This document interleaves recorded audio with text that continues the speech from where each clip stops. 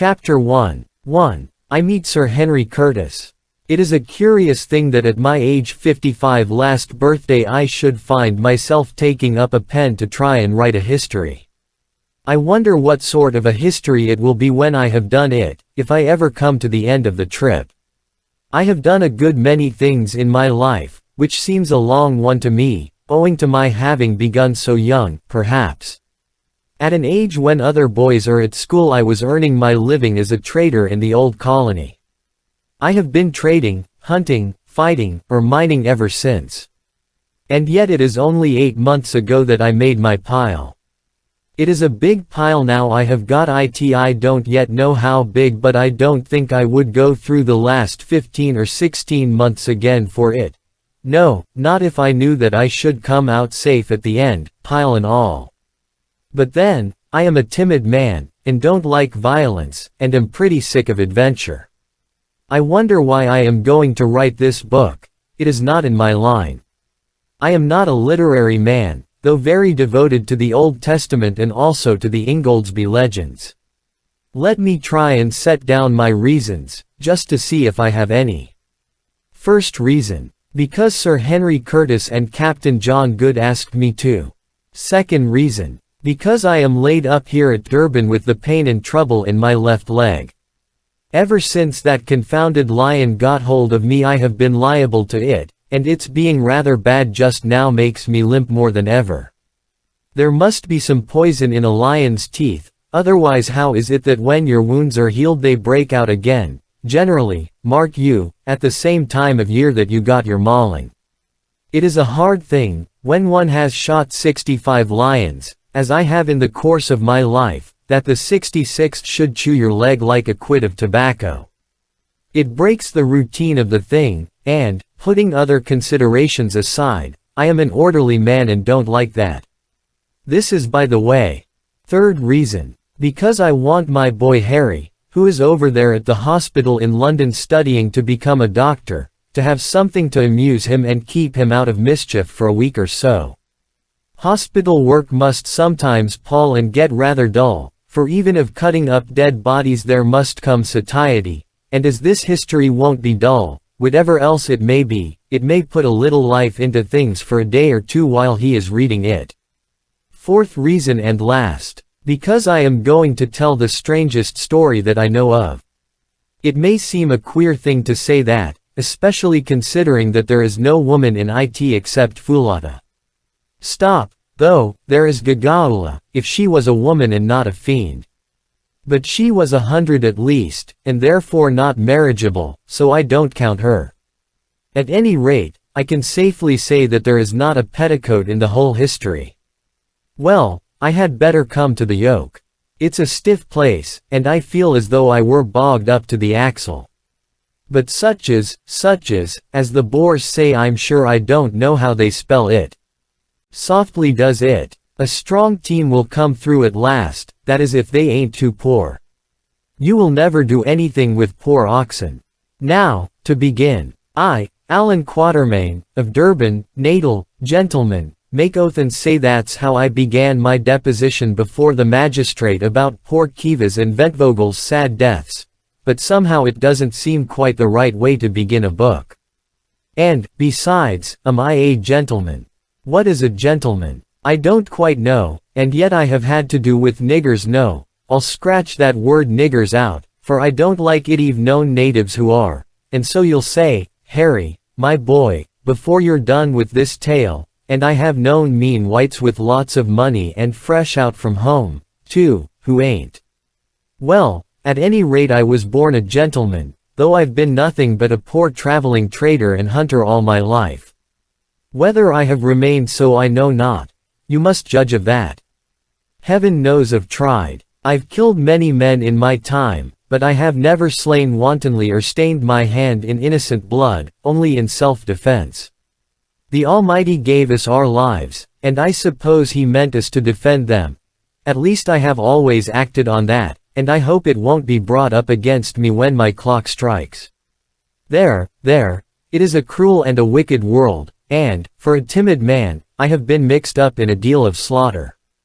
I can't tell the rights of it, but at any rate I have never stolen, though I once cheated a Kaffir out of a herd of cattle. But then, he had done me a dirty turn, and it has troubled me ever since into the bargain. Well, it is 18 months or so ago since I first met Sir Henry Curtis and Captain Good, and it was in this way. I had been up elephant hunting beyond Bomingwato, and had had bad luck. Everything went wrong that trip, and to top up with I got the fever badly.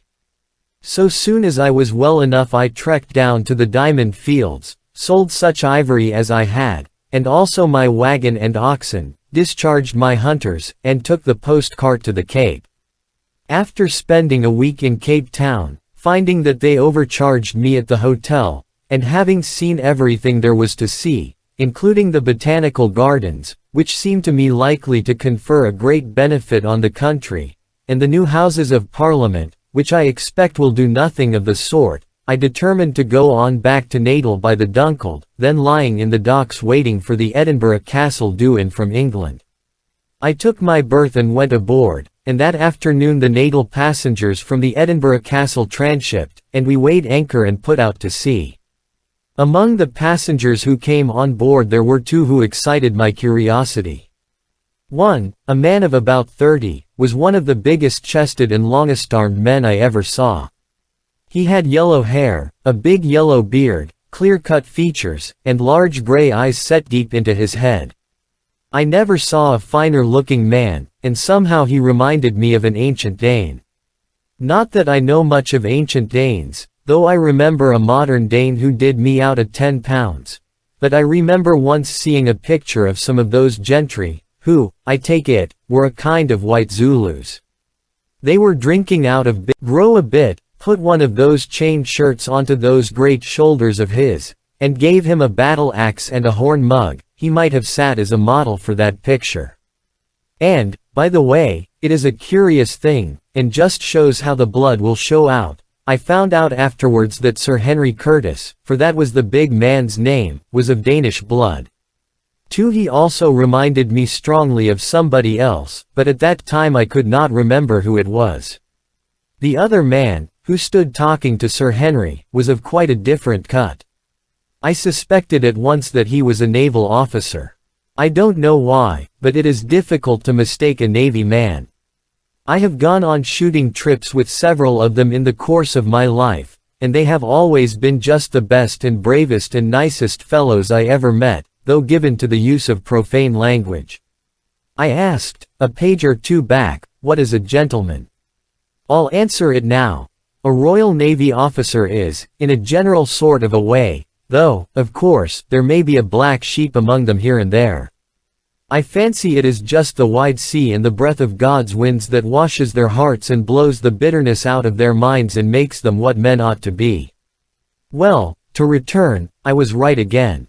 I found out that he was a naval officer, a lieutenant of 31, who, after 17 years' service, had been turned out of Her Majesty's employ with the barren honor of a commander's rank, because it was impossible that he should be promoted. This is what people who serve the Queen have to expect, to be shot out into the two Mr. Quatermain's ideas about ancient Danes seem to be rather confused. We have always understood that they were dark-haired people. Probably he was thinking of Saxons. Editor, Cold World. To find a living just when they are beginning to really understand their work, and to get to the prime of life. Well, I suppose they don't mind it, but for my part one had rather earn my bread as a hunter. One's halfpence are as scarce, perhaps, but you don't get so many kicks. His name, I found out be referring to the passengers, list was good Captain John Good. He was broad, of medium height, dark, stout, and rather a curious man to look at. He was so very neat and so very clean-shaved, and he always wore an eyeglass in his right eye. It seemed to grow there, for it had no string, and he never took it out except to wipe it. At first I thought he used to sleep in it, but I afterwards found that this was a mistake. He put it in his trousers pocket when he went to bed, together with his false teeth, of which he had two beautiful sets that have often, my own being none of the best, caused me to break the 10th commandment. But I am anticipating. Soon after we had got under way, evening closed in, and brought with it very dirty weather. A keen breeze sprang up off land, and a kind of aggravated Scotch mist soon drove everybody from the deck. And as for that Dunkeld, she is a flat-bottomed punt, and, going up light as she was, she rolled very heavily. It almost seemed as though she would go right over, but she never did. It was quite impossible to walk about, so I stood near the engines, where it was warm, and amused myself with watching the pendulum, which was fixed opposite to me, swinging slowly backward and forward as the vessel rolled, and marking the angle she touched at each lurch. "That pendulum's wrong. It is not properly weighted," suddenly said a voice at my shoulder somewhat testily. Looking round, I saw the naval officer I had noticed when the passengers came aboard. "Indeed. Now what makes you think so?" I asked. "Think so? I don't think at all. Why, there, as she righted herself after a roll, if the ship had really rolled to the degree that thing pointed to, then she would never have rolled again, that's all. But it is just like these merchant skippers, they always are so confoundedly careless." Just then the dinner bell rang, and I was not sorry, for it is a dreadful thing to have to listen to an officer of the Royal Navy when he gets onto that subject. I know only one worse thing, and that is to hear a merchant skipper express his candid opinion of officers of the Royal Navy. Captain Good and I went down to dinner together, and there we found Sir Henry Curtis already seated. He and Captain Good sat together, and I sat opposite to them.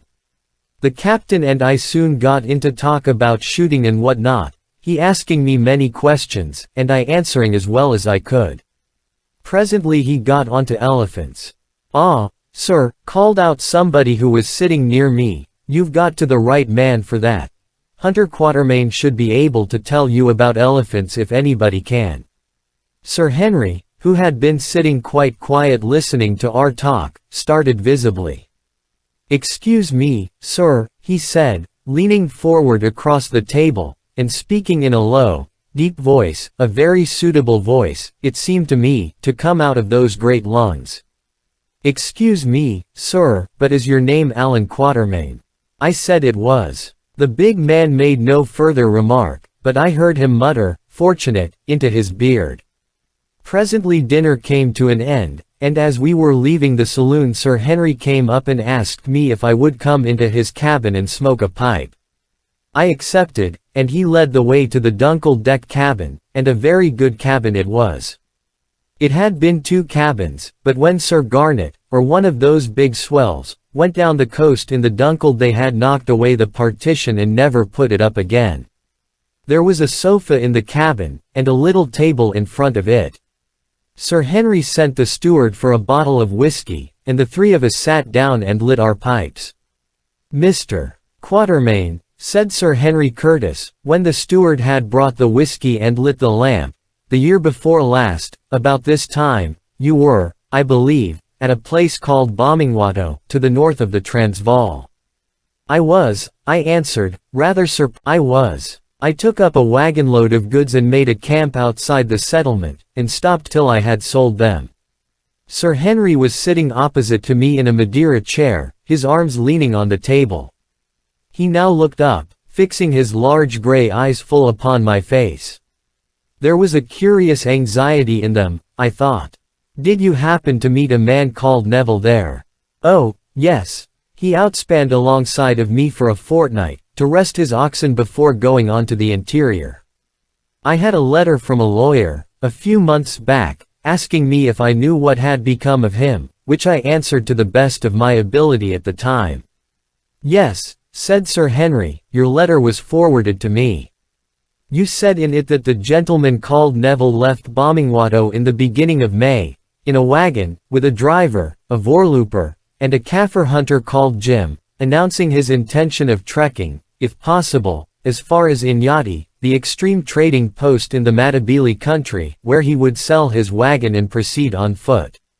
You also said that he did sell his wagon, for, 6 months afterwards, you saw the wagon in the possession of a Portuguese trader, who told you that he had bought it at Inyati from a white man whose name he had forgotten, and that the white man, with a native servant, had started off for the interior on a shooting trip, he believed. Yes. Then came a pause. "Mr. Quatermain," said Sir Henry suddenly, "I suppose you know or can guess nothing more of the reasons of Mr. Neville's journey to the northward, or as to what point that journey was directed." "I heard something," I answered, and stopped. The subject was one which I did not dare to discuss. Sir Henry and Captain Good looked at each other, and Captain Good nodded. "Mr. Quatermain," said the former, "I am going to tell you a story, and ask your advice, and perhaps your assistance. The agent who forwarded me your letter told me that I might implicitly rely upon it, as you were, he said, well known and universally respected in Natal, and especially noted for your discretion." I bowed, and drank some whiskey and water to hide my confusion, for I am a modest man, and Sir Henry went on.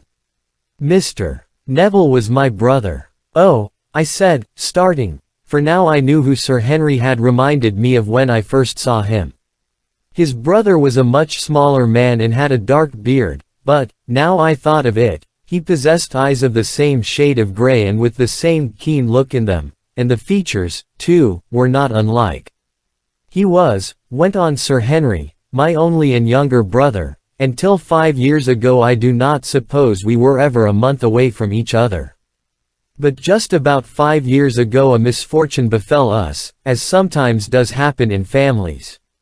We had quarreled bitterly, and I behaved very unjustly to my brother in my anger." Here Captain Good nodded his head vigorously to himself. The ship gave a big roll just then, so that the looking glass, which was fixed opposite us to starboard, was for a moment nearly over our heads, and as I was sitting with my hands in my pockets and staring upward, I could see him nodding like anything. "As I dare say you know," went on Sir Henry, "if a man dies intestate, and has no property but landreal property, it is called in England it all descends to his eldest son. It so happened that just at the time when we quarreled our father died intestate. He had put off making his will until it was too late. The result was that my brother, who had not been brought up to any profession, was left without a penny.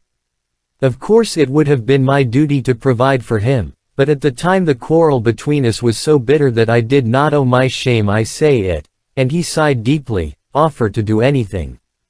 It was not that I grudged him anything, but I waited for him to make advances, and he made none. I am sorry to trouble you with all this, Mr. Quatermain, but I must, to make things clear. Good." Quite so," said the captain. "Mr. Quatermain will, I am sure, keep this history to himself." "Of course," said I, for I rather pride myself on my discretion. "Well," went on Sir Henry, "my brother had a few £100 to his account at the time, and without saying anything to me he drew out this paltry sum, and, having adopted the name of Neville, started off for South Africa in the wild hope of making a fortune. This I heard afterwards. Some 3 years passed, and I heard nothing of my brother, though I wrote several times. Doubtless the letters never reached him. But as time went on I grew more and more troubled about him. I found out, Mr. Quatermain, that blood is thicker than water." "That's true," said I, thinking of my boy Harry. "I found out, Mr. Quatermain, that I would have given half my fortune to know that my brother George, the only relation I have, was safe and well, and that I should see him again." "But you never did, Curtis," jerked out Captain Good, glancing at the big man's face. "Well, Mr. Quatermain, as time went on I became more and more anxious to find out if my brother was alive or dead, and, if alive, to get him home again. I set inquiries on foot, and your letter was one of the results. So far as it went it was satisfactory, for it showed that till lately George was alive, but it did not go far enough. So, to cut a long story short, I made up my mind to come out and look for him myself, and Captain Good was so kind as to come with me." "Yes," said the captain. "Nothing else to do, you see. Turned out by my lords of the Admiralty to starve on half pay. And now, perhaps, sir, you will tell us what you know or have heard of the gentleman called Chapter 2. 2. The Legend of Solomon's Mines. What was it that you heard about my brother's journey at Bombingwato? Said Sir Henry, as I paused to fill my pipe before answering Captain Good. I heard this, I answered, and I have never mentioned it to a soul till today. I heard that he was starting for Solomon's Mines. Solomon's Mines, ejaculated both my hearers at once. Where are they? I don't know, I said. I know where they are said to be. I once saw the peaks of the mountains that border them, but there was 130 miles of desert between me and them, and I am not aware that any white man ever got across it, save one. But perhaps the best thing I can do is tell you the legend of Solomon's Mines as I know it, you passing your word not to reveal anything I tell you without my permission. Do you agree to that? I have my reasons for asking it. Sir Henry nodded, and Captain Good replied, certainly, certainly. Well, I began, as you may guess, in a general way elephant hunters are a rough set of men, and don't trouble themselves with much beyond the facts of life and the ways of Kaffirs. But here and there you meet a man who takes the trouble to collect traditions from the natives, and tries to make out a little piece of the history of this dark land. It was such a man as this who first told me the legend of Solomon's Mines, now a matter of nearly 30 years ago. It was when I was on my first elephant hunt in the Matabele country. His name was Evans, and he was killed next year, poor fellow, by a wounded buffalo, and lies buried near the Zambesi Falls. I was telling Evans one night, I remember, of some wonderful workings I had found while hunting kudu and eland in what is now the Leidenburg district of the Transvaal. I see they have come across these workings again lately in prospecting for gold, but I knew of them years ago. There is a great wide wagon road cut out of the solid rock, and leading to the mouth of the working or gallery. Inside the mouth of this gallery are stacks of gold quartz piled up ready for crushing, which shows that the workers, whoever they were, must have left in a hurry, and about 20 paces in the gallery is built a cross, and a beautiful bit of masonry it is. "Aye," said Evans, "but I will tell you a queerer thing than that," and he went on to tell me how he had found in the far interior a ruined city, which he believed to be the Ophir of the Bible, and, by the way, other more learned men have said the same long since poor Evans's time. I remember, listening open-eared to all these wonders, for I was young at the time, and this story of an ancient civilization, and of the treasure which those old Jewish or Phoenician adventurers used to extract from a country long since lapsed into the darkest barbarism, took a great hold upon my imagination, when suddenly he said to me, "Lad, did you hear of the Solomon Mountains up to the northwest of the Mashukulumwe country?" I told him I never had. "Ah, well," he said. "That was where Solomon really had his Minutius diamond mines, I mean." "How do you know that?" I asked. "Know it? Why, what is Solomon but a corruption of Solomon? 3 and, besides, an old Isanusi witch doctor up in the Manica country told me all about it. She said that the people who lived across those mountains were a branch of the Zulus, speaking a dialect of Zulu, but finer and bigger men even. That there lived among them great wizards, who had learned their art from white men when all the world was dark, and who had the secret of a wonderful mine of bright stones." Well, I laughed at this story at the time, though it interested me, for the diamond fields were not discovered then, and poor Evans went off and got killed, and for 20 years I never thought any more of the matter. But just 20 years afterwards, and that is a long time, gentlemen. An elephant hunter does not often live for 20 years at his business. I heard something more definite about Solomon's Mountains and the country which lies beyond them. I was up beyond the Manica country at a place called Saitanda's Kraal, and a miserable place it was, for one could get nothing to eat there, and there was but little game about. I had an attack of fever, and was in a bad way generally, when one day a Portuguese arrived. 3 Solomon is the Arabic form of Solomon. Editor, with a single companion, a half-breed. Now I know your Delago a Portuguese well. There is no greater devil unhung, in a general way, battening as he does upon human agony and flesh in the shape of slaves. But this was quite a different type of man to the low fellows I had been accustomed to meet. He reminded me more of the polite dons I have read about. He was tall and thin, with large dark eyes and curling gray mustache. We talked together a little, for he could speak broken English, and I understood a little Portuguese, and he told me that his name was José Silvestre, and that he had a place near Delagoa Bay. And when he went on next day, with his half-breed companion, he said, "Goodbye," taking off his hat quite in the old style. "Goodbye, senor," he said. "If ever we meet again I shall be the richest man in the world, and I will remember you." I laughed a little. I was too weak to laugh much and watched him strike out for the great desert to the west, wondering if he was mad, or what he thought he was going to find there. A week passed, and I got the better of my fever. One evening I was sitting on the ground in front of the little tent I had with me, chewing the last leg of a miserable fowl I had bought from a native for a bit of cloth worth 20 fowls, and staring at the hot, red sun sinking down into the desert, when suddenly I saw a figure, apparently that of a European, for it wore a coat, on the slope of the rising ground opposite to me, about 300 yards away. The figure crept along on its hands and knees. Then it got up and staggered along a few yards on its legs, only to fall and crawl along again.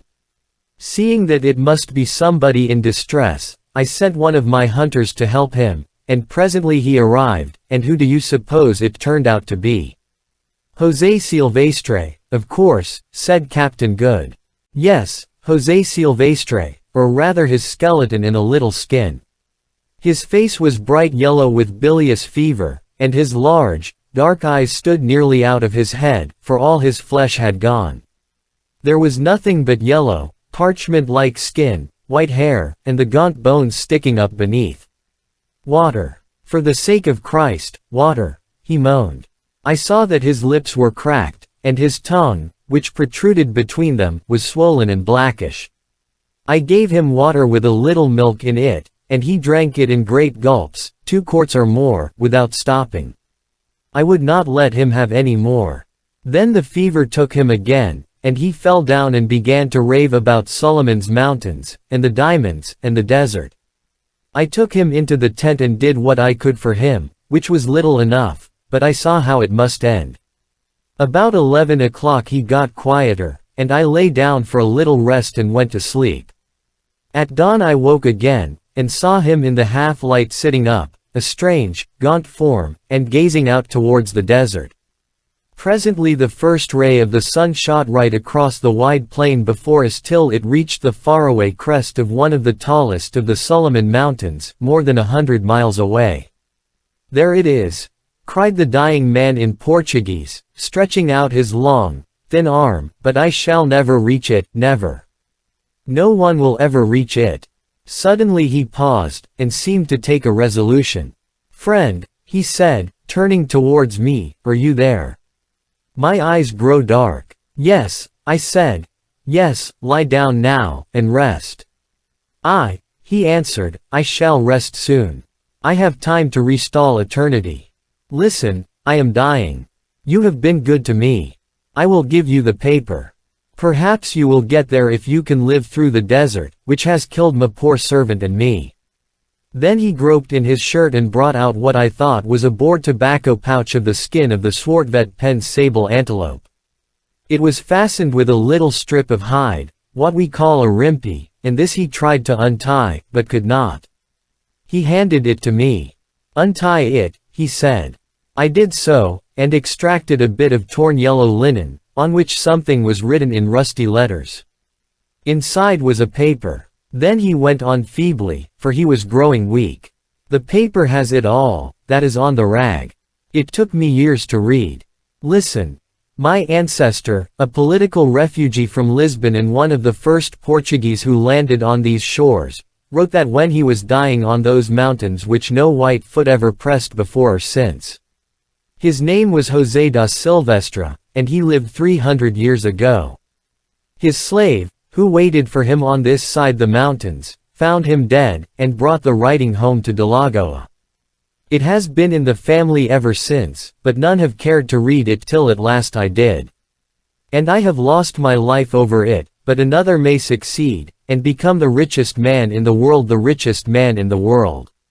Only give it to no one. Go yourself. Then he began to wander again, and in an hour it was all over. God rest him. He died very quietly, and I buried him deep, with big boulders on his breast, so I do not think that the jackals can have dug him up. And then I came away. But the document, said Sir Henry, in a tone of deep interest. Yes, the document. What was in it? Added the captain. Well, gentlemen, if you like I will tell you. I have never showed it to anybody yet except my dear wife, who is dead, and she thought it was all nonsense, and a drunken old Portuguese trader who translated it for me, and had forgotten all about it next morning. The original rag is at my home in Durban, together with poor Don José's translation, but I have the English rendering in my pocketbook, and a facsimile of the map, if it can be called a map. Here it is. See illustration. I, José da Silvestre, who am now dying of hunger in the little cave where no snow is on the north side of the nipple of the southernmost of the two mountains I have named Sheba's breasts, write this in the year 1590 with a cleft bone upon a remnant of my raiment, my blood being the ink. If my slave should find it when he comes, and should bring it to Delagoa, let my friend name illegible bring the matter to the knowledge of the king, that he may send an army which, if they live through the desert and the mountains, and can overcome the brave Cucuans and their devilish arts, to which end many priests should be brought, will make him the richest king since Solomon.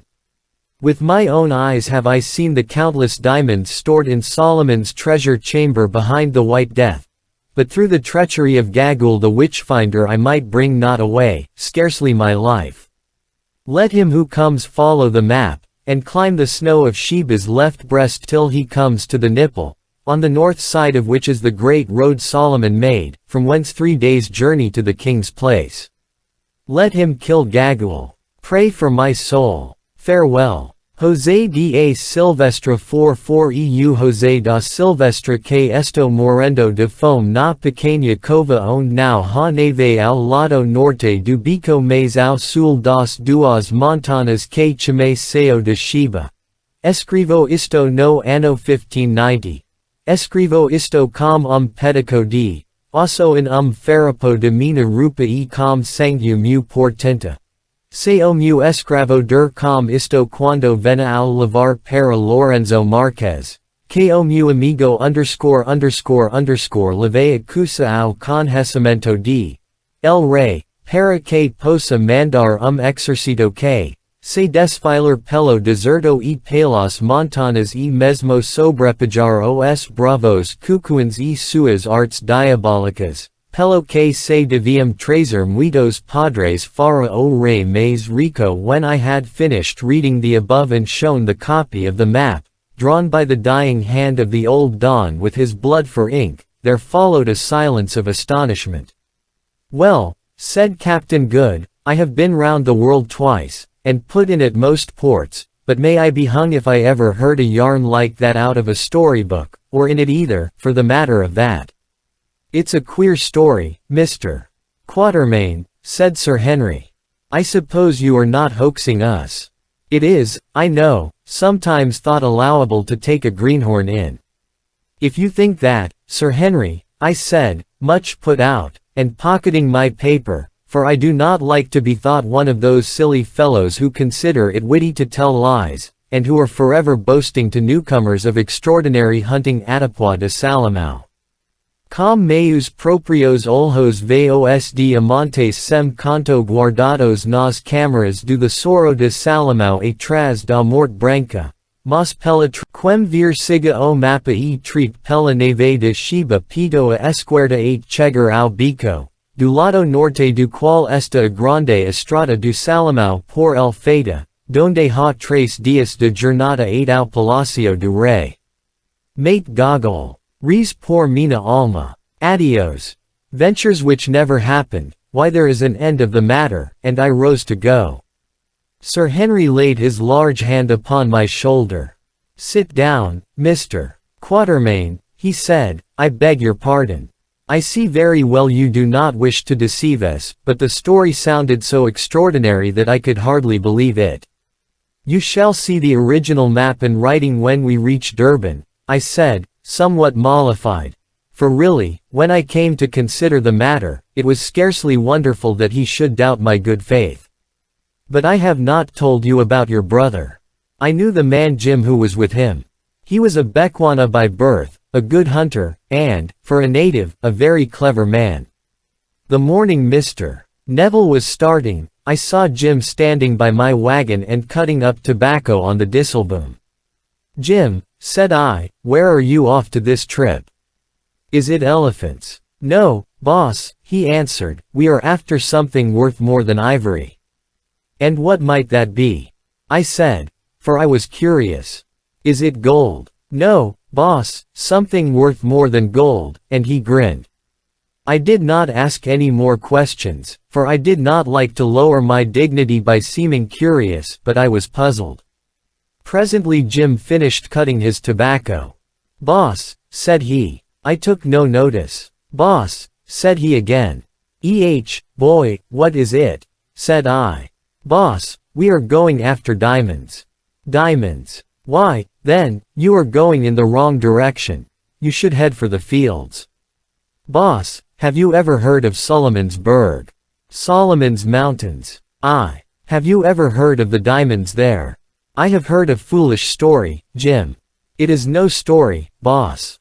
I once knew a woman who came from there, and got to Natal with her child. She told me, she is dead now.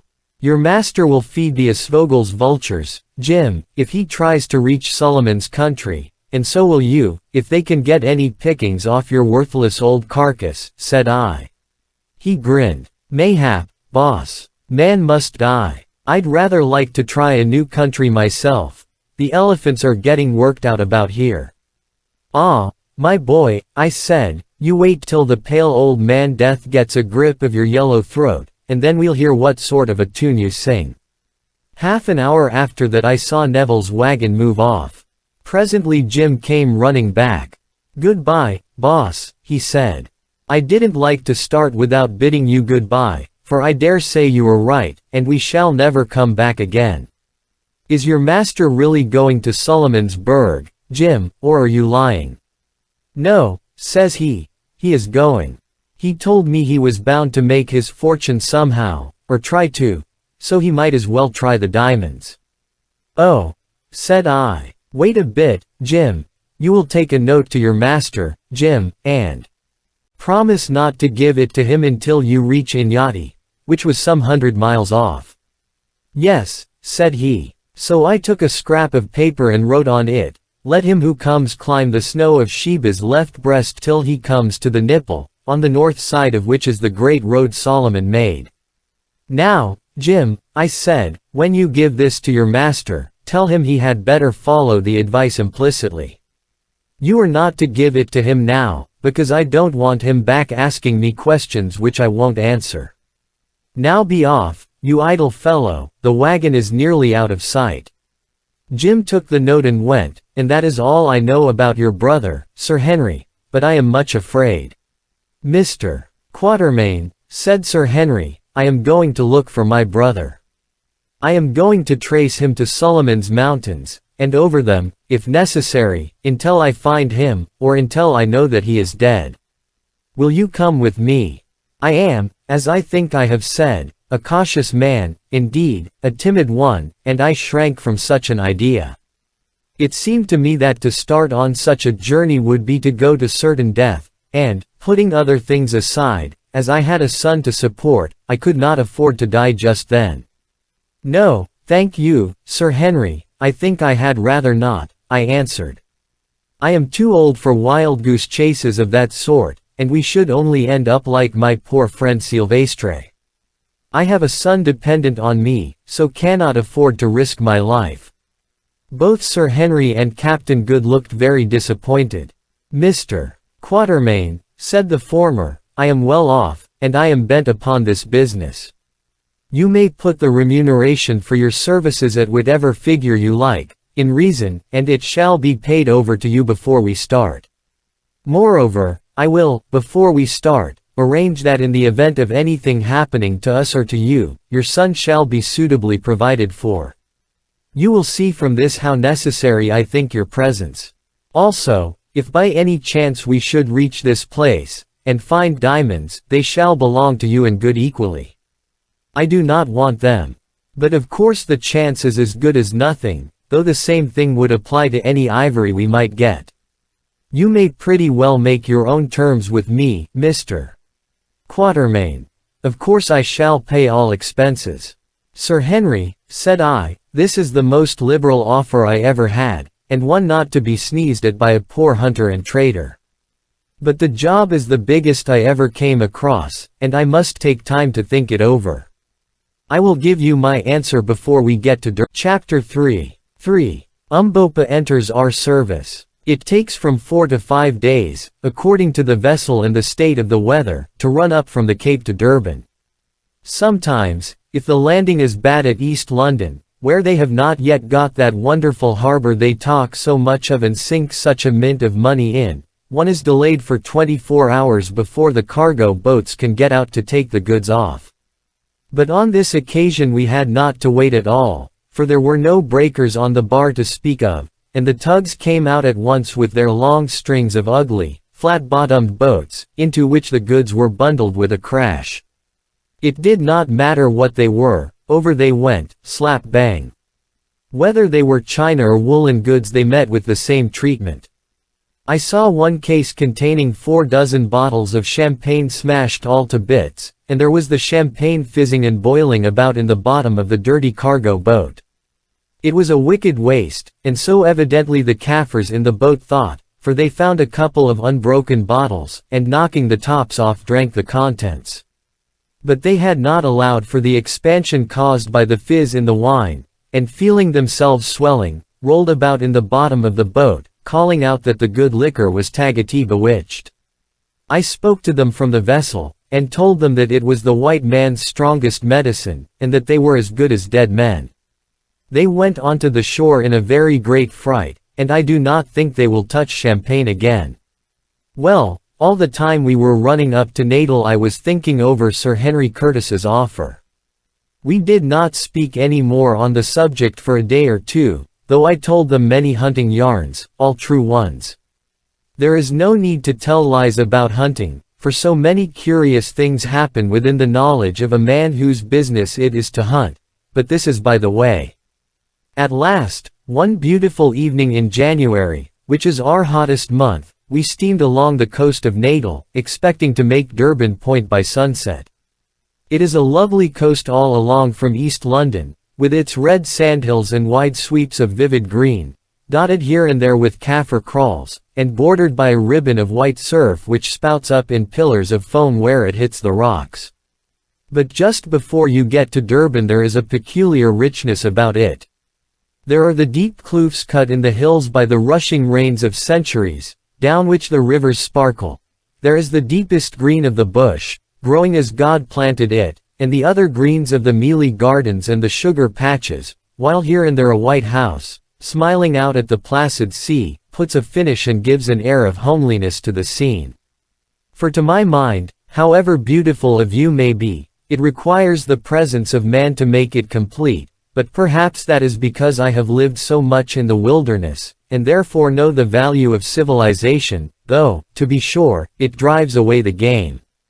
The Garden of Eden, no doubt, was fair before man was, but I always think it must have been fairer when Eve was walking about it. But we had miscalculated a little, and the sun was well down before we dropped anchor off the point, and heard the gun which told the good folk that the English mail was in. It was too late to think of getting over the bar that night, so we went down comfortably to dinner, after seeing the mail carried off in the lifeboat. When we came up again the moon was up, and shining so brightly over sea and shore that she almost paled the quick, large flashes from the lighthouse. From the shore floated sweet spicy odors that always remind me of hymns and missionaries, and in the windows of the houses on the Berea sparkled 100 lights. From a large brig lying near came the music of the sailors as they worked at getting the anchor up to be ready for the wind. Altogether it was a perfect night, such a night as you get only in southern Africa, and it threw a garment of peace over everybody as the moon threw a garment of silver over everything. Even the great bulldog belonging to a sporting passenger seemed to yield to the gentle influences, and, giving up yearning to come to close quarters with the baboon in a cage on the forecastle, snored happily in the door of the cabin, dreaming, no doubt, that he had finished him, and happy in his dream. We all, that is, Sir Henry Curtis, Captain Good, and myself went and sat by the wheel, and were quiet for a while. "Well, Mr. Quatermain," said Sir Henry presently, "have you been thinking about my proposals?" "Aye," echoed Captain Good, "what do you think of them, Mr. Quatermain? I hope you are going to give us the pleasure of your company as far as Solomon's Mines, or wherever the gentleman you knew as Neville may have got to." I rose and knocked out my pipe before I answered. I had not made up my mind, and wanted the additional moment to complete it. Before the burning tobacco had fallen into the sea it was completed. Just that little extra second did the trick. It is often the way when you have been bothering a long time over a thing. "Yes, gentlemen," I said, sitting down again, "I will go, and by your leave I will tell you why and on what terms. First, for the terms which I ask. 1. You are to pay all expenses, and any ivory or other valuables we may get is to be divided between Captain Good and myself. 2. That you pay me L500 for my service on the trip before we start, I undertaking to serve you faithfully till you choose to abandon the enterprise, or till we succeed, or disaster overtakes us. 3. That before we start you execute a deed agreeing in the event of my death or disablement, to pay my boy Harry, who is studying medicine over there in London at Guy's Hospital, a sum of L200 a year for 5 years, by which time he ought to be able to earn a living for himself. That is all, I think, and I dare say." "No," answered Sir Henry, "I accept them gladly. I am bent upon this project, and would pay more than that for your help, especially considering the peculiar knowledge you possess." "Very well. And now that I have made my terms I will tell you my reasons for making up my mind to go. First of all, gentlemen, I have been observing you both for the last few days, and if you will not think me impertinent I will say that I like you, and think that we shall come up well to the yoke together. That is something, let me tell you, when one has a long journey like this before one. And now as to the journey itself, I tell you flatly, Sir Henry and Captain Good, that I do not think it probable that we can come out of it alive, that is, if we attempt to cross the Solomon Mountains. What was the fate of the old Don da Silvestre 300 years ago? What was the fate of his descendant 20 years ago? What has been your brother's fate? I tell you frankly, gentlemen, that as their fate was so I believe ours will be." I paused to watch the effect of my words. Captain Good looked a little uncomfortable, but Sir Henry's face did not change. "We must take our chance," he said. "You may perhaps wonder," I went on, "why, if I think this, I, who am, as I told you, a timid man, should undertake such a journey. It is for 2 reasons. First, I am a fatalist, and believe that my time is appointed to come quite independently of my own movements, and that if I am to go to Solomon Mountains to be killed, I shall go there and shall be killed there. God Almighty, no doubt, knows his mind about me, so I need not trouble on that point. Secondly, I am a poor man. For nearly 40 years I have hunted and traded, but I have never made more than a living. Well, gentlemen, I don't know if you are aware that the average life of an elephant hunter from the time he takes to the trade is from 4 to 5 years. So you see I have lived through about 7 generations of my class, and I should think that my time cannot be far off, anyway. Now, if anything were to happen to me in the ordinary course of business, by the time my debts were paid there would be nothing left to support my son Harry while he was getting in the way of earning a living, whereas now he would be provided for 5 years. There is the whole affair in a nutshell. Mr. Quatermain, said Sir Henry, who had been giving me the most serious attention, your motives for undertaking an enterprise which you believe can only end in disaster reflect a great deal of credit on you. Whether or not you were right, time and the event, of course, alone can show. But whether you were right or wrong, I may as well tell you at once that I am going through with it to the end, sweet or bitter. If we are going to be knocked on the head, all that I have to say is that I hope we shall get a little shooting first. Good. Yes, yes, put in the captain. We have all three of us been accustomed to face danger, and hold our lives in our hands in various ways, so it is no good turning back now. And now I vote we go down to the saloon and take an observation, just for luck, you know. And we did through the bottom of a tumbler. Next day we went ashore, a kitchen in it, and it is built of green brick with a galvanized iron roof, but there is a good garden, with the best loquat trees in it that I know, and some nice young mangoes, of which I hope great things. The curator of the botanical gardens gave them to me. It is looked after by an old hunter of mine, named Jack, whose thigh was so badly broken by a buffalo cow in Sikakunis country that he will never hunt again. But he can potter about and garden, being a Griqua by birth. You can never get your Zulu to take much interest in gardening. It is a peaceful art, and peaceful arts are not in his line. Sir Henry and Good slept in a tent pitched in my little grove of orange trees at the end of the garden, for there was no room for them in the house, and what with the smell of the bloom and the sight of the green and golden fruit, for in Durban you will see all three on the tree together, I dare say it is a pleasant place enough, for we have few mosquitoes here unless there happens to come an unusually heavy rain. Well, to get on, for unless I do you will be tired of my story before ever we fetch up at Solomon's Mountain. Shaving once made up my mind to go, I set about making the necessary preparations. First I got the deed from Sir Henry, providing for my boy in case of accidents. There was some little difficulty about getting this legally executed, as Sir Henry was a stranger here, and the property to be charged was over the water. But it was ultimately got over with the help of a lawyer, who charged L20 for the job, a price that I thought outrageous. Then I got my check for L500. Having paid this tribute to my bump of caution, I bought a wagon and a span of oxen on Sir Henry's behalf, and beauties they were. It was a 22-foot wagon with iron axles, very strong, very light, and built throughout of stink wood. It was not quite a new one, having been to the diamond fields and back, but in my opinion it was all the better for that, for one could see that the wood was well seasoned. If anything is going to give in a wagon, or if there is green wood in it, it will show out on the first trip. It was what we call a half-tinted wagon, that is to say, it was only covered in over the after 12 feet, leaving all the front part free for the necessaries we had to carry with us.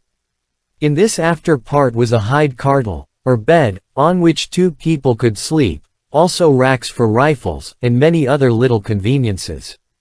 I gave L125 for it, and think it was cheap at the price. Then I bought a beautiful team of 20 salted Zulu oxen, which I had had my eye on for a year or two.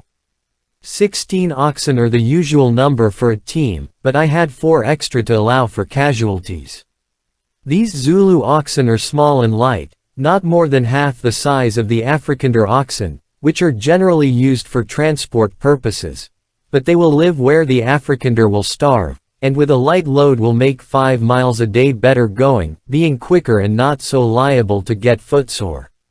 What is more, this lot were thoroughly salted, that is, they had worked all over South Africa, and so had become proof, comparatively speaking, against red water, which so frequently destroys whole teams of oxen when they get onto strange veldgrass country. As for lung sick, which is a dreadful form of pneumonia, very prevalent in this country, they had all been inoculated against it. This is done by cutting a slit in the tail of an ox, and binding in a piece of the diseased lung of an animal which has died of the sickness. The result is that the ox sickens, takes the disease in a drop off, as a rule about a foot from the root, and becomes proof against future attacks. It seems cruel to rob the animal of his tail, especially in a country where there are so many flies, but it is better to sacrifice the tail and keep the ox than to lose both tail and ox, for a tail without an ox is not much good except to dust with. Still it does look odd to trek along behind 20 stumps, where there ought to be tails. It seems as though nature had made a trifling mistake, and stuck the stern ornaments of a lot of prize bulldogs onto the rumps of the oxen. Next came the question of provisioning and medicines, one which required the most careful consideration, for what one had to do was to avoid lumbering the wagon up, and yet take everything absolutely necessary. Fortunately, it turned out that Good was a bit of a doctor, having at some period in his previous career managed to pass through a course of medical and surgical instruction, which he had more or less kept up. He was not, of course, qualified, but he knew more about it than many a man who could write MD after his name, as we found out afterwards, and he had a splendid traveling medicine chest and a set of instruments. While we were at Durban he cut off a Kaffir's big toe in a way which it was a pleasure to see. But he was quite flabbergasted when the Kaffir, who had sat stolidly watching the operation, asked him to put on another, saying that a white one would do at a pinch. There remained, when these questions were satisfactorily settled, two further important points for consideration, namely, that of arms and that of servants. As to the arms I cannot do better than put down a list of those we finally decided on from among the ample store that Sir Henry had brought with him from England, and those which I had. I copy it from my pocketbook, where I made the entry at the time. 3 heavy breech-loading double 8 elephant guns, weighing about 15 pounds each, with a charge of 11 drams of black powder. 2 of these were by a well-known London firm, most excellent makers, but I do not know by whom mine, which was not so highly finished, was made.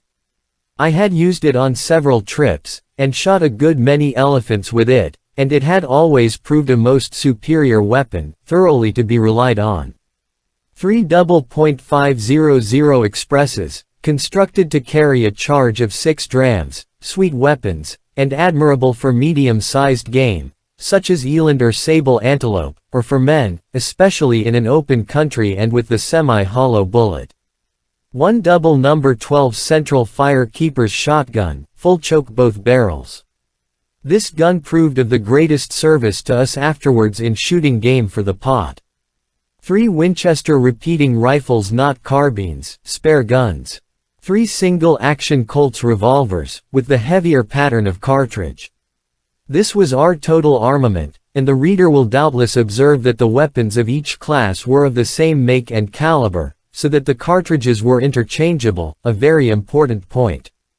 I make no apology for detailing it at length, for every experienced hunter will know how vital a proper supply of guns and ammunition is to the success of an expedition. Now as to the men who were to go with us. After much consultation we decided that their number should be limited to 5, namely, a driver, a leader, and 3 servants. The driver and leader I got without much difficulty, 2 Zulus, named respectively Goza and Tom, but the servants were a more difficult matter. It was necessary that they should be thoroughly trustworthy and brave men, as in a business of this sort our lives might depend upon their conduct. At last I secured 2. One a Hottentot called Ventvogel Windbird, and one a little Zulu named Kiva, who had the merit of speaking English perfectly. Ventvogel I had known before. He was one of the most perfect sporer game trackers I ever had to do with, and tough as whipcord. He never seemed to tire. But he had one failing, so common with his race, drink. Put him within reach of a bottle of grog and you could not trust him.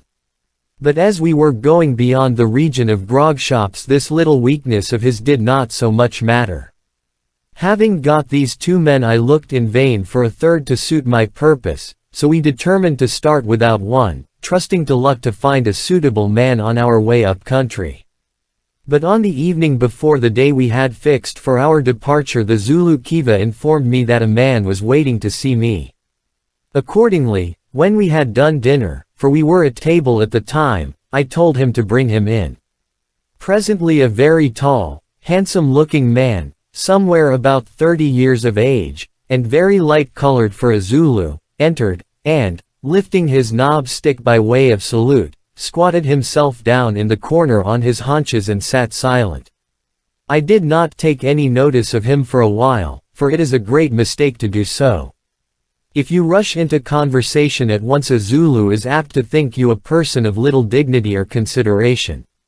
I observed, however, that he was a Keshla-ringed man, that is, that he wore on his head the black ring, made of a species of gum polished with fat and worked in with the hair, usually assumed by Zulus on attaining a certain age or dignity. Also, it struck me that his face was familiar to me. "Well," I said at last, "what is your name?" "Umbopa," answered the man, in a slow, deep voice. "I have seen your face before." "Yes. The Inkusi chief saw my face at the place of the Little Hand Isandachelwana the day before the battle." Then I remembered. I had been one of Lord Chelmsford's guides in that unlucky Zulu war, and had had the good fortune to leave the camp in charge of some wagons the day before the battle. While I had been waiting for the cattle to be inspanned, I had fallen into conversation with this man, who held some small command among the native auxiliaries, and he had expressed to me his doubts of the safety of the camp. At the time I had told him to hold his tongue, and leave such matters to wiser heads, but afterwards I thought of his words. "I remember," I said. "What is it you want?" "It is this, Mac, he who keeps his eyes open. I hear that you go on a great expedition far into the north with the white chiefs from over the water. Is it a true word?" "It is. I hear that you go even to the Lukonga River, a moon's journey beyond the Manaka country." "Is this so also, Macumazan? Why do you ask whither we go? What is it to thee?" I answered suspiciously, for the objects of our journey had been kept a dead secret. "It is this, O white men, that if indeed you travel so far I would travel with you." There was a certain assumption of dignity in the man's mode of speech, and especially in his use of the words "O white men," instead of "O Inkusis chiefs," which struck me. "You forget yourself a little," I said. "Your words come out unawares. That is not the way to speak. What is your name, and where is your kraal?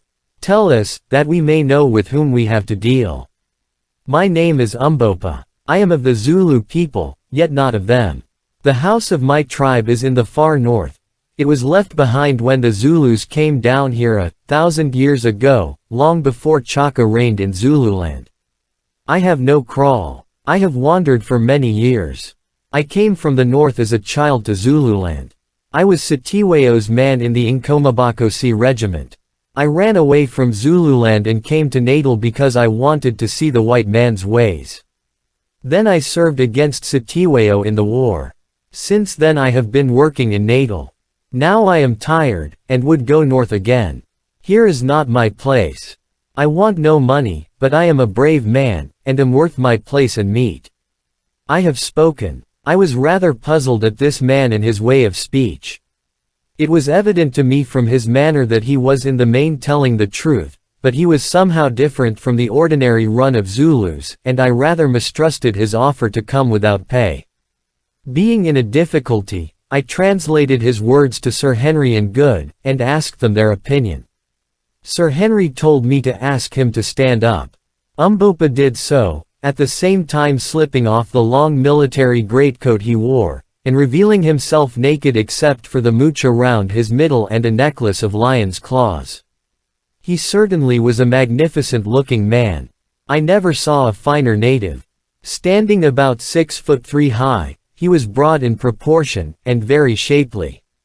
In that light, too, his skin looked scarcely more than dark, except here and there where deep, black scars marked old assegai wounds. Sir Henry walked up to him and looked into his proud, handsome face. "They make a good pair, don't they?" said Good. "One as big as the other." "I like your looks, Mr. Umbopa, and I will take you as my servant," said Sir Henry in English. Umbopa evidently understood him, for he answered in Zulu, "It is well." Chapter 4.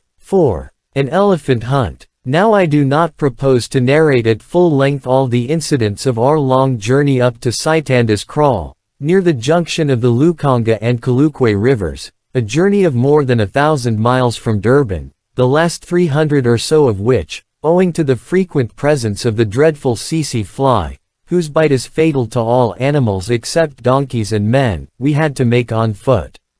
We left Durban at the end of January, and it was in the second week of May that we camped near Sitanda's Kraal.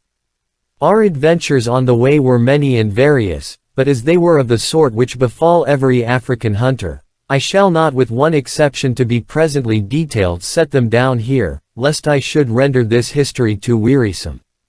At Inyati, the outlying trading station in the Matabele country, of which Lobengula a great scoundrel is king, we with many regrets parted from our comfortable wagon. Only 12 oxen remained to us out of the beautiful span of 20 which I had bought at Durban. One we had lost from the bite of a cobra, 3 had perished from the want of water, 1 had been lost, and the other 3 had died from eating the poisonous herb called tulip. 5 more sickened from this cause, but we managed to cure them with doses of an infusion made by boiling down the tulip leaves. If administered in time, this is a very effective antidote. The wagon and oxen we left in the immediate charge of Goza and Tom, the driver and leader, both of them trustworthy boys, requesting a worthy Scotch missionary who lived in this wild place to keep an eye to it. Then, accompanied by Umbopa, Kiva, Ventvogel, and half a dozen bearers whom we hired on the spot, we started off on foot upon our wild quest. I remember we were all a little silent on the occasion of that departure, and I think that each of us was wondering if we should ever see that wagon again. For my part, I never expected to. For a while we tramped on in silence, till Umbopa, who was marching in front, broke into a Zulu chant about how some brave men, tired of life and the tameness of things, started off into a great wilderness to find new things or die, and how, lo and behold, when they had got far into the wilderness, they found it was not a wilderness at all, but a beautiful place full of young wives and fat cattle, of game to hunt and enemies to kill. Then we all laughed and took it for a good omen. He was a cheerful savage, was Umbopa, in a dignified sort of way, when he had not got one of his fits of brooding, and had a wonderful knack of keeping one's spirits up. We all got very fond of him. And now for the one adventure I am going to treat myself to, for I do heartily love a hunting yarn. About a fortnight's march from Inyati we came across a peculiarly beautiful bit of fairly watered wooded country. The kloofs in the hills were covered with dense bush, a doro bush, as the natives call it, and in some places with the Waktine beech weighed a little thorn, and there were great quantities of the beautiful Mishabel tree, laden with refreshing yellow fruit with enormous stones. This tree is the elephant's favorite food, and there were not wanting signs that the great brutes were about, for not only was their spoor frequent, but in many places the trees were broken down and even uprooted. The elephant is a destructive feeder. One evening, after a long day's march, we came to a spot of peculiar loveliness. At the foot of a bush-clad hill was a dry riverbed, in which, however, were to be found pools of crystal water all trodden round with the hoofprints of game. Facing this hill was a park-like plain, where grew clumps of flat-topped mimosa, varied with occasional glossy-leaved mishabels, and all round was the great sea of pathless, silent bush. As we emerged into this riverbed path we suddenly started a troop of tall giraffes, who galloped, or, rather, sailed off, with their strange gait, their tails screwed up over their backs, and their hoofs rattling like castanets. They were about 300 yards from us, and therefore practically out of shot, but Good, who was walking ahead and had an express loaded with solid ball in his hand, could not resist, but upped gun and let drive at the last, a young cow. By some extraordinary chance the ball struck it full on the back of the neck, shattering the spinal column, and that giraffe went rolling head over heels just like a rabbit. I never saw a more curious thing. Curse it, said Good, for I am sorry to say he had a habit of using strong language when excited, contracted no doubt, in the course of his nautical career. Curse it, I've killed him. Oh, Boogwan, ejaculated the Kaffirs. Oh, They called Good Bhugwan Glass Eye because of his eyeglass. Oh, Bhugwan, re-echoed Sir Henry and I, and from that day Good's reputation as a marvelous shot was established, at any rate among the Kaffirs. Really he was a bad one, but whenever he missed we overlooked it for the sake of that giraffe. Having set some of the boys to cut off the best of the giraffe meat, we went to work to build a sherm near one of the pools about 100 yards to the right of it. This is done by cutting a quantity of thorn bushes and laying them in the shape of a circular hedge. Then the space enclosed is smoothed, and dry tambuki grass, if obtainable, is made into a bed in the center, and a fire or fires lighted.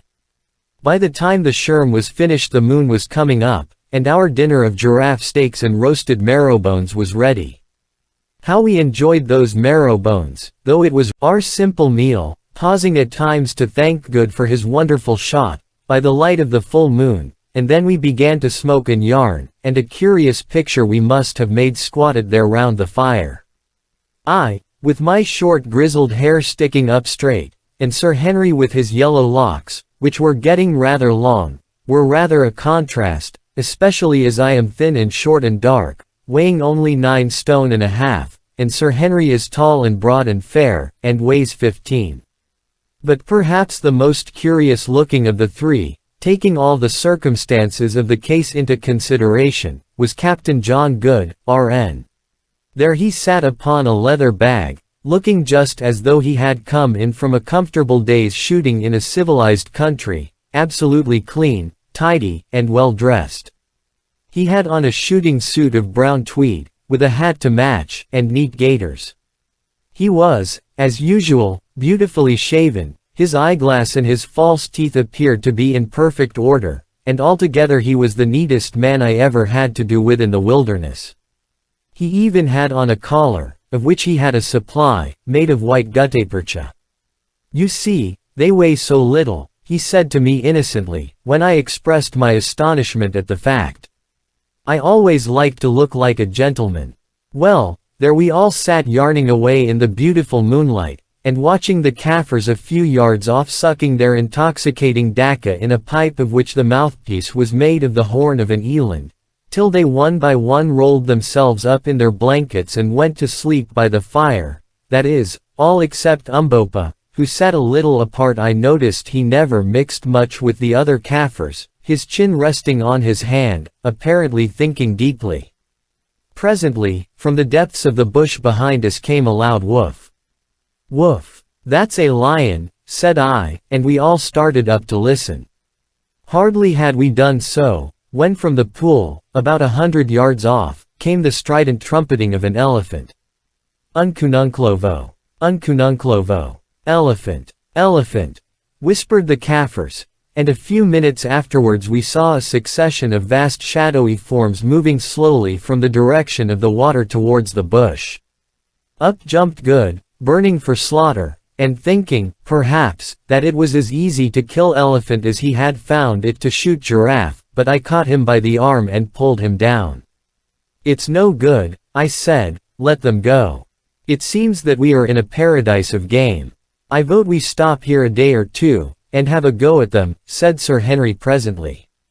I was rather surprised, for hitherto Sir Henry had always been for pushing on as fast as possible, more especially since we had ascertained at Inyati that about 2 years ago an Englishman of the name of Neville had sold his wagon there, and gone on up country, but I suppose his hunter instincts had got the better of him. Good jumped at the idea, for he was longing to have a go at those elephants. And so, to speak the truth, did I, for it went against my conscience to let such a herd as that escape without having a pull at them. "All right, my hearties," said I. "I think we want a little recreation. And now let's turn in, for we ought to be off by dawn, and then perhaps we may catch them feeding before they move on." The others agreed, and we proceeded to make preparations. Good took off his clothes, shook them, put his eyeglass and his false teeth into his trousers pocket, and, folding them all up neatly, placed them out of the dew under a corner of his mackintosh sheet. Sir Henry and I contented ourselves with rougher arrangements, and were soon curled up in our blankets and dropping off into the dreamless sleep that rewards the traveler. Going, go, what was that?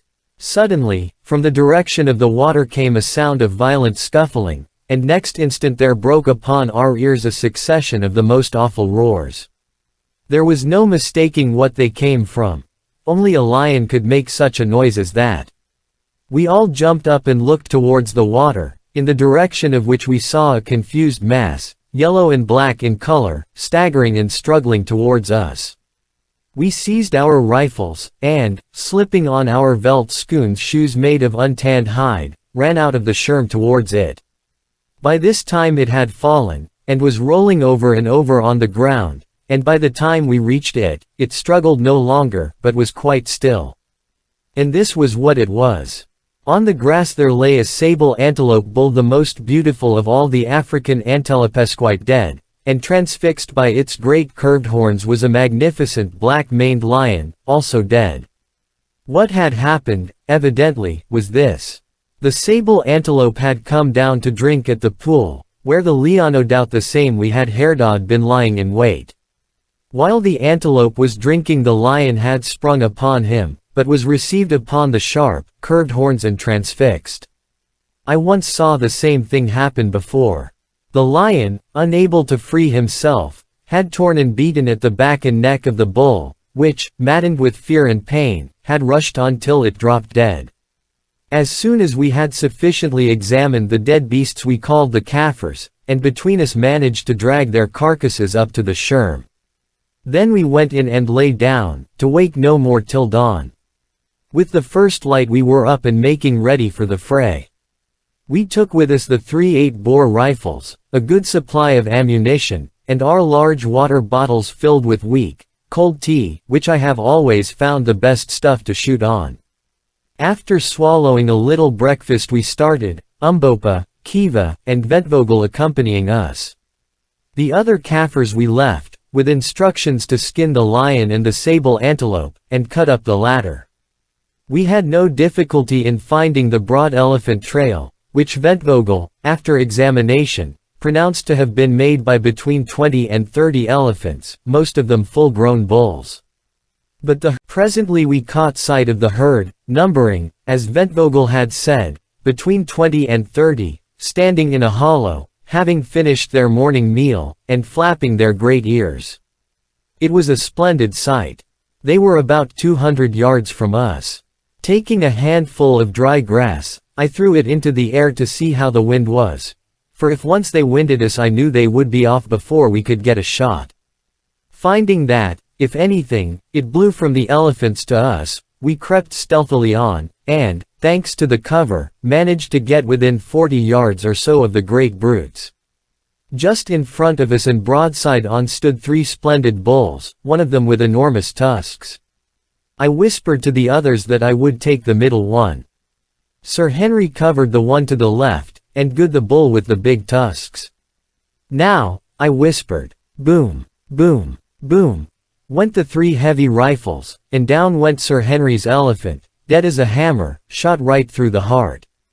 Mine fell onto its knees, and I thought he was going to die, but in another moment he was up and off, tearing along straight past me. As he went I gave him the second barrel in his ribs, and this brought him down in good earnest. Hastily slipping in 2 fresh cartridges, I ran up close to him, and a ball through the brain put an end to the poor brute's struggles. Then I turned to see how Good had fared with the big bull, which I had heard screaming with rage and pain as I gave mine its quietus. On reaching the captain I found him in a great state of excitement. It appeared that on receiving the bullet the bull had turned and come straight for his assailant, who had barely time to get out of his way, and then charged blindly on past him, in the direction of our encampment. Meanwhile the herd had crashed off in wild alarm in the other direction. For a while we debated whether to go after the wounded bull or follow the herd, and finally decided for the latter alternative, and departed thinking that we had seen the last of those big tusks. I have often wished since that we had. It was easy work to follow the elephants, for they had left a trail like a carriage road behind them, crushing down the thick bush in their furious flight as though it were tambuki grass. But to come up with them was another matter, and we had struggled on under a broiling sun for over 2 hours before we found them. They were, with the exception of one bull, standing together, and I could see, from their unquiet way and the manner in which they kept lifting their trunks to test the air, that they were on the lookout for mischief. The solitary bull stood 50 yards or so this side of the herd, over which he was evidently keeping sentry, and about 60 yards from us.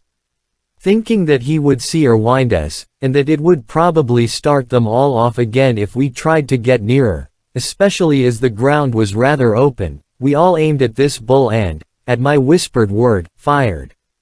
All 3 shots took effect, and down he went, dead. Again the herd started on, but, unfortunately for them, about 100 yards farther on was a nullah, or dry confusion to get up the other bank, and filling the air with their screams, and trumpeting as they pushed one another aside in their selfish panic, just like so many human beings. Now was our opportunity, and, firing away as quick as we could load, we killed 5 of the poor beasts, and no doubt should have bagged the whole herd had they not suddenly given up their attempts to climb the bank and rushed headlong down the nullah. We were too tired to follow them, and perhaps also a little sick of slaughter, 8 elephants being a pretty good bag for one day. So, after we had rested a little and the Kaffirs had cut out the hearts of 2 of the dead elephants for supper, we started homeward, very well pleased with ourselves, having made up our minds to send the bearers on the morrow to chop out the tusks. Shortly after we had passed the spot where Good had wounded the patriarchal bull we came across a herd of eland, but did not shoot at them, as we had already plenty of meat.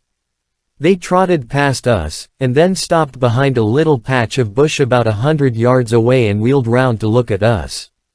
As Good was anxious to get a near view of them, never having seen an eland close, he handed his rifle to Umbopa, and, followed by Kiva, strolled up to the patch of bush. We sat down and waited for him, not sorry of the excuse for a little rest.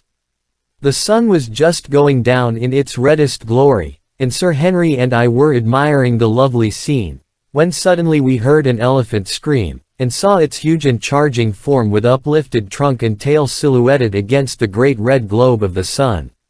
Next second we saw something else, and that was Good and Kiva tearing back towards us with the wounded bull, for it was he charging after them.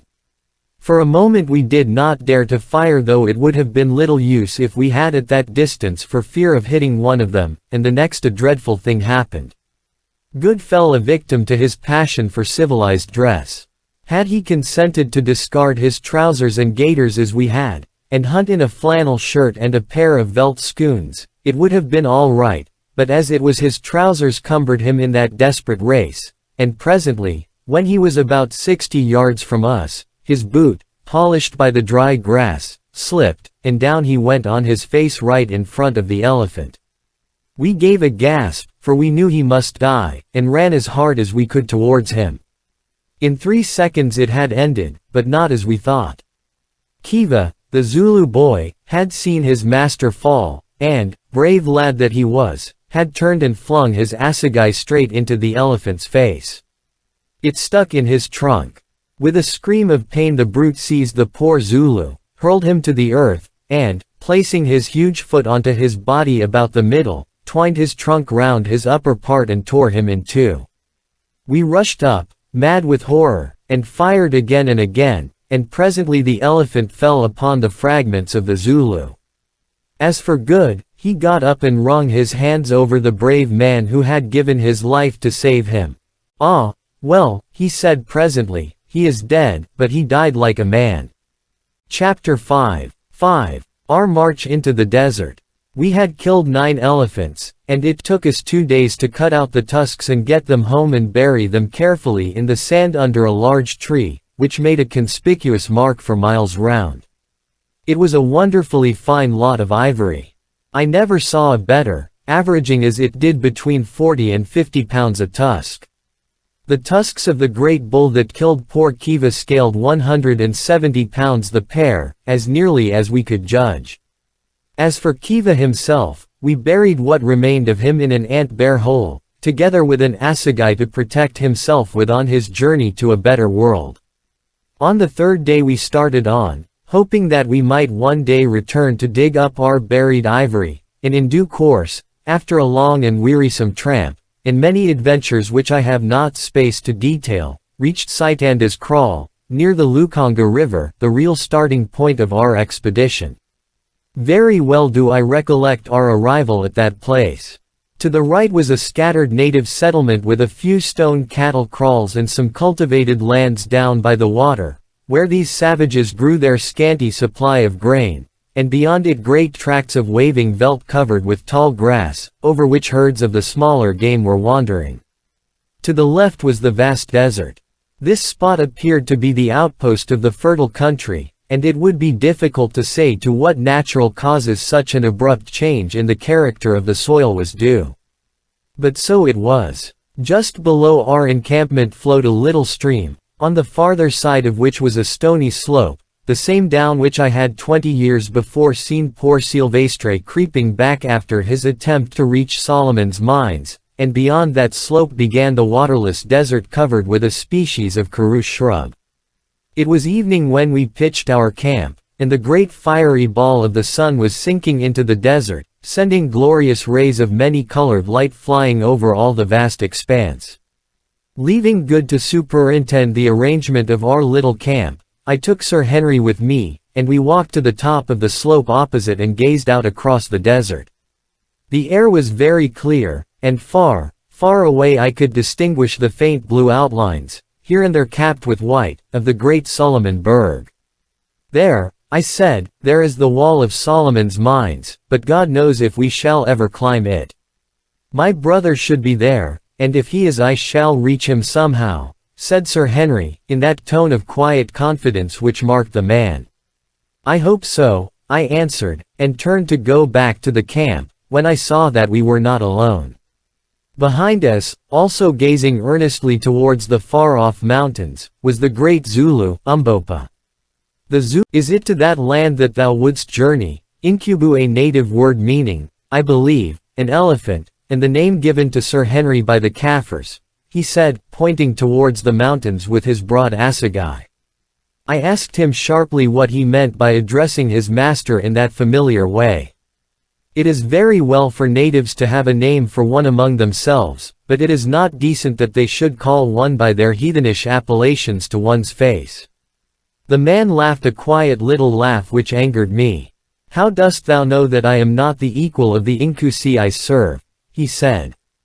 He is of a royal house, no doubt. One can see it in his size and in his eye. So, mayhap, am I. At least I am as great a man. Be my mouth, O Macumazon, and say my words to the Inkusi, Incubu, my master, for I would speak to him and to thee. I was angry with the man, for I am not accustomed to be talked to in that way by Kaffirs, but somehow he impressed me, and besides I was curious to know what he had to say, so I translated, expressing my opinion at the same time that he was an impudent fellow, and that his swagger was outrageous. Yes, Umbopa, answered Sir Henry, I would journey there. The desert is wide and there is no water. The mountains are high and covered with snow, and man cannot say what is beyond them, behind the place where the sun sets. How shalt thou come thither, Incubu, and wherefore dost thou go? I translated again. Tell him, answered Sir Henry, that I go because I believe that a man of my blood, my brother, has gone there before me, and I go to seek him. That is so, Incubu. A man I met on the road told me that a white man went out into the desert 2 years ago towards those mountains with one servant, a hunter. They never came back. How do you know it was my brother? Asked Sir Henry. Nay, I know not. But the man, when I asked what the white man was like, said that he had your eyes and a black beard. He said, too, that the name of the hunter with him was Jim, that he was a Bechuana hunter and wore clothes. There is no doubt about it, said I. I knew Jim well. Sir Henry nodded. I was sure of it, he said. If George set his mind upon a thing he generally did it. It was always so from his boyhood. If he meant to cross the Suliman Berg he has crossed it, unless some accident has overtaken him, and we must look for him on the other side. Umbopa understood English, though he rarely spoke it. It is a far journey, Incubu, he put in, and I translated his remark. Yes, answered Sir Henry, it is far. But there is no journey upon this earth that a man may not make if he sets his heart to it. There is nothing, Umbopa, that he cannot do, there are no mountains he may not climb, there are no deserts he cannot cross, save a mountain and a desert of which you are spared the knowledge, if love leads him, and he holds his life in his hand counting. Great words, my father, answered the Zulu. I always called him a Zulu, though he was not really one. Great, swelling words, fit to fill the mouth of a man. Thou art right, my father Incubu. Listen, what is life? It is a feather. It is the seed of the grass, blown hither and thither, sometimes multiplying itself and dying in the act, sometimes carried away into the heavens. But if the seed be good and heavy it may perchance travel a little way on the road it will. It is well to try and journey one's road and to fight with the air. Man must die. At the worst he can but die a little sooner. I will go with thee across the desert and over the mountains, unless perchance I fall to the ground on the way, my father. He paused a while, and then went on with one of those strange bursts of rhetorical eloquence which Zulus sometimes indulge in, and which, to my mind, full as they are of vain repetitions, show that the race is by no means devoid of poetic instinct and of intellectual power. What is life? Tell me, O white men, who are wise, who know the secrets of the world, and the world of stars, and the world that lies above and round the stars, who flash their words from afar without a voice. Tell me, white men, the secret of our life, whither it goes and whence it comes. Ye cannot answer. Ye know not. Listen, I will answer. Out of the dark we came, into the dark we go. Like a storm-driven bird at night we fly out of the nowhere. For a moment our wings are seen in the light of the fire, and, lo, we are gone again into the nowhere. Life is nothing. Life is all. It is the hand with which we hold off death. It is the glowworm that shines in the night time and is black in the morning. It is the white breath of the oxen in winter. It is the little shadow that runs across the grass and loses itself at sunset. You are a strange man, said Sir Henry, when he ceased. Umbopa laughed. It seems to me that we are much alike, Incubu. Perhaps I seek a brother over the mountains. I looked at him suspiciously. What dost thou mean? I asked. What dost thou know of the mountains? A little. A very little. There is a strange land there, a land of witchcraft and beautiful things. A land of brave people and of trees and streams and white mountains and of a great white road. I have heard of it. But what is the good of talking? It grows dark. Those who live to see will see. Again I looked at him doubtfully. The man knew too much. Ye need not fear me, Macumazahn, he said, interpreting my look. I dig no holes for ye to fall in. I make no plots. If ever we cross those mountains behind the sun, I will tell what I know. But death sits upon them. Be wise, and turn back. Go and hunt elephant. I have spoken. And without another word he lifted his spear in salutation and returned towards the camp, where shortly afterwards we found him cleaning a gun like any other Kaffir. That is an odd man, said Sir Henry. Yes, answered I, too odd by half. I don't like his little ways. He knows something, and won't speak out. But I suppose it is no use quarreling with him. We are in for a curious trip, and a mysterious Zulu won't make much difference one way or another. Next day we made our arrangements for starting. Of course it was impossible to drag our heavy elephant rifles and other kit with us across the desert, so, dismissing our bearers, we made an arrangement with an old native who had a kraal close by to take care of them till we returned. It went to my heart to leave such things as those sweet tools to the tender mercies of an old thief, of a savage whose greedy eyes I could see gloating over them. But I took some precautions. First of all I loaded all the rifles, and informed him that if he touched them they would go off. He instantly tried the experiment with my 8-bore, and it did go off, and blew a bowl right through one of his oxen, which were just then being driven up to the kraal, to say nothing of knocking him head over heels with the recoil. He got up considerably startled, and not at all pleased at the loss of the ox, which he had the impudence to ask me to pay for, and nothing would induce him to touch them again. "Put the live devils up there in the thatch," he said, "out of the way, or they will kill us all."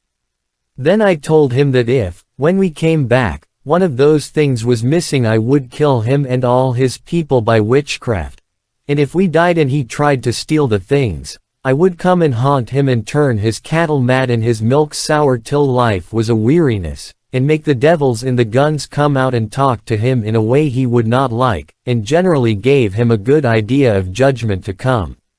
After that he swore he would look after them as though they were his father's spirit. He was a very superstitious old Kaffir and a great villain. Having thus disposed of our superfluous gear we arranged the kit. We 5 Sir Henry, Good, myself, Umbopa, and the Hottentot Ventvogel were to take with us on our journey. It was small enough, but do what we would we could not get it down under about 40 pounds a man. This is what it consisted of. The 3 express rifles and 200 rounds of ammunition. The 2 Winchester repeating rifles for Umbopa and Ventvogel, with 200 rounds of cartridge. 3 Colt revolvers and 60 rounds of cartridge. 5 Cochrane's water bottles, each holding 4 pints. 5 blankets. 25 pounds weight of biltong sun-dried game flesh. 10 pounds weight of best mixed beads for gifts. A selection of medicine, including an ounce of quinine, and 1 or 2 small surgical instruments. Our knives, a few sundries, such as a compass, matches, a pocket filter, tobacco, a trowel, a bottle of brandy, and the clothes we stood in. This was our total equipment, a small one, indeed, for such a venture, but we dared not attempt to carry more. As it was, that load was a heavy one per man to travel across the burning desert with, for in such places every additional ounce tells upon one. But try as we would we could not see our way to reducing it. There was nothing but what was absolutely necessary. With great difficulty, and by the promise of a present of a good hunting knife each, I succeeded in persuading 3 wretched natives from the village to come with us for the first stage, 20 miles, and to carry each a large gourd holding a gallon of water. My object was to enable us to refill our water bottles after the first night's march, for we determined to start in the cool of the night.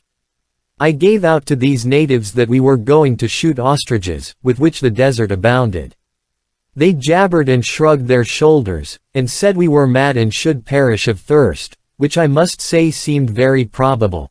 But being desirous of obtaining the knives, which were almost unknown treasures up there, they consented to come, having probably reflected that, after all, our subsequent extinction would be no affair of theirs.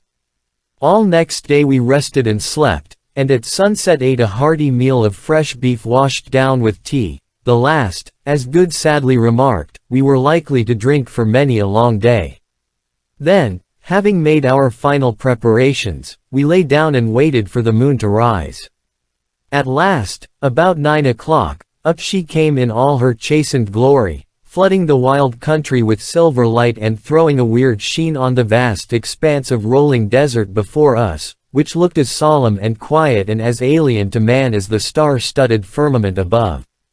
We rose up, and in a few minutes were ready, and yet we hesitated a little, as human nature is prone to hesitate on the threshold of an irrevocable step. We 3 white men stood there by ourselves. Umbopa, assegai in hand and the rifle across his shoulders, a few paces ahead of us, looked out fixedly across the desert. The 3 hired natives, with gourds of water, and Ventvogel were gathered in a little knot behind. "Gentlemen," said Sir Henry presently, in his low, deep voice, "we are going on about as strange a journey as men can make in this world. It is very doubtful if we can succeed in it. But we are 3 men who will stand together for good or for evil to the last. And now before we start, let us for a moment pray to the power who shapes the destinies of men, and who ages since has marked out our paths, that it may please him to direct our steps in accordance with his will. Taking off his hat, he, for the space of a minute or so, covered his face with his hands, and Good and I did likewise. I do not say that I am a first-rate praying man. Few hunters are. And as for Sir Henry, I never heard him speak like that before, and only once since, though deep down in his heart I believe he is very religious. Good, too, is pious, though very apt to swear.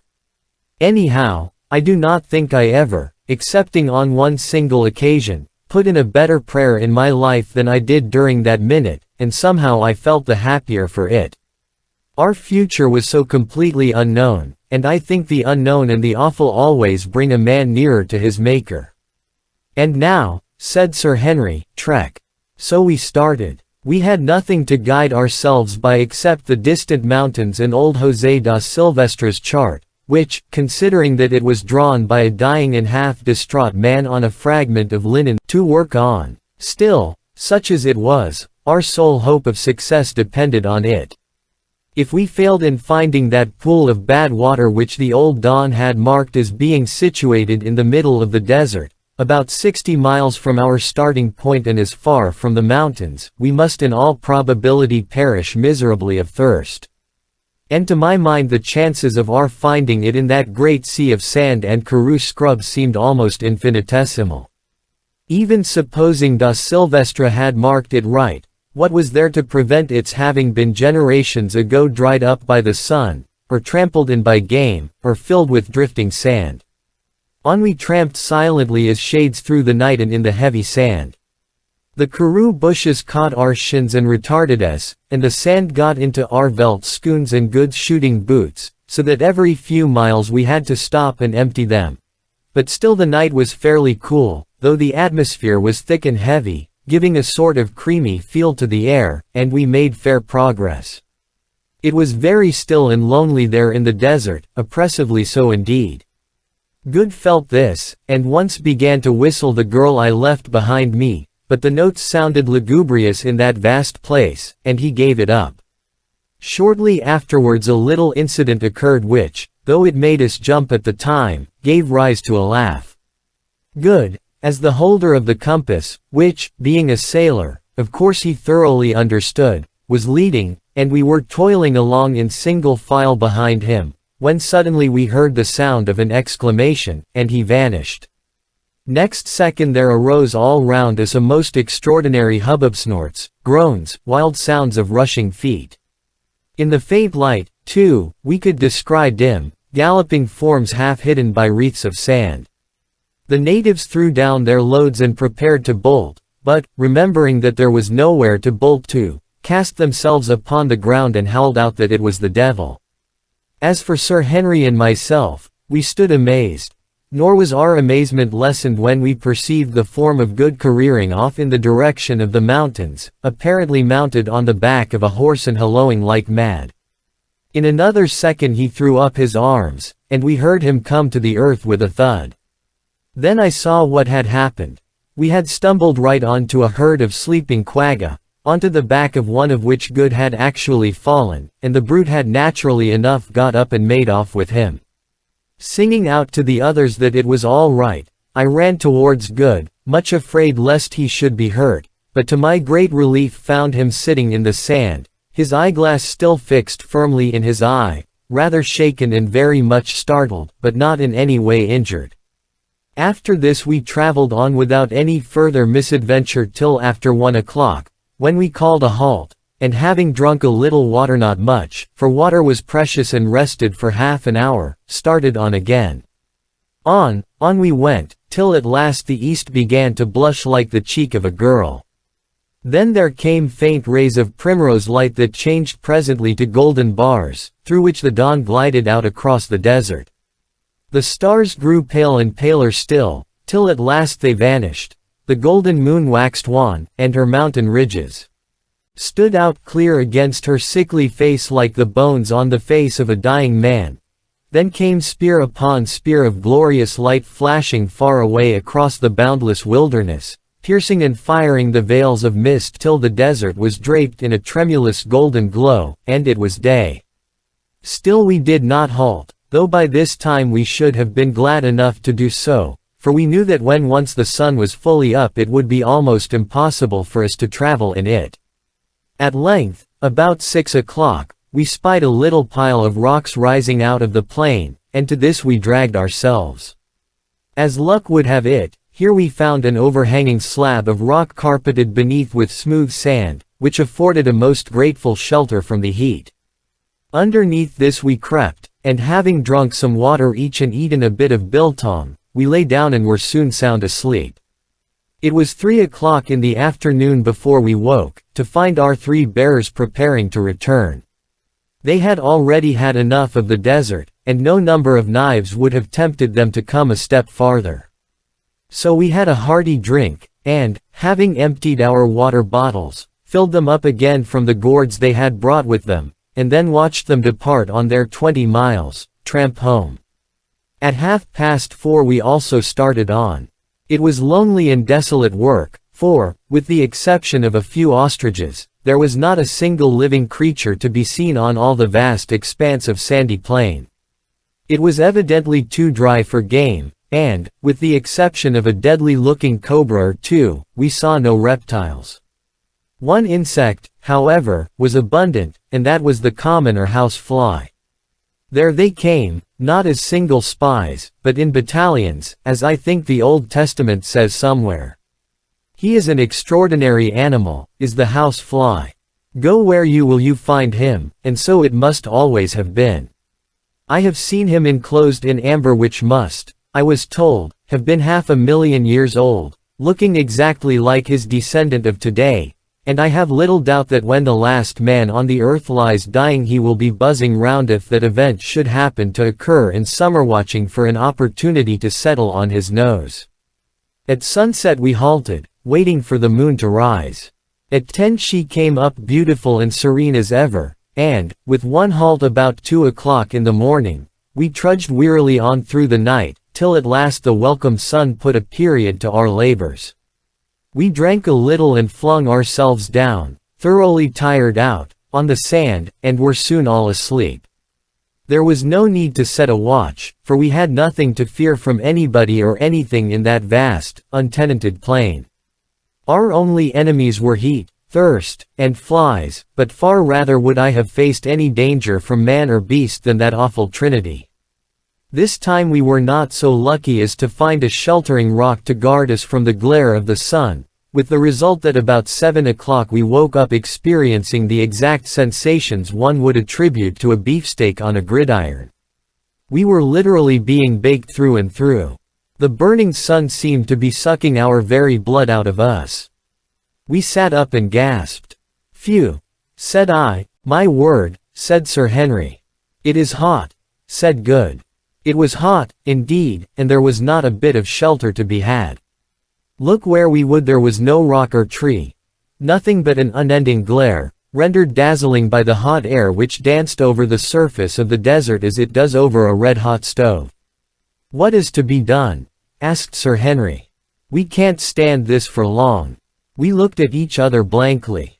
"I have it," said Good. "We must dig a hole and get into it, and cover ourselves with the karoo bushes." It did not seem a very promising suggestion, but at least it was better than nothing, so we set to work, and, with the trowel we had brought with us in our hands, succeeded in about an hour in delving out a patch of ground about 10 feet long by 12 wide to the depth of 2 feet. Then we cut a quantity of low scrub with our hunting knives, and, creeping into the hole, pulled it over us all, with the exception of Ventvogel, on whom, being a Hottentot, the sun had no particular effect. This gave us some slight shelter from the burning rays of the sun, but the heat in that amateur grave can be better imagined than described. The black hole of Calcutta must have been a fool to it. Indeed, to this moment, I do not know how we lived through the day. There we lay panting, and every now and again moistening our lips from our scanty supply of water. Had we followed our inclinations we should have finished off all we had in the first 2 hours, but we had to exercise the most rigid care, for if our water failed us we knew that we must quickly perish miserably. But everything has an end, if only you live long enough to see it, and somehow that miserable day wore on towards evening. About 3 o'clock in the afternoon we determined that we could stand it no longer. It would be better to die walking than to be slowly killed by heat and thirst in that dreadful hole.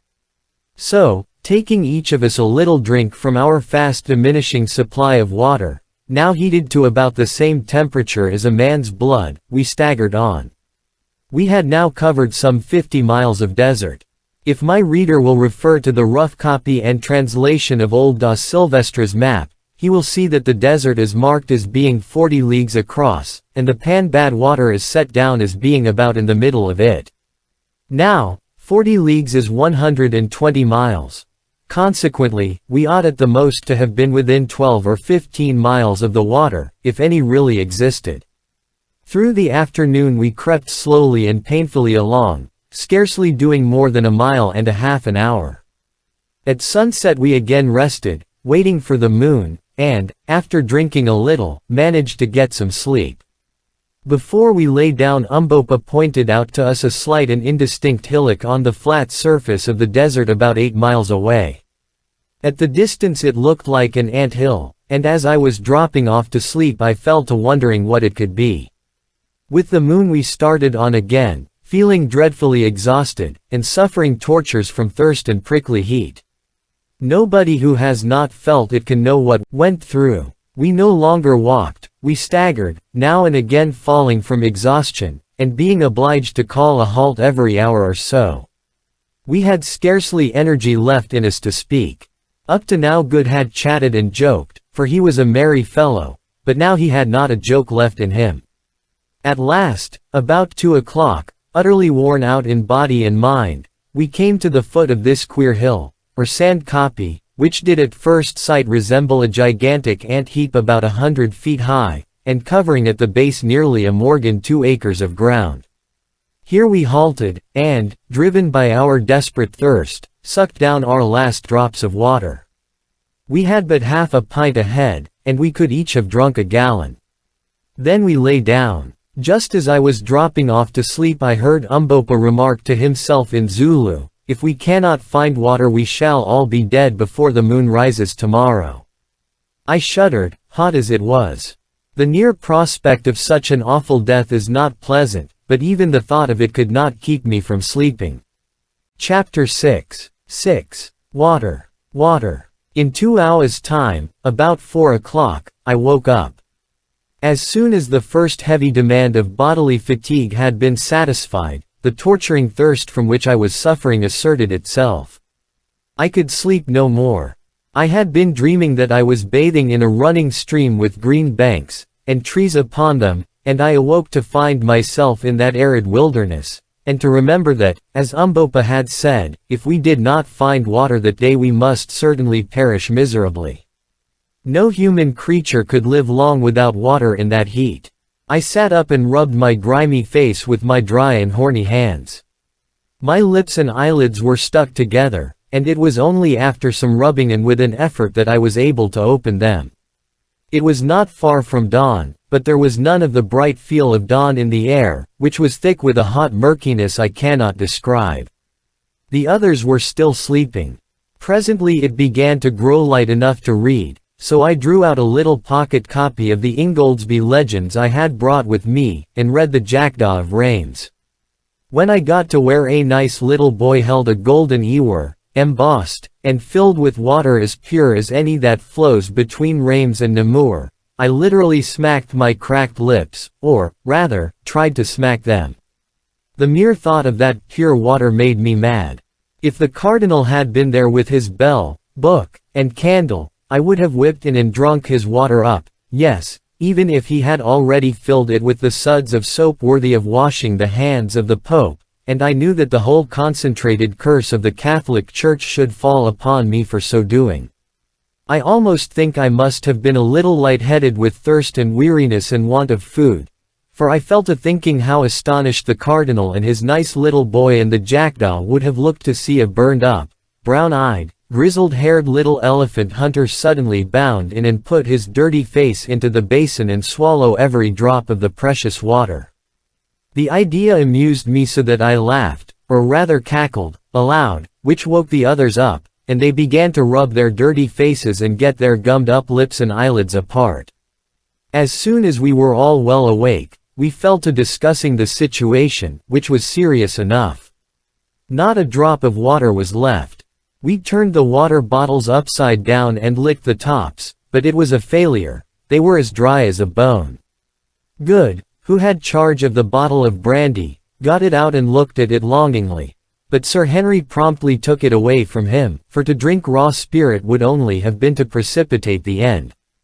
"If we do not find water we shall die," he said. "If we can trust to the old Don's map there should be some about," I said.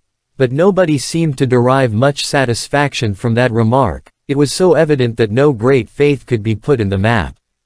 It was now gradually growing light, and as we sat blankly staring at each other I observed the Hottentot Ventvogel rise and begin to walk about with his eyes on the ground. Presently he stopped short and, uttering a guttural exclamation, pointed to the earth. "What is it?" we exclaimed, and simultaneously rose and went to where he was standing pointing at the ground. "Well," I said, "it is pretty fresh springbok spoor. What of it?"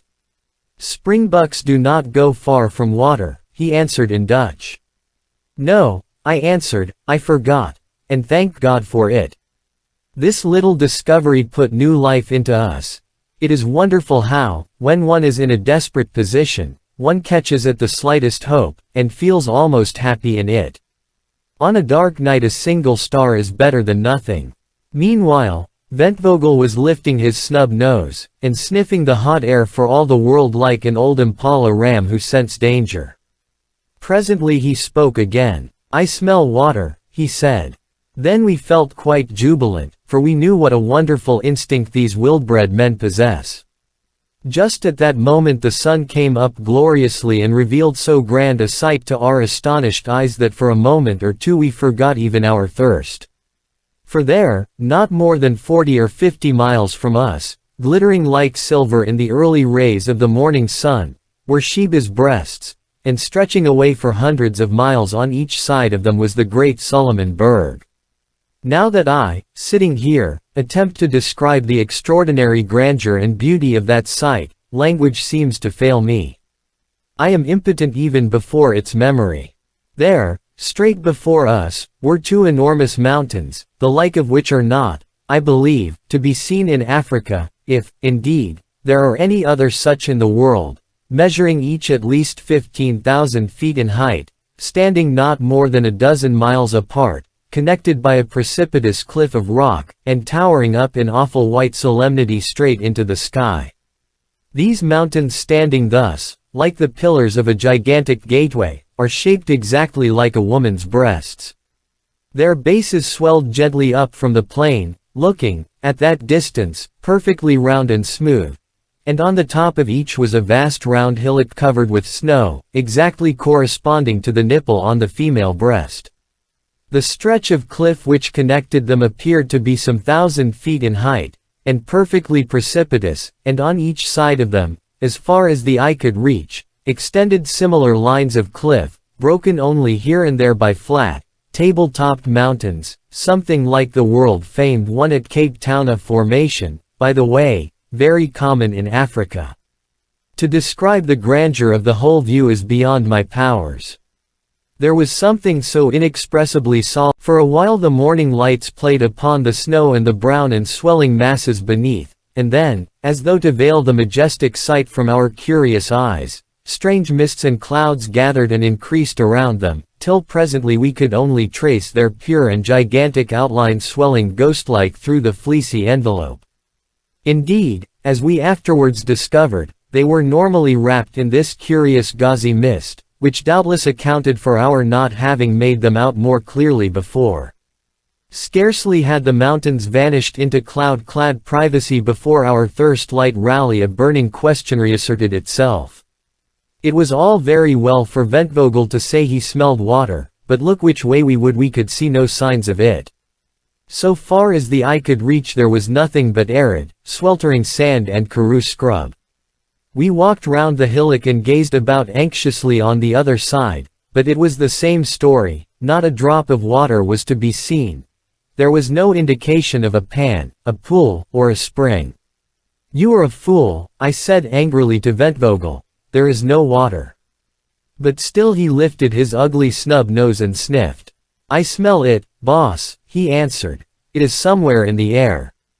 "Yes," I said, "no doubt it is in the clouds, and about 2 months hence it will fall and wash our bones." Sir Henry stroked his yellow beard thoughtfully. "Perhaps it is on the top of the hill," he suggested. "Rot," said Good. "Who ever heard of water being found on the top of a hill?" "Let us go and look," I put in, and hopelessly enough we scrambled up the sandy sides of the hillock, Umbopa leading. Presently he stopped as though he were petrified. "Nancy a Manzy! Here is water!" he cried with a loud voice.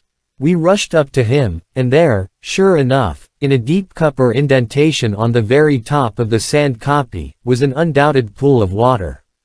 How it came to be in such a strange place we did not stop to inquire, nor did we hesitate at its black and uninviting appearance. It was water, or a good imitation of it, and that was enough for us. We gave a bound and a rush, and in another second were all down on our stomachs sucking up the uninviting fluid as though it were nectar fit for the gods. Heavens, how we did drink! Then, when we had done drinking, we tore off our clothes and sat down in it, absorbing the moisture through our parched skins. You, my reader, who have only to turn on a couple of taps and summon hot and cold from an unseen, vasty boiler, can have little idea of the luxury of that muddy wallow in brackish, tepid water.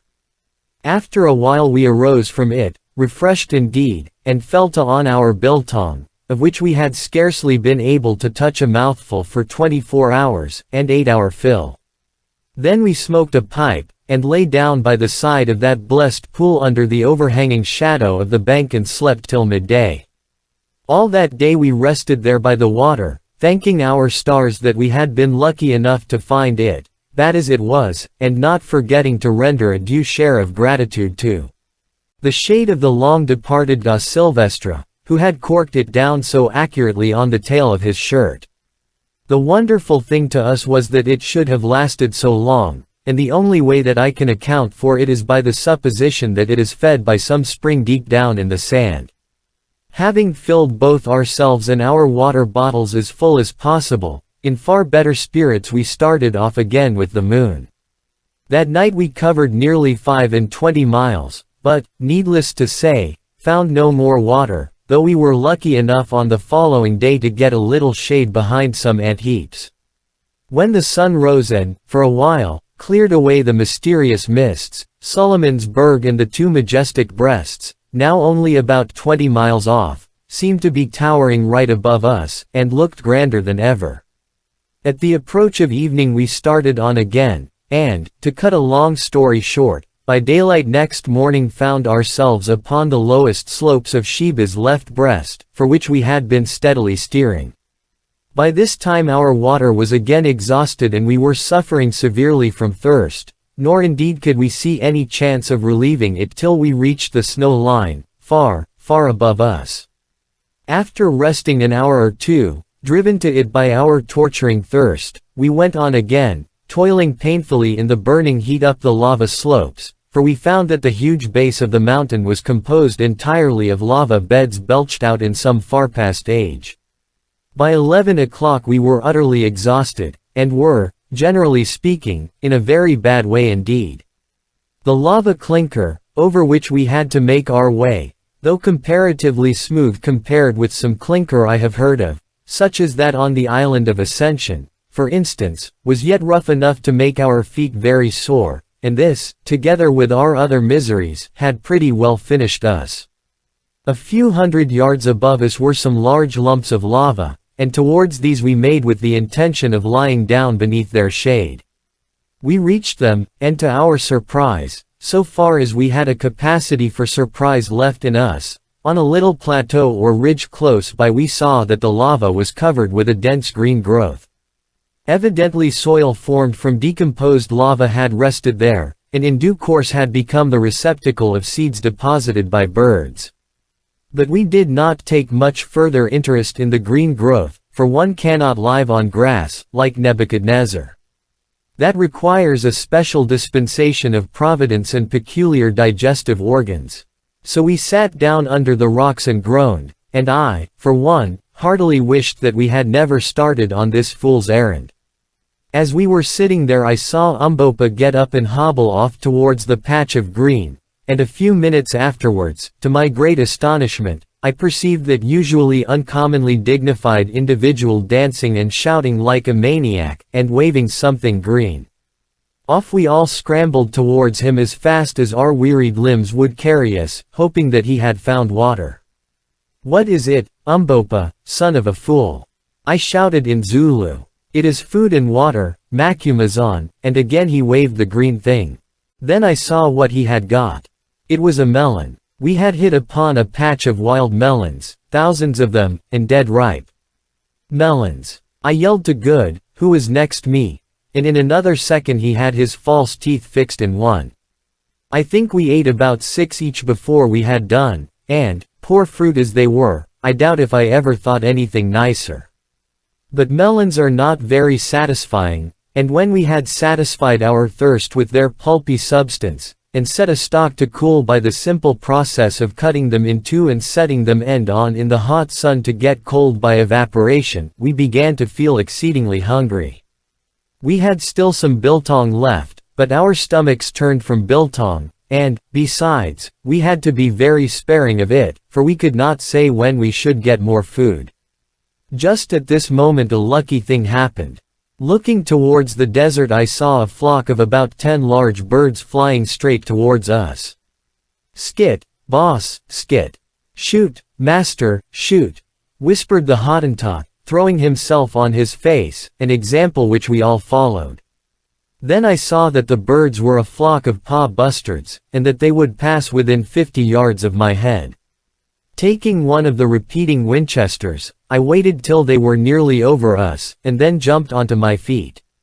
On seeing me the paw bunched up together, as I expected they would, and I fired 2 shots straight into the thick of them, and, as luck would have it, brought one down, a fine fellow, which weighed about 20 pounds.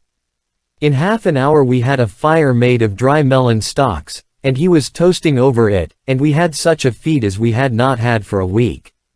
We ate that paw, nothing was left of him but his bones and his beak, and felt not a little the better afterwards. That night we again went on with the moon, carrying as many melons as we could with us. As we got higher up we found the air got cooler and cooler, which was a great relief to us, and at dawn, so far as we could judge, were not more than about a dozen miles from the snow line. Here we found more melons, so had no longer any anxiety about water, for we knew that we should soon get plenty of snow. But the ascent had now become very precipitous, and we made but slow progress, not more than a mile an hour. Also that night we ate our last morsel of biltong. As yet, with the exception of the paw, we had seen no living thing on the mountain, nor had we come across a single spring or stream of water, which struck us as very odd, considering all the snow above us, which must we thought melt sometimes. But as we afterwards discovered, owing to some cause which it is quite beyond my power to explain, all the streams flowed down upon the north side of the mountains. We now began to grow very anxious about food. We had escaped death by thirst, but it seemed probable that it was only to die of hunger. The 21st of May started 11:00 a.m. finding the atmosphere quite cold enough to travel by day, carrying some watermelons with us. Struggled on all day, but saw no more melons, having, evidently, passed out of their district. Saw no game of any sort. Halted for the night at sundown, having had no food for many hours. Suffered much during the night from cold. 22d. Started at sunrise again, feeling very faint and weak. Only made 5 miles all day. Found some patches of snow of which we ate, but nothing else. Camped at night under the edge of a great plateau. Cold bitter. drank a little brandy each, and huddled ourselves together, each wrapped up in our blanket to keep ourselves alive. Are now suffering frightfully from starvation and weariness. Thought that Ventvogel would have died during the night. 23d. Struggled forward once more as soon as the sun was well up, and had thawed our limbs a little. We are now in a dreadful plight, and I fear that unless we get food this will be our last day's journey.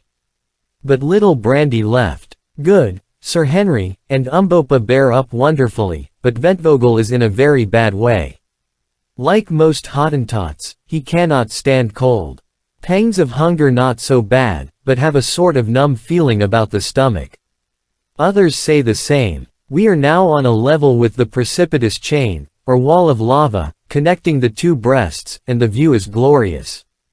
Behind us the great glowing desert rolls away to the horizon, and before us lies mile upon mile of smooth, hard snow almost level, but swelling gently upward, out of the center of which the nipple of the mountain, which appears to be some miles in circumference, rises about 4,000 feet into the sky. Not a living thing is to be seen. God help us, I fear our time has come. And now I will drop the journal, partly because it is not very interesting reading, and partly because what follows requires perhaps rather more accurate telling. All that day the 23rd of May we struggled slowly on up the incline of snow, lying down from time to time to rest. A strange, gaunt crew we must have looked, as, laden as we were, we dragged our weary feet over the dazzling plain, glaring round us with hungry eyes. Not that there was much use in glaring, for there was nothing to eat. We did not do more than 7 miles that day. Just before sunset we found ourselves right under the nipple of Sheba's left breast, which towered up thousands of feet into the air above us, a vast, smooth hillock of frozen snow. Bad as we felt, we could not but appreciate the wonderful scene, made even more wonderful by the flying rays of light from the setting sun, which here and there stained the snow blood red, and crowned the towering mass above us with a diadem of glory.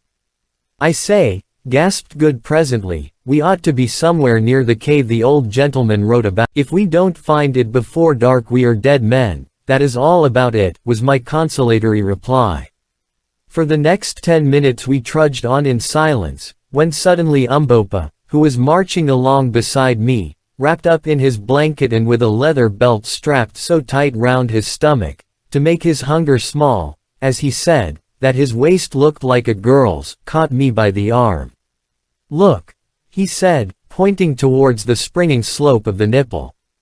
I followed his glance, and perceived, some 200 yards from us, what appeared to be a hole in the snow. It is the cave, said Umbopa. We made the rest of our way to the spot, and found, sure enough, that the hole was the mouth of a cave, no doubt the same as that of which da Silvestre wrote. We were none too soon, for just as we reached shelter the sun went down with startling rapidity, leaving the whole place nearly dark. In these latitudes there is but little twilight. We crept into the cave, which did not appear to be very big, and, huddling ourselves together for warmth, swallowed what remained of our brandy barely a mouthful. Chon tried to forget our miseries in sleep. But this the cold was too intense to allow us to do. I am convinced that at that great altitude the thermometer cannot have been less than 14 or 15 degrees below freezing point. What this meant to us, enervated as we were by hardship, want of food, and the great heat of the desert, my reader can imagine better than I can describe. Suffice it to say that it was something as near death from exposure as I have ever felt. There we sat hour after hour through the bitter night, feeling the frost wander round and nip us now in the finger, now in the foot, and now in the face. In vain did we huddle up closer and closer. There was no warmth in our miserable, starved carcasses. Sometimes one of us would drop into an uneasy slumber for a few minutes, but we could not sleep long, and perhaps it was fortunate, for I doubt if we should ever have waked again. I believe it was only by force of will that we kept ourselves alive at all. Not very long before dawn I heard the Hottentot Ventvogel, whose teeth had been chattering all night like castanets, give a deep sigh, and then his teeth stopped chattering. I did not think anything of it at the time, concluding that he had gone to sleep. His back was resting against mine, and it seemed to grow colder and colder, till at last it was like ice. At length the air began to grow gray with light, then swift golden arrows came flashing across the snow, and at last the glorious sun peeped up above the lava wall and looked in upon our half-frozen forms and upon Ventvogel, sitting there among us stone dead. No wonder his back had felt cold, poor fellow. He had died when I heard him sigh, and was now almost frozen stiff. Shocked beyond measure, we dragged ourselves from the corpse. Strange, the horror we all have of the companionship of a dead body. By this time the sunlight was pouring its cold rays, for here they were cold straight in at the mouth of the cave. Suddenly I heard an exclamation of fear from someone, and turned my head down the cave. And this was what I saw. Sitting at the end of it, for it was not more than 20 feet long, was another form, of which the head rested on the chest and the long arms hung down. I stared at it, and saw that it too was a dead man, and, what was more, a white man. The others saw it, too, and the sight proved too much for our shattered nerves. One and all we scrambled out of the cave as fast as our half-frozen limbs would allow. Chapter 7. Solomon's Road. Outside the cave we halted, feeling rather foolish. "I am going back," said Sir Henry. "Why?" asked Good. "Because it has struck me that what we saw may be my brother." This was a new idea, and we re-entered the cave to put it to the proof. After the bright light outside, our eyes, weak as they were with staring at the snow, could not for a while pierce the gloom of the cave. Presently, however, we grew accustomed to the semi-darkness, and advanced to the dead form. Sir Henry knelt down and peered into its face. "Thank God," he said with a sigh of relief, "it is not my brother." Then I went and looked. The corpse was that of a tall man in middle life, with aquiline features, grizzled hair, and a long black mustache. The skin was perfectly yellow, and stretched tightly over the bones. Its clothing, with the exception of what seemed to be the remains of a pair of woolen hose, had been removed, leaving the skeleton-like frame naked. Round the neck hung a yellow ivory crucifix. The corpse was frozen perfectly stiff. "Who on earth can it be?" said I. "Can't you guess?" asked Good. I shook my head. "Why, the old Don, José da Silvestre, of course, who else?"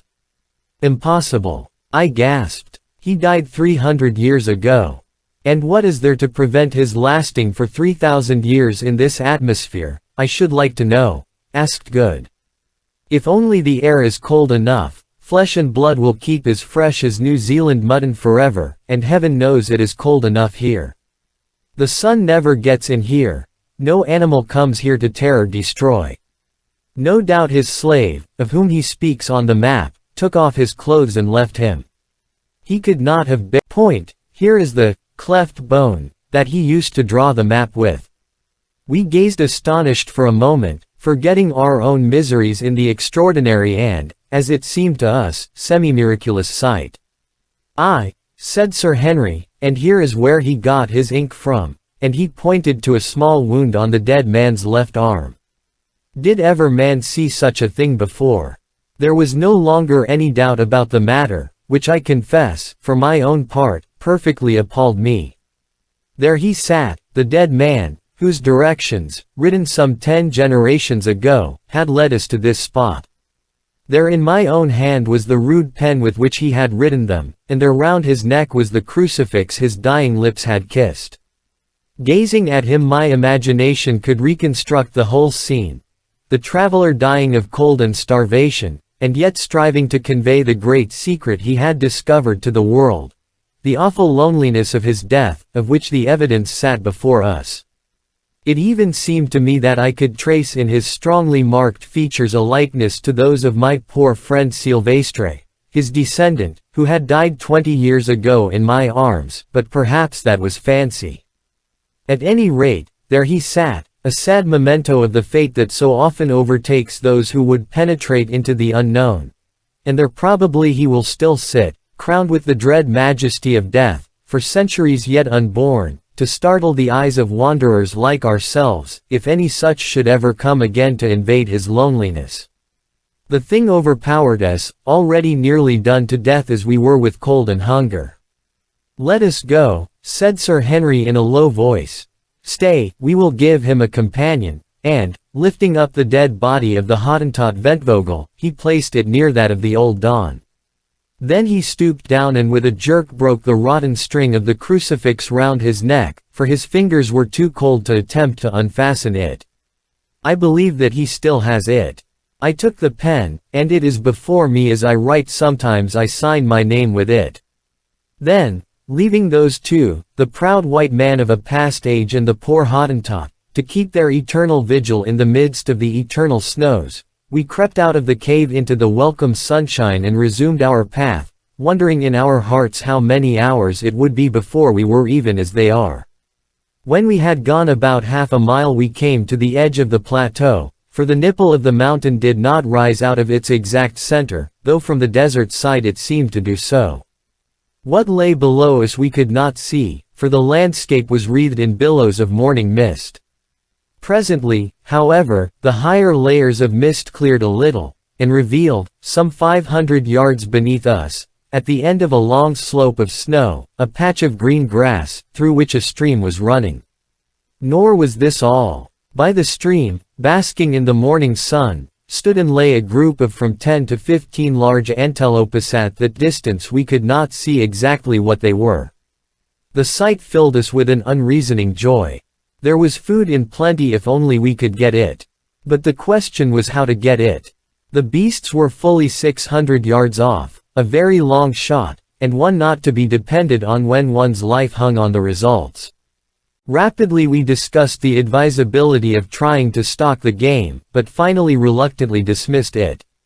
To begin with, the wind was not favorable, and further, we should be certain to be perceived, however careful we were, against the blinding background of snow which we should be obliged to traverse. "Well, we must have a try from where we are," said Sir Henry.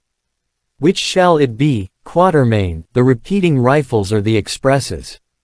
Here again was a question. The Winchester repeaters, of which we had two, Umbopa carrying poor Ventvogels as well as his own, were sighted up to 1,000 yards, whereas the expresses were only sighted to 350, beyond which distance shooting with them was more or less guesswork. On the other hand, if they did hit, the express bullets, being expanding, were much more likely to bring the game down. It was a knotty point, but I made up my mind that we must risk it and use the expresses. Let each of us take the buck opposite to him. Aim well at the point of the shoulder, and high up, said I, and Umbopa, do you give the word, so that we may all fire together. Then came a pause, each man aiming his level best, as indeed one is likely to do when one knows that life itself depends upon the shot. Fire! Said Umbopa in Zulu, and at almost the same instant the three rifles rang out loudly. 3 clouds of smoke hung for a moment before us, and 100 echoes went flying away over the silent snow. Presently the smoke cleared, and revealed, joy, a great buck lying on its back and kicking furiously in its death agony. We gave a yell of triumph. We were saved, we should not starve. Weak as we were, we rushed down the intervening slope of snow, and in 10 minutes from the time of firing, the animal's heart and liver were lying smoking before us. But now a new difficulty arose. We had no fuel, and therefore could make no fire to cook them at. We gazed at each other in dismay. Starving men must not be fanciful, said Good. We must eat raw meat. There was no other way out of the dilemma, and our gnawing hunger made the proposition less distasteful than it would otherwise have been. So we took the heart and liver and buried them for a few minutes in a patch of snow to cool them off. Then we washed them in the ice-cold water of the stream, and lastly ate them greedily. It sounds horrible enough, but, honestly, I never tasted anything so good as that raw meat. In a quarter of an hour we were changed men. Our life and our vigor came back to us, our feeble pulses grew strong again, and the blood went coursing through our veins. But, mindful of the results of overfeeding on starving stomachs, We were careful not to eat too much, stopping while we were still hungry. "Thank God," said Sir Henry. "That brute has saved our lives." "What is it, Quatermain?" I rose and went to look at the antelope, for I was not certain. It was about the size of a donkey, with large, curved horns. I had never seen one like it before, the species was new to me. It was brown with faint red stripes and a thick coat. I afterwards discovered that the natives of that wonderful country called fairly shot high up in the shoulder, though whose bullet it was that brought it down we could not, of course, discover. I believe that Good, mindful of his marvelous shot at the giraffe, secretly set it down to his own prowess, and we did not contradict him. We had been so busy satisfying our starving stomachs that we had hitherto not found time to look about us. But now, having set Umbopa to cut off as much of the best meat as we were likely to be able to carry, we began to inspect our surroundings. The mist had now cleared away, for it was 8 o'clock, and the sun had sucked it up, so we were able to take in all the country before us at a glance. I know not how to describe the glorious panorama which unfolded itself to our enraptured gaze. I have never seen anything like it before, nor shall, I suppose, again. Behind and over us towered Sheba's snowy breasts, and below, some 5,000 feet beneath where we stood, lay league on league of the most lovely champaign country. Here were dense patches of lofty forest, there a great river wound its silvery way. To the left stretched a vast expanse of rich, undulating veldt, on which we could just make out countless herds of game or cattle, at that distance we could not tell which. This expanse appeared to be ringed in by a wall of distant mountains. To the right the country was more or less mountainous, that is, solitary hills stood up from its level, with stretches of cultivated lands between, among which we could distinctly see groups of dome-shaped huts. The landscape lay before us like a map, in which rivers flashed like silver snakes, and Alp-like peaks crowned with wildly twisted snow wreaths rose in solemn grandeur, while over all was the glad sunlight and the wide breadth of nature's happy life. Two curious things struck us as we gazed. First, that the country before us must lie at least 5,000 feet higher than the desert we had crossed, and, secondly, that all the rivers flowed from south to north.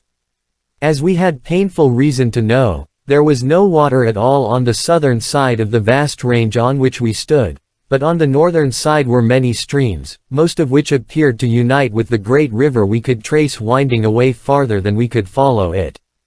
We sat down for a while and gazed in silence at this wonderful view. Presently Sir Henry spoke. "Isn't there something on the map about Solomon's Great Road?" he said. I nodded, my eyes still looking out over the far country. "Well, look. There it is." And he pointed a little to our right.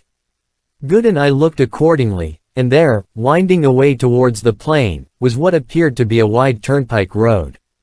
We had not seen it at first because it, on reaching the plain, turned behind some broken country. We did not say anything, at least not much. We were beginning to lose the sense of wonder. Somehow it did not seem particularly unnatural that we should find a sort of Roman road in this strange land. We accepted the fact, that was all. "Well," said Good, "it must be quite near us if we cut off to the right. Hadn't we better be making a start?" This was sound advice, and so soon as we had washed our faces and hands in the stream we acted on it. For a mile or so we made our way over boulders and across patches of snow, till suddenly, on reaching the top of the little rise, there lay the road at our feet. It was a splendid road cut out of the solid rock, at least 50 feet wide, and apparently well kept, but the odd thing about it was that it seemed to begin there. We walked down and stood on it, but 100 paces behind us, in the direction of Sheba's breasts, it vanished, the whole surface of the mountain being strewed with boulders interspersed with patches of snow. "What do you make of that, Quatermain?" asked Sir Henry. I shook my head. I could make nothing of it. "I have it," said Good. "The road no doubt ran right over the range and across the desert on the other side, but the sand of the desert has covered it up, and above us it has been obliterated by some volcanic eruption of molten lava. This seemed a good suggestion. At any rate, we accepted it, and proceeded down the mountain. It was a very different business traveling along downhill on that magnificent pathway with full stomachs, to what it had been traveling uphill over the snow quite starved and almost frozen. Indeed, had it not been for melancholy recollections of poor Ventvogel's sad fate, and of that grim cave where he kept company with the old Don, we should have been positively cheerful, notwithstanding the sense of unknown dangers before us. Every mile we walked the atmosphere grew softer and balmier, and the country before us shone with a yet more luminous beauty. As for the road itself, I never saw such an engineering work, though Sir Henry said that the great road over the St. Gothard in Switzerland was very like it. No difficulty had been too great for the old-world engineer who designed it. At one place we came to a great ravine 300 feet broad and at least 100 deep. This vast gulf was actually filled in, apparently with huge blocks of dressed stone, with arches pierced at the bottom for a waterway, over which the road went sublimely on. At another place it was cut in zigzags out of the side of a precipice 500 feet deep, and in a third it tunneled right through the base of an intervening ridge a space of 30 yards or more. Here we noticed that the sides of the tunnel were covered with quaint sculptures, mostly of mailed figures driving chariots. One, which was exceedingly beautiful, represented a whole battle scene with a convoy of captives being marched off in the distance. "Well," said Sir Henry, after inspecting this ancient work of art, "it is very well to call this Solomon's Road, but my humble opinion is that the Egyptians have been here before Solomon's people ever set a foot on it. If that isn't Egyptian handiwork, all I have to say is it is very like it." By midday we had advanced sufficiently far down the mountain to reach the region where wood was to be met with. First we came to scattered bushes which grew more and more frequent, till at last we found the road winding through a vast grove of silver trees similar to those which are to be seen on the slopes of Table Mountain at Cape Town. I had never before met with them in all my wanderings, except at the Cape, and their appearance here astonished me greatly. "Ah," said Good, surveying these shining-leaved trees with evident enthusiasm. "Here is lots of wood, let us stop and cook." Nobody objected to this, so leaving the road, we made our way to a stream which was babbling away not far off, and soon had a goodly fire of dry boughs blazing. Cutting off some substantial hunks from the flesh of the inco which we had brought with us, we proceeded to toast them on the ends of sharp sticks, as one sees the Kaffirs do, and ate them with relish. After filling ourselves, we lit our pipes and gave ourselves up to enjoyment, which, compared to the hardships we had recently undergone, seemed almost heavenly. The brook, of which the banks were clothed with dense masses of a gigantic species of maidenhair fern interspersed with feathery tufts of wild asparagus, babbled away merrily at our side, the soft air murmured through the leaves of the silver trees, doves cooed around, and bright-winged birds flashed like living gems from bough to bough. It was like paradise. The magic of the place, combined with the overwhelming sense of dangers left behind and of the promised land reached at last, seemed to charm us into silence. Sir Henry and Umbopa sat conversing in a mixture of broken English and kitchen Zulu in a low voice, but earnestly enough, and I lay, with my eyes half shut, upon that fragrant bed of fern and watched them. Presently I missed Good, and looked to see what had become of him. As I did so I observed him sitting by the bank of the stream, in which he had been bathing. He had nothing on but his flannel shirt, and, his natural habits of extreme neatness having reasserted themselves, was actively employed in making a most elaborate toilet. He had washed his gutta percha collar, thoroughly shaken out his trousers, coat, and waistcoat, and was now folding them up neatly till he was ready to put them on, shaking his head sadly as he did so over the numerous rents and tears in them which had naturally resulted from our frightful journey. Then he took his boots, scrubbed them over with a handful of fern, and finally rubbed them over with a piece of fat which he had carefully saved from the inco meat, till they looked, comparatively speaking, respectable. Having inspected them judiciously through his eyeglass, he put them on and began a fresh operation. From a little bag he carried he produced a pocket comb in which was fixed a tiny-looking glass, and in this surveyed himself. Apparently he was not satisfied, for he proceeded to do his hair with great care. Then came a pause while he again contemplated the effect. Still it was not satisfactory. He felt his chin, on which was now the accumulated scrub of a 10 days' beard. Surely, thought I, he is not going to try and shave. But so it was. Taking the piece of fat with which he had greased his boots, he washed it carefully in the stream. Then, diving again into the bag, he brought out a little pocket razor with a guard to it, such as are sold to people afraid of cutting themselves, or to those about to undertake a sea voyage. Then he vigorously scrubbed his face and chin with the fat and began. But it was evidently a painful process, for he groaned very much over it, and I was convulsed with inward laughter as I watched him struggling with that stubbly beard.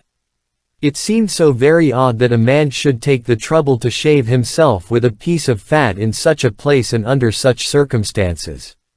At last he succeeded in getting the worst of the scrub off the right side. Good sprang up with a profane exclamation. If it had not been a safety razor he would certainly have cut his throat, and so did I, without the exclamation, and this was what I saw. Standing there, not more than 20 paces from where I was, and 10 from Good, was a group of men. They were very tall and copper-colored, and some of them wore great plumes of black feathers and short cloaks of leopard skins. This was all I noticed at the moment. In front of them stood a youth of about 17, his hand still raised and his body bent forward in the attitude of a Grecian statue of a spear-thrower. Evidently the flash of light had been a weapon, and he had thrown it. As I looked, an old, soldierly-looking man stepped forward out of the group, and, catching the youth by the arm, said something to him. Then they advanced upon us. Sir Henry, Good, and Umbopa had by this time seized their rifles and lifted them threateningly. The party of natives still came on. It struck me that they could not know what rifles were, or they would not have treated them with such contempt. "Put down your guns," I hallooed to the others, seeing that our only chance of safety lay in conciliation. They obeyed, and, walking to the front, I addressed the elderly man who had checked the youth. "Greeting," I said in Zulu, not knowing what language to use. To my surprise I was understood.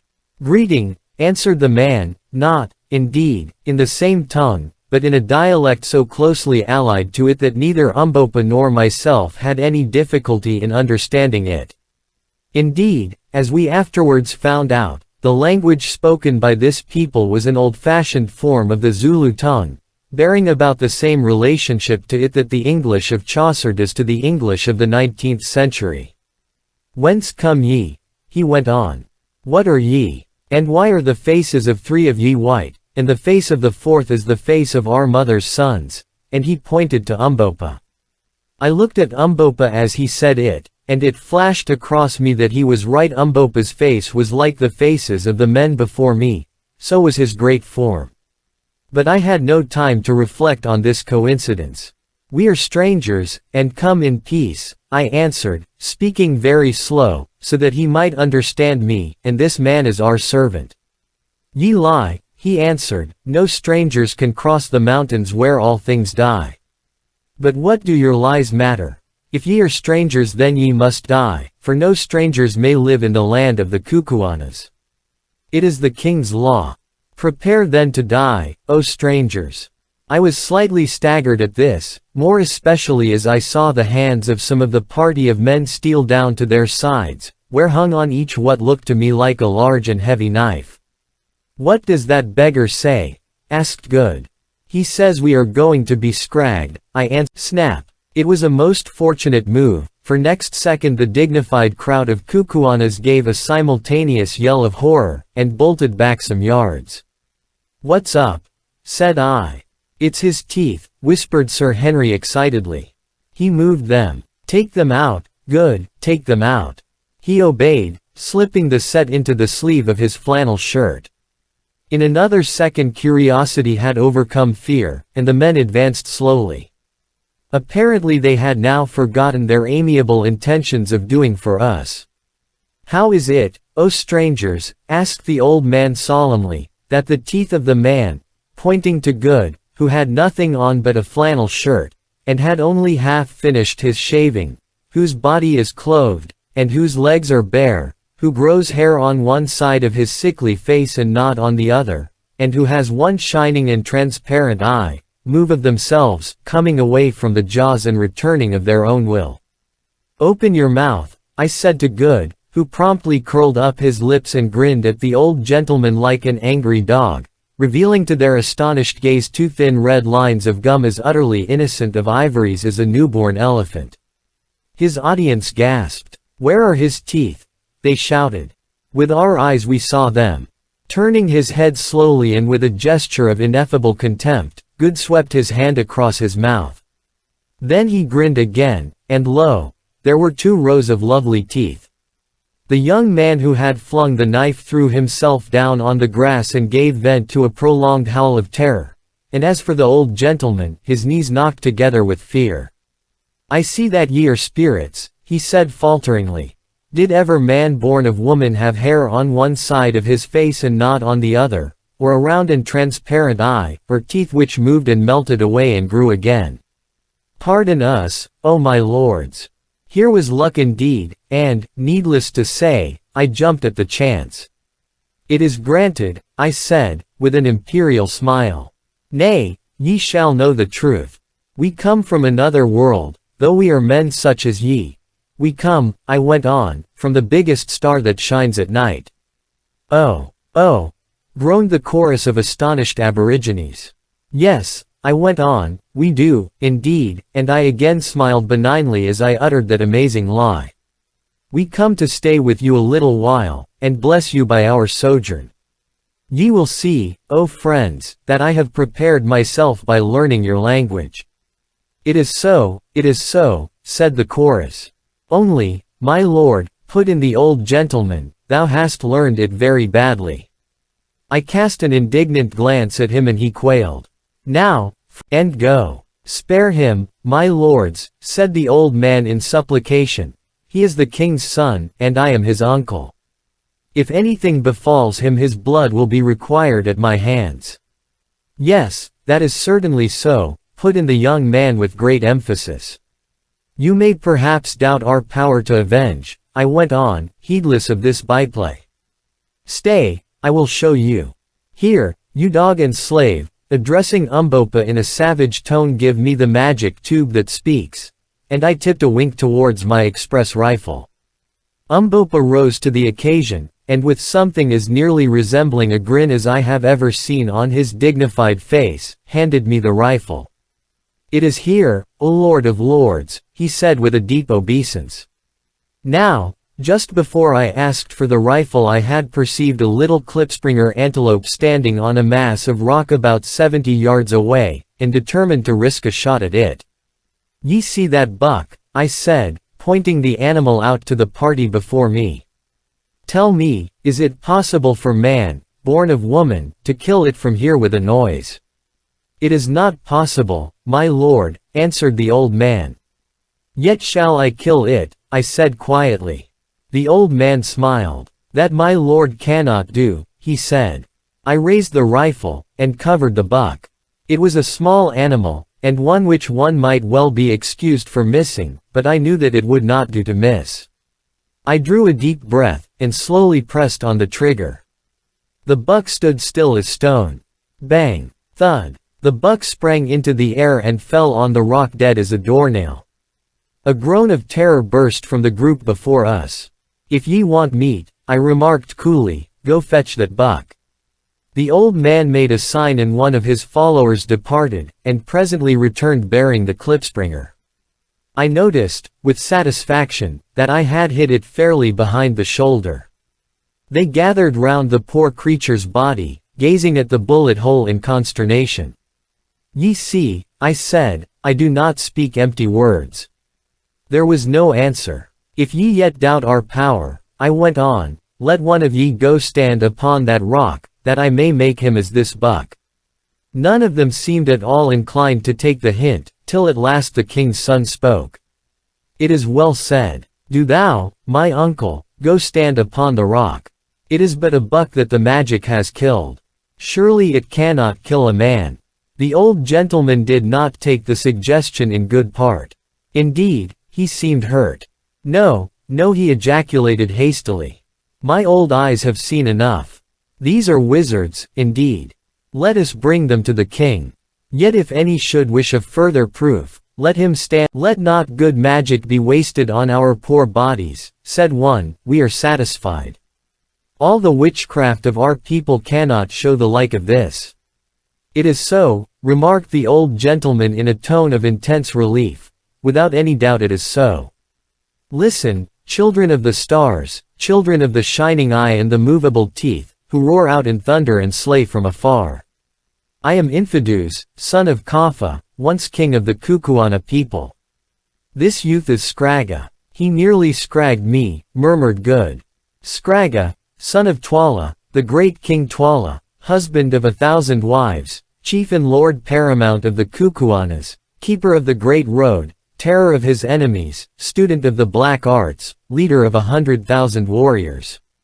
Twala the one-eyed, the black, the terrible. So, said I superciliously, let us then to Twala. We do not talk with low people and underlings. It is well, my lords, we will lead you, but the way is long. We are hunting 3 days' journey from the place of the king. But let my lords have patience, and we will lead them. It is well, I said carelessly. All time is before us, for we do not die. We are ready, lead on. But Infidus, and thou, Scragga, beware. Play us no tricks, make for us no snares, for before your brains of mud have thought of them we shall know them and avenge them. The light from the transparent eye of him with the bare legs and the half-haired face good shall destroy you, and go through your land. His vanishing teeth shall fix themselves fast in you and eat you up, you and your wives and children. The magic tubes shall talk with you loudly, and make you as sieves. Beware. This magnificent address did not fail of its effect. Indeed, it was hardly needed, so deeply were our friends already impressed with our powers. The old man made a deep obeisance, and murmured the word kum, kum, which I afterwards discovered was their royal salute, corresponding to the Bayit of the Zulus, and, turning, addressed his followers. These at once proceeded to lay hold of all our goods and chattels, in order to bear them for us, excepting only the guns, which they would on no account touch. They even seized Good's clothes, which were, as the reader may remember, neatly folded up beside him. He at once made a dive for them, and a loud altercation ensued. Let not my lord of the transparent eye and the melting teeth touch them, said the old man. Surely his slaves shall carry the things. But I want to put 'em on, roared Good in nervous English. Umbopa translated. Nay, my lord, put in Infidus, would my lord cover up his beautiful white legs, although he was so dark Good had a singularly white skin from the eyes of his servants. Have we offended my lord that he should do such a thing? Here I nearly exploded with laughing, and meanwhile, one of the men started on with the garments. Damn it! Roared Good. That black, in a flannel shirt, a pair of boots, and an eyeglass. Yes, I said, and with whiskers on one side of your face and not on the other. If you change any of these things they will think that we are impostors. I am very sorry for you, but, seriously, you must do it. If once they begin to suspect us, our lives will not be worth a brass farthing. Do you really think so? Said Good gloomily. I do indeed. Your beautiful white legs and your eyeglass are now the feature of our party, and, as Sir Henry says, you must live up to them. Be thankful that you have got your boots on, and that the air is warm. Good sighed, and said no more, but it took him a fortnight to get accustomed to his attire. Chapter 8. We enter Kukuanaland. All that afternoon we traveled on along the magnificent roadway, which headed steadily in a northwesterly direction. Infidus and Scragga walked with us, but their followers marched about 100 paces ahead. Infidus, I said at length, who made this road? It was made, my lord, of old time, none knew how or when, not even the wise woman, Gagul, who has lived for generations. We are not old enough to remember its making. None can make such roads now, but the king lets no grass grow upon it. And whose are the writings on the walls of the caves through which we have passed on the road? I asked, referring to the Egyptian-like sculptures we had seen. My lord, the hands that made the road wrote the wonderful writings. We know not who wrote them. When did the Kukuana race come into this country? My lord, the race came down here like the breath of a storm 10,000 moons ago, from the great lands which lie there beyond, and he pointed to the north. They could travel no farther, so say the old voices of our fathers that have come down to us, the children, and so says Gagul, the wise woman, the smeller out of witches, because of the great mountains which ring in the land, and he pointed to the snow-clad peaks. The country, too, was good, so they settled here and grew strong and powerful, and now our numbers are like the sea sand, and when Twala the king calls up his regiment their plumes cover the plain as far as the eye of man can reach. And if the land is walled in with mountains, who is there for the regiments to fight with? Nay, my lord, the country is open there, and again he pointed towards the north, and now and again warriors sweep down upon us in clouds from a land we know not, and we slay them. It is the third part of the life of a man since there was a war. Many thousands died in it, but we destroyed those who came to eat us up. So, since then there has been no war. Your warriors must grow weary of resting on their spears. My lord, there was one war, just after we destroyed the people that came down upon us, but it was a civil war, dog eat dog. How was that? My lord, the king, my half-brother, had a brother born at the same birth and of the same woman. It is not our custom, my lord, to let twins live, the weakest must always die. But the mother of the king hid away the weakest child, which was born the last, for her heart yearned over it, and the child is Twala the king. I am his younger brother born of another wife. Well, my lord, Kafa, our father, died when we came to manhood, and my brother Amotu was made king in his place, and for a space reigned and had a son by his favorite wife. When the babe was 3 years old, just after the Great War, during which no man could sow or reap, a famine came upon the land, and the people murmured because of the famine, and looked round like a starved lion for something to rend. Then it was that Gagul, the wise and terrible King Amotu is no king. And at the time Amotu was sick with a wound, and lay in his hut not able to move. Then Gagul went into a hut and led out Twala, my half-brother, and the twin brother of the king, whom she had hidden since he was born among the caves and rocks, and, stripping the mucha off his loins, showed the people of the Kukuanas the mark of the sacred snake coiled round his waist, wherewith the eldest son of the king is marked at birth, and cried out loud, Behold, your king, whom I have saved for you even to this day. And the people, being mad with hunger and altogether bereft of reason and the knowledge of truth, cried out, The king! The king! But I knew that it was not so, for Amotu, my brother, was the elder of the twins, and was the lawful king.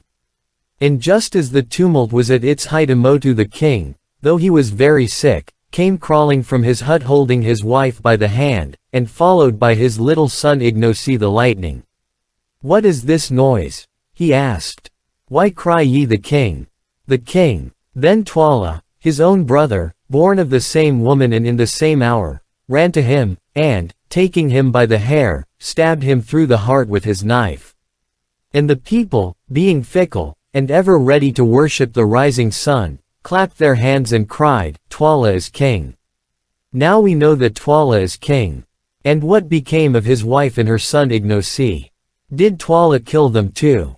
Nay, my lord. When she saw that her lord was dead, she seized the child with a cry, and ran away. 2 days afterwards she came to a kraal very hungry, and none would give her milk or food, now that her lord the king was dead, for all men hate the unfortunate.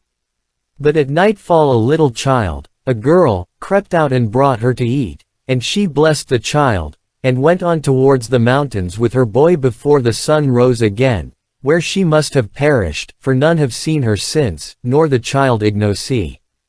Then if this child Ignosi had lived, he would be the true king of the Kukuana people. That is so, my lord. The sacred snake is round his middle. If he lives he is the king, but alas, he is long dead. See, my lord, and he pointed to a vast collection of huts surrounded with a fence, which was in its turn surrounded by a great ditch, that lay on the plain beneath us. That is the kraal where the wife of Amotu was last seen with the child Ignosi. It is there that we shall sleep tonight, if, indeed, he added doubtfully, my lord sleep at all upon this earth. When we are among the Kukuanas, my good friend Infidus, we do as the Kukuanas do, I said majestically, and I turned round suddenly to address Good, who was tramping along sullenly behind, his mind fully occupied with unsatisfactory attempts to keep his flannel shirt from flapping up in the evening breeze, and to my astonishment butted into Umbopa, who was walking along immediately behind me, and had very evidently been listening with the greatest interest to my conversation with Infidus. The expression on his face was most curious, and gave the idea of a man who was struggling with partial success to bring something long ago forgotten back into his mind. All country grew more and more lovely. The vegetation was luxuriant without being tropical. The sun was bright and warm, but not burning, and a gracious breeze blew softly along the odorous slopes of the mountains. And, indeed, this new land was little less than an earthly paradise. In beauty, in natural wealth, and in climate I have never seen its like. The Transvaal is a fine country, but it is nothing to Kukuanaland. So soon as we started, Infidus had dispatched a runner on to warn the people of the kraal, which, by the way, was in his military command, of our arrival. This man had departed at an extraordinary speed, which Infidus had informed me he would keep up all the way, as running was an exercise much practiced among his people. The result of this message now became apparent. When we got within 2 miles of the kraal we could see that company after company of men was issuing from its gates and marching towards us. Sir Henry laid his hand upon my arm, and remarked that it looked as though we were going to meet with a warm reception. Something in his tone attracted Infidus' attention. "Let not my lords be afraid," he said hastily, "for in my breast there dwells no guile. This regiment is one under my command, and comes out by my orders to greet you." I nodded easily, though I was not quite easy in my mind. About half a mile from the gates of the kraal was a long stretch of rising ground sloping gently upward from the road, and on this the companies formed. It was a splendid sight to see them, each company about 300 strong, charging swiftly up the slope, with flashing spears and waving plumes, and taking their appointed place. By the time we came to the slope 12 such companies, or in all 3,600 men, had passed out and taken up their positions along the road. Presently we came to the first company, and were able to gaze in astonishment on the most magnificent set of men I have ever seen. They were all men of mature age, mostly veterans of about 40, and not one of them was under 6 feet in height, while many were 6 feet 3 or 4. They wore upon their heads heavy black plumes of sakabula feathers, like those which adorned our guides. Round their waists and also beneath the right knee were bound circlets of white ox tails, and in their left hands were round shields about 20 inches across. These shields were very curious. The framework consisted of an iron plate beaten out thin, over which was stretched milk-white ox hide. The weapons that each man bore were simple, but most effective, consisting of a short and very heavy 2-edged spear with a wooden shaft, the blade being about 6 inches across at the widest part. These spears were not used for throwing, but, like the Zulu bangwan, or stabbing assegai, were for close quarters only, when the wound inflicted by them was terrible. In addition to these bangwans each man also carried 3 large and heavy knives, each knife weighing about 2 pounds. One knife was fixed in the ox-tail girdle, and the other two at the back of the round shield. These knives, which are called talas by the Kukuanas, take the place of the throwing assegai of the Zulus. A Kukuana warrior can throw them with great accuracy at a distance of 50 yards, and it is their custom on charging to hurl a volley of them at the enemy as they come to close quarters.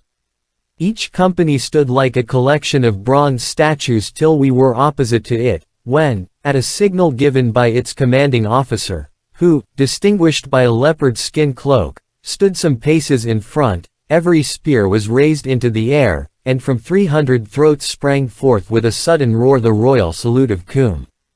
Then, when we had passed, the company formed behind us and followed us towards the kraal, till at last the whole regiment of the Greys, so called from their white shields, the crack corps of the Kukuana people, was marching behind us with a tread that shook the ground. At length, branching off from Solomon's Great Road, we came to the wide fosse surrounding the kraal, which was at least a mile round and fenced with a strong palisade of piles formed of the trunks of trees. At the gateway this fosse was spanned by a primitive drawbridge which was let down by the guard to allow us to pass in. The kraal was exceedingly well laid out. Through the center ran a wide pathway intersected at right angles by other pathways so arranged as to cut the huts into square blocks, each block being the quarters of a company. The huts were dome-shaped, and built, like those of the Zulus, of a framework of wattle beautifully thatched with grass. But, unlike the Zulu huts, they had doorways through which one could walk. Also, they were much larger, and surrounded with a veranda about 6 feet wide, beautifully paved with powdered lime trodden hard. All along each side of the wide pathway that pierced the kraal were ranged hundreds of women, brought out by curiosity to look at us. These women are, for a native race, exceedingly handsome. They are tall and graceful, and their figures are wonderfully fine. The hair, though short, is rather curly than woolly, the features are frequently aquiline, and the lips are not unpleasantly thick, as is the case in most African races. But what struck us most was their exceeding quiet, dignified air. They were as well bred in their way as the habitués of a fashionable drawing room, and in this respect differ from Zulu women, and their cousins, the Maasai, who inhabit the district behind Zanzibar. Their curiosity had brought them out to see us, but they allowed no rude expression of wonder or savage criticism to pass their lips as we trudged wearily in front of them. Not even when old Infidus with a surreptitious motion of the hand pointed out the crowning wonder of poor Good's beautiful white legs, did they allow the feeling of intense admiration which evidently mastered their minds to find expression. They fixed their dark eyes upon their snowy loveliness, and that was all. But this was quite enough for Good, who is modest by nature. When we got to the center of the kraal, Infidus halted at the door of a large hut, which was surrounded at a distance by a circle of smaller ones. "Enter, sons of the stars," he said in a magniloquent voice, "and deign to rest a while in our humble habitations. A little food shall be brought to you, so that ye shall have no need to draw your belts tight from hunger, some honey and some milk, and a few sheep. Not much, my lords, but still a little food." "It is good," said I. "Infidus, we are weary with traveling through realms of air, now let us rest." Accordingly we entered into the hut, which we found amply prepared for our comfort. Couches of tanned skins were spread for us to rest on, and water was placed for us to wash in. Presently we heard a shouting outside, and, stepping to the door, saw a line of damsels bearing milk and roasted mealies and honey in a pot. Behind there were some youths driving a fat young ox. We received the gifts, and then one of the young men took the knife from his girdle and dexterously cut the ox's throat. In 10 minutes it was dead, skinned, and cut up. The best of the meat was then cut off for us, and the rest I, in the name of our party, presented to the warriors round us, who took it off and distributed the white men's gift. Umbopa set to work, with the assistance of an extremely prepossessing young woman, to boil our portion in a large earthenware pot over a fire which was built outside the hut, and when it was nearly ready we sent a message to Infidus, and asked him, and Scragga the king's son, to join us. Presently they came, and, sitting down upon little stools, of which there were several about the hut, for the Kukuanas do not in general squat upon their haunches like the Zulus, helped us to get through our dinner. The old gentleman was most affable and polite, but it struck us that the young one regarded us with suspicion. He had, together with the rest of the party, been overawed by our white appearance and by our magic properties. But it seemed to me that on discovering that we ate, drank, and slept like other mortals, his awe was beginning to wear off and be replaced by a sullen suspicion, which made us feel rather uncomfortable. In the course of our meal Sir Henry suggested to me that it might be well to try and discover if our hosts knew anything of his brother's fate, or if they had ever seen or heard of him. But, on the whole, I thought that it would be wiser to say nothing of the matter at that time.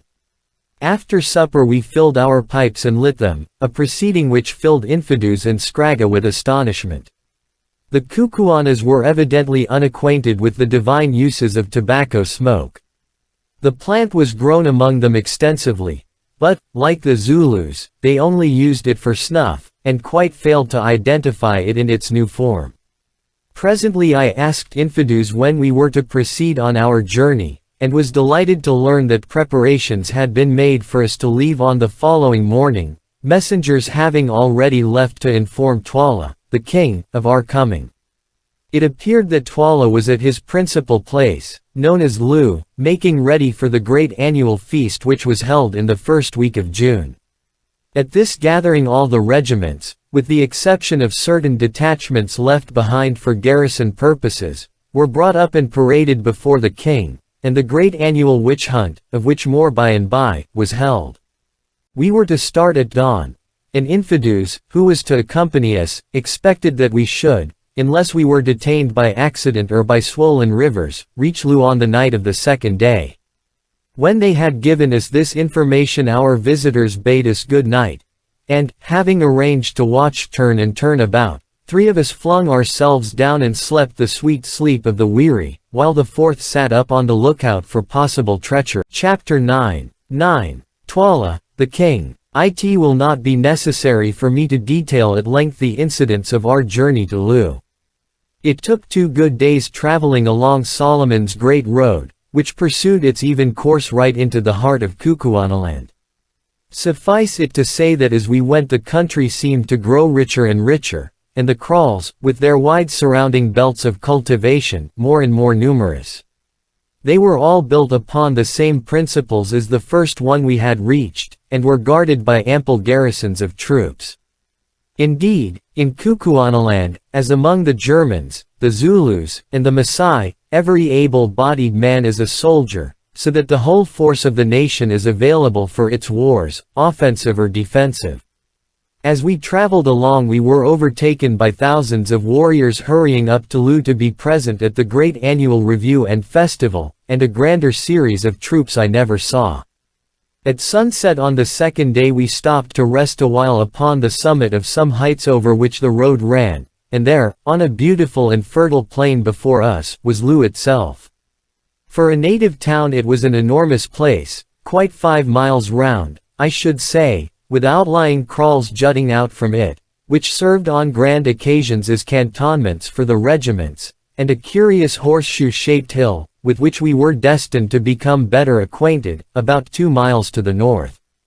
It was beautifully situated, and through the center of the kraal, dividing it into 2 portions, ran a river, which appeared to be bridged at several places, the same, perhaps, that we had seen from the slopes of Sheba's Breasts. 60 or 70 miles away 3 great snow-capped mountains, placed like the points of a triangle, started up out of the level plain. The conformation of these mountains was unlike that of Sheba's Breasts, being sheer and precipitous, instead of smooth and rounded. Infidus saw us looking at them and volunteered a remark. "The road ends there," he said, pointing to the mountains, known among the Kukuanas as the 3 Witches. "Why does it end?" I asked. "Who knows?" he answered with a shrug. "The mountains are full of caves, and there is a great pit between them. It is there that the wise men of old time used to go to get whatever it was they came to this country for, and it is there now that our kings are buried in the place of death. What was it they came for? I asked eagerly. Nay, I know not. My lords who come from the stars should know, he answered, with a quick look. Evidently he knew more than he chose to say. Yes, I went on, you are right. In the stars we know many things. I have heard, for instance, that the wise men of old came to those mountains to get bright stones, pretty playthings, and yellow iron. My lord is wise, he answered coldly. I am but a child and cannot talk with my lord on such things. My lord must speak with Gagul the old, at the king's place, who is wise even as my lord, and he turned away. As soon as he was gone I turned to the others and pointed out the mountains. There are Solomon's diamond mines, I said. Umbopa was standing with them, apparently plunged in one of the fits of abstraction which were common to him, and caught my words. Yes, Macumazahn, he put in Zulu, the diamonds are surely there, and you shall have them, since you white men are so fond of toys and money. How dost thou know that, Umbopa? I asked sharply, for I did not like his mysterious ways. He laughed. I dreamed it in the night, white men, and then he too turned upon his heel and went. Now what, said Sir Henry, is our black friend at? He knows more than he chooses to say, that is clear. By the way, Quatermain, has he heard anything of my brother? Nothing. He has asked everyone he has got friendly with, but they all declare no white man has ever been seen in the country before. Do you suppose he ever got here at all? Suggested Good. We have only reached the place by a miracle. Is it likely he could have reached it at all without the map? I don't know, said Sir Henry gloomily, but somehow I think that I shall find him. Slowly the sun sank, and then suddenly darkness rushed down on the land like a tangible thing. There was no breathing place between the day and the night, no soft transformation seen, for in these latitudes twilight does not exist. The change from day to night is as quick and as absolute as the change from life to death. The sun sank and the world was wreathed in shadows. But not for long, for see, in the east there is a glow, then a bent edge of silver light, and at last the full bow of the crescent moon peeps above the plain and shoots its gleaming arrows far and wide, filling the earth with a faint refulgence, as the glow of a good man's deeds shines for a while upon his little world after his sun has set, lighting the faint-hearted travelers who follow on towards a fuller dawn. We stood and watched the lovely sight, while the stars grew pale before this chastened majesty, and felt our hearts lifted up in the presence of a beauty we could not realize, much less describe. Mine has been a rough life, my reader, but there are a few things I am thankful to have lived for, and one of them is to have seen that moon rise over Kukuanaland. Presently our meditations were broken in upon by our polite friend Infidus. If my lords are ready we will journey on to Lu, where a hut is made ready for my lords tonight. The moon is now bright, so that we shall not fall on the way. We assented, and in an hour's time were at the outskirts of the town, of which the extent, mapped out as it was by thousands of campfires, appeared absolutely endless. Indeed, Good, who was always fond of a bad joke, christened it Unlimited Lu. Presently we came to a moat with a drawbridge, where we were met by the rattling of arms and the hoarse challenge of a sentry. Infidus gave some password that I could not catch, which was met with a salute, and we passed on through the central street of the great grass city. After nearly half an hour's tramp past endless lines of huts, Infidus at last halted at the gate of a little group of huts which surrounded a small courtyard of powdered limestone, and informed us that these were to be our poor quarters. We entered, and found that a hut had been assigned to each of us. These huts were superior to any which we had yet seen, and in each was a most comfortable bed made of tanned skins spread upon mattresses of aromatic grass. Food, too, was ready for us, and as soon as we had washed ourselves with water, which stood ready in earthenware jars, some young women of handsome appearance brought us roasted meat and mealy cobs daintily served on wooden platters, and presented it to us with deep obeisances. We ate and drank, and then, the beds having by our request been all moved into one hut, a precaution at which the amiable young ladies smiled, we flung ourselves down to sleep, thoroughly wearied out with our long journey. When we woke, it was to find that the sun was high in the heavens, and that the female attendants, who did not seem to be troubled by any false shame, were already standing inside the hut, having been ordered to attend and help us to make ready. Make ready, indeed, growled Good. When one has only a flannel shirt and a pair of boots, that does not take long. I wish you would ask them for my trousers. I asked accordingly, but was informed that those sacred relics had already been taken to the king, who would see us in the forenoon. Having, somewhat to their astonishment and disappointment, requested the young ladies to step outside, we proceeded to make the best toilet that the circumstances admitted of. Good even went the length of again shaving the right side of his face. The left, on which now appeared a very fair crop of whiskers, we impressed upon him he must on no account touch. As for ourselves, we were contented with a good wash and combing our hair. Sir Henry's yellow locks were now almost down to his shoulders, and he looked more like an ancient dame than ever, while my grizzled scrub was fully an inch long, instead of half an inch, which in a general way I considered my maximum length. By the time that we had eaten our breakfast and smoked a pipe, a message was brought to us by no less a personage than Infidus himself that Twala, the king, was ready to see us, if we would be pleased to come.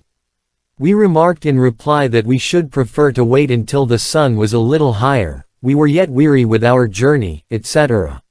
It is always well, when dealing with uncivilized people, not to be in too great a hurry.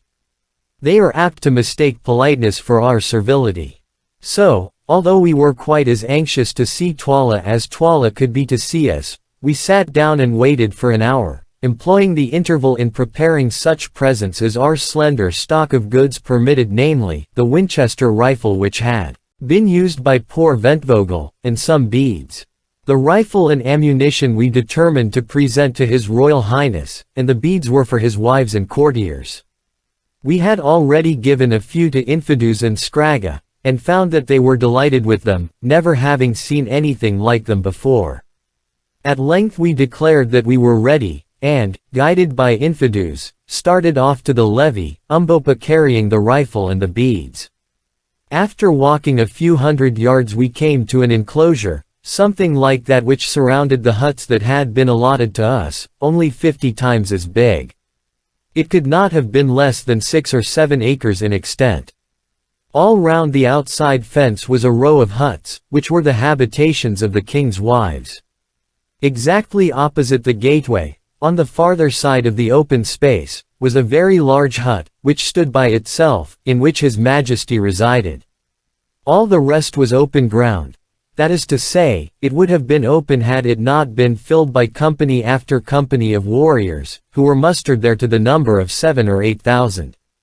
These men stood still as statues as we advanced through them, and it would be impossible to give an idea of the grandeur of the spectacle which they presented, in their waving plumes, their glancing spears, and iron-backed ox-hide shields. The space in front of the large hut was empty, but before it were placed several stools. On 3 of these, at a sign from Infidus, we seated ourselves, Umbopa standing behind us. As for Infidus, he took up a position by the door of the hut. So we waited for 10 minutes or more in the midst of a dead silence, but conscious that we were the object of the concentrated gaze of some 8,000 pairs of eyes. It was a somewhat trying ordeal, but we carried it off as best we could. At length the door of the hut opened, and a gigantic figure, with a splendid tiger-skin kaross flung over its shoulders, stepped out, followed by the boy Scragga, and what appeared to us to be a withered-up monkey wrapped in a fur cloak. The figure seated itself upon a stool, Scragga took his stand behind it, and the withered-up monkey crept on all fours into the shade of the hut and squatted down. Still there was silence. Then the gigantic figure slipped off the kaross and stood up before us, a truly alarming spectacle. It was that of an enormous man with the most entirely repulsive countenance we had ever beheld. The lips were as thick as a Negro's, the nose was flat, it had but one gleaming black eye, for the other was represented by a hollow in the face, and its whole expression was cruel and sensual to a degree. From the large head rose a magnificent plume of white ostrich feathers, the body was clad in a shirt of shining chain armor, while round the waist and right knee was the usual garnish of white ox tails. In the right hand was a huge spear. Round the neck was a thick torque of gold, and bound onto the forehead was a single enormous uncut diamond. Still there was silence, but not for long. Presently the figure, whom we rightly guessed to be the king, raised in answer, and from 8,000 throats rang out the royal salute of Kum.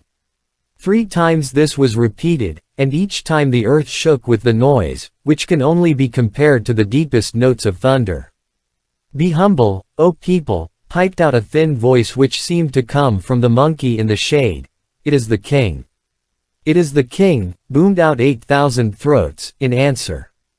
"Be humble, O people. It is the king." Then there was silence, again dead silence. Presently, however, it was broken. A soldier on our left dropped his shield, which fell with a clatter on the limestone flooring. Twala turned his one cold eye in the direction of the noise. "Come hither, thou," he said in a voice of thunder. A fine young man stepped out of the ranks, and stood before him.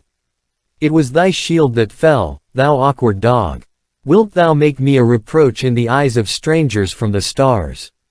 What hast thou to say?" And then we saw the poor fellow turn pale under his dusky skin. "It was by chance, O calf of the black cow," he murmured. "Then it is a chance for which thou must pay. Thou hast made me foolish. Prepare for death." "I am the king's ox," was the low answer.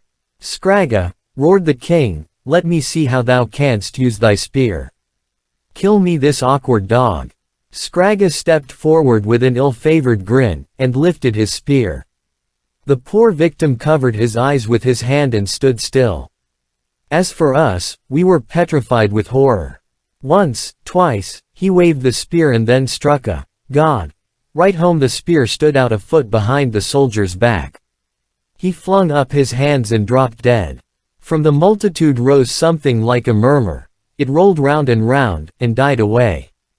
The tragedy was finished. There lay the corpse, and we had not yet realized that it had been enacted. Sir Henry sprang up and swore a great oath, then, overpowered by the sense of silence, sat down again. "The thrust was a good one," said the king. "Take him away." 4 men stepped out of the ranks, and, lifting the body of the murdered man, carried it away.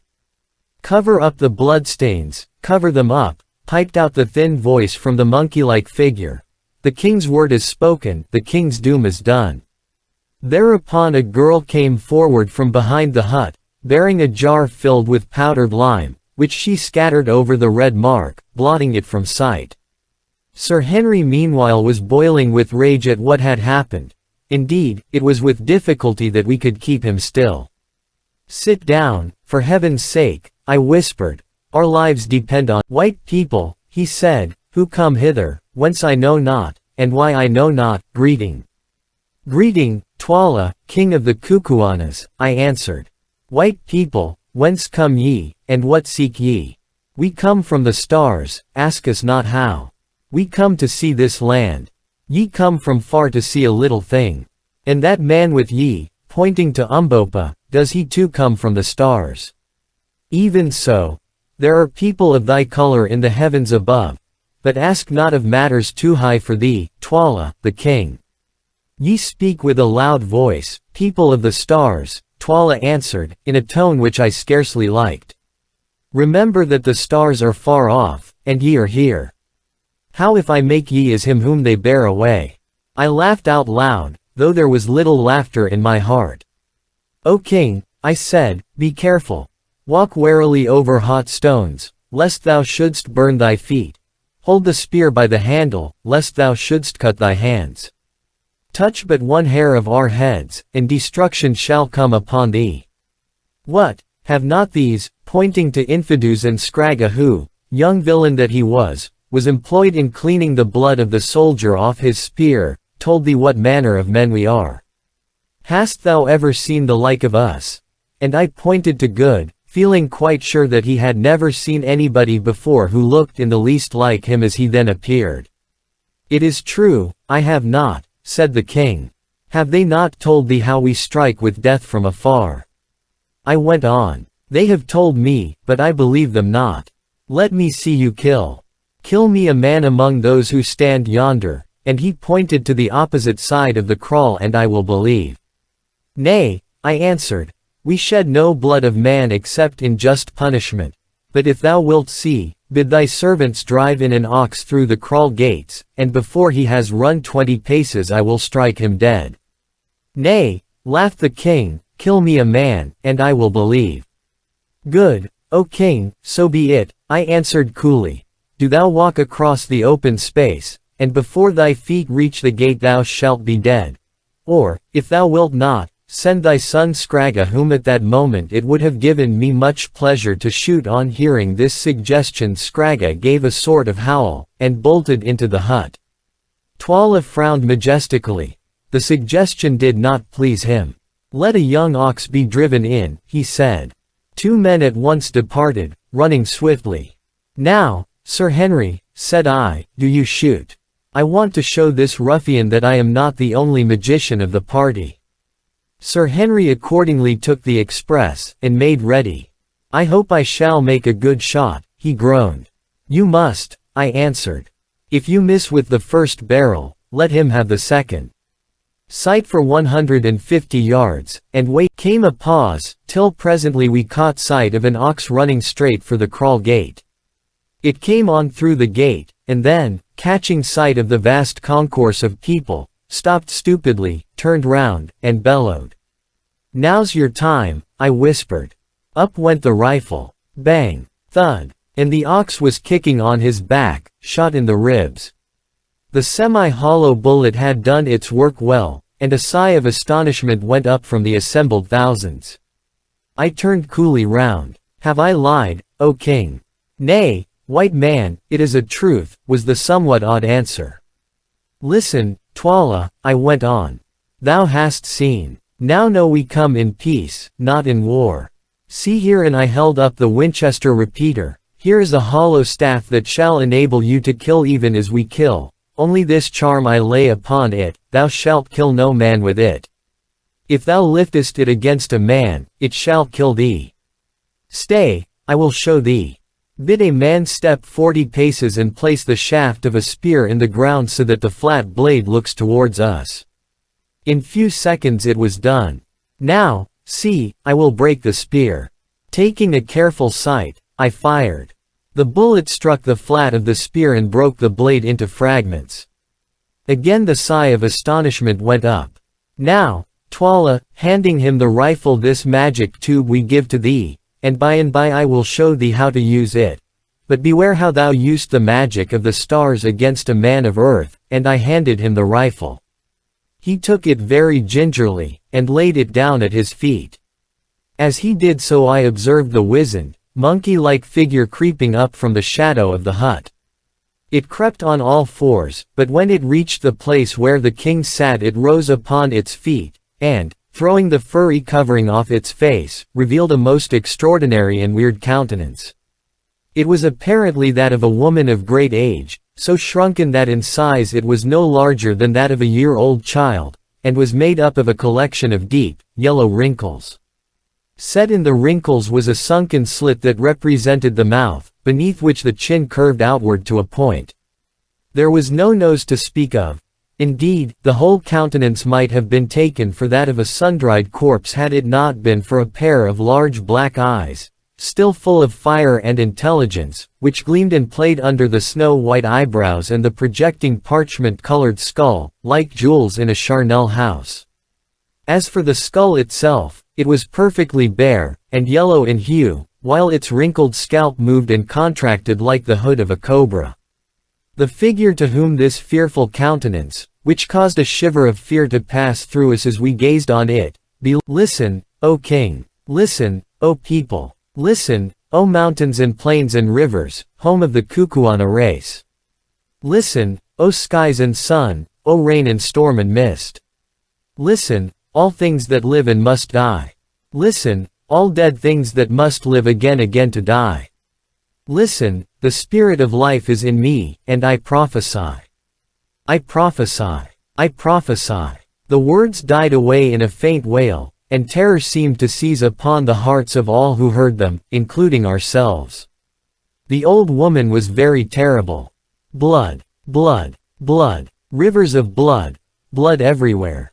I see it, I smell it, I taste it. It is salt. It runs red upon the ground, it rains down from the skies. Footsteps, footsteps, footsteps. The tread of the white man coming from afar. It shakes the earth trembles before her master. Blood is good, the red blood is bright. There is no smell like the smell of nooshed blood. The lions shall lap it and roar, the vultures shall wash their wings in it and shriek in joy. I am old, I am old, I have seen much blood, but I shall see more ere I die, and be merry. How old am I, think ye? Your fathers knew me, and their fathers knew me, and their fathers' fathers.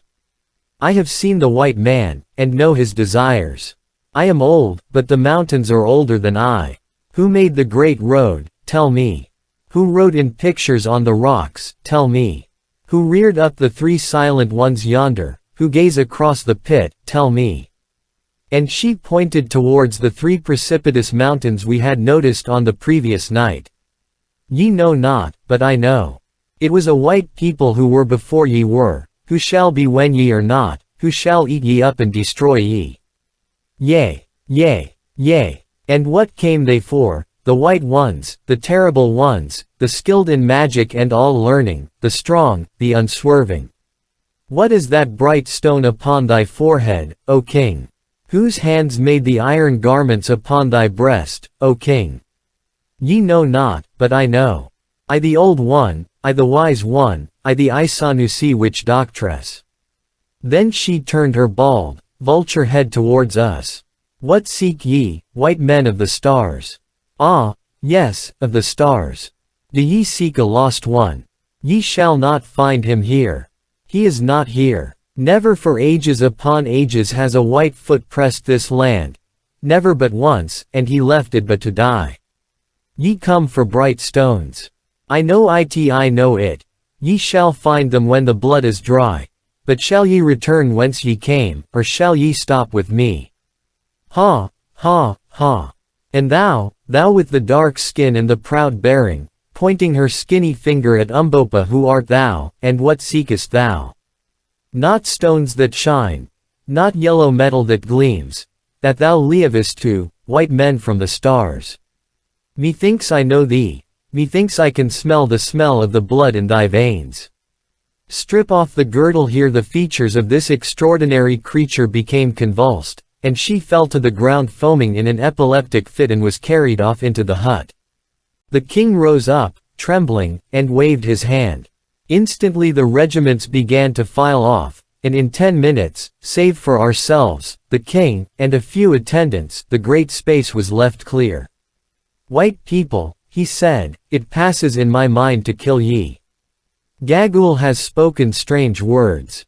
What say ye? I laughed. Be careful, O king, we are not easy to slay.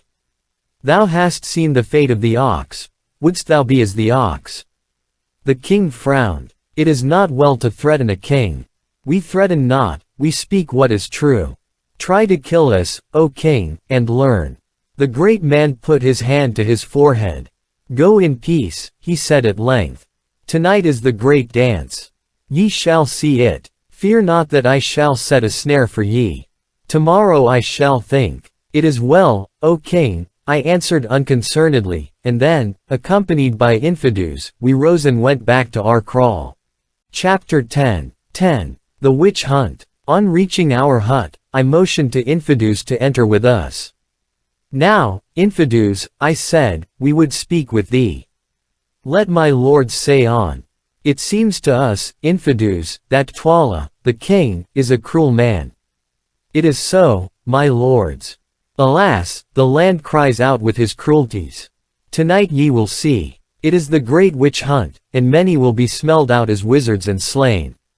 No man's life is safe. If the king covets a man's cattle or a man's life, or if he fears a man that he should excite a rebellion against him, then Gagul, whom ye saw, or some of the witch-finding women whom she has taught, will smell that man out as a wizard, and he will be killed. Many will die before the moon grows pale tonight. It is ever so. Perhaps I too shall be killed.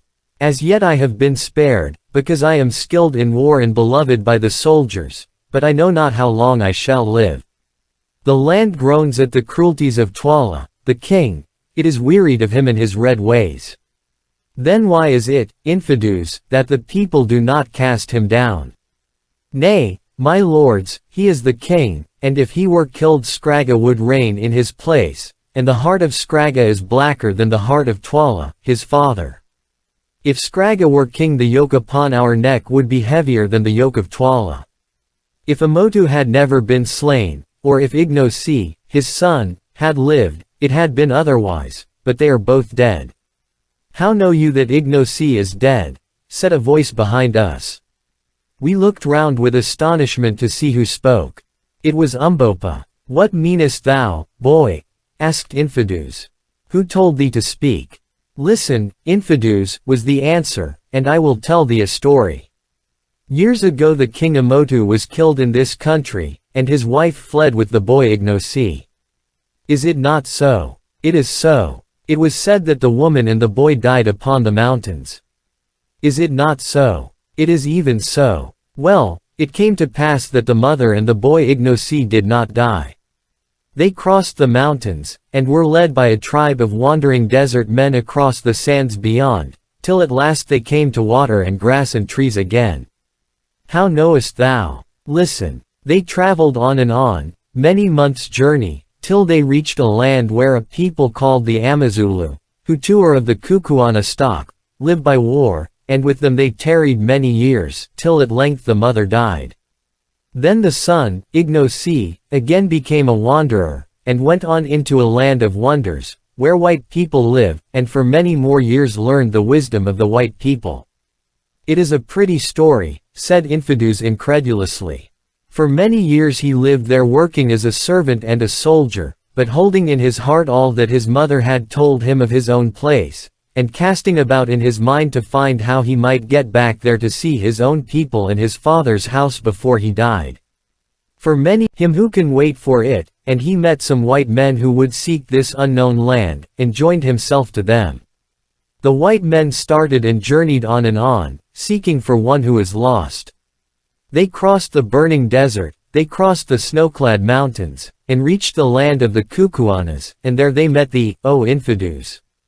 Surely thou art mad to talk thus, said the astonished old soldier. Thou thinkest so. See, I will show thee, O my uncle. I am Ignosi, rightful king of the Kukuanas. Then, with a single movement, he slipped off the mucha round his middle, and stood naked before us. Look, he said. What is this? And he pointed to the mark of a great snake tattooed in blue round his middle, its tail disappearing in its open mouth just above where the thighs are set into the body. Infidus looked, his eyes starting nearly out of his head, and then fell upon his knees. Kum, he ejaculated. It is my brother's son. It is the king. Did I not tell thee so, my uncle? Rise. I am not yet the king, but with thy help, and with the help of these brave white men, who are my friends, I shall be. But the old woman Gagul was right. The land shall run with blood first, and hers shall run with it, for she killed my father with her words, and drove my mother forth. And now, Infidus, choose thou. Wilt thou put thy hands between my hands and be my man? Wilt thou share the dangers that lie before me, and help me to overthrow this tyrant and murderer, or wilt thou not? Choose thou. The old man put his hand to his head and thought. Then he rose, and, advancing to where Umbopa, or rather Ignosi, stood, knelt before him and took his hand. Ignosi, rightful king of the Kukuanas, I put my hand between thy hands, and am thy man till death. When thou wast a babe I dandled thee upon my knee, now shall my old arm strike for thee and freedom. It is well, Infidus, if I conquer, thou shalt be the greatest man in the kingdom after the king. If I fail, thou canst only die, and death is not far off for thee. Rise, my uncle. And ye, white men, will ye help me? What have I to offer ye? The white stones, if I conquer and you can find them, ye shall have as many as ye can carry hence. Will that suffice ye? I translated this remark. Tell him, answered Sir Henry, that he mistakes an Englishman. Wealth is good, and if it comes in our way we will take it, but a gentleman does not sell himself for wealth.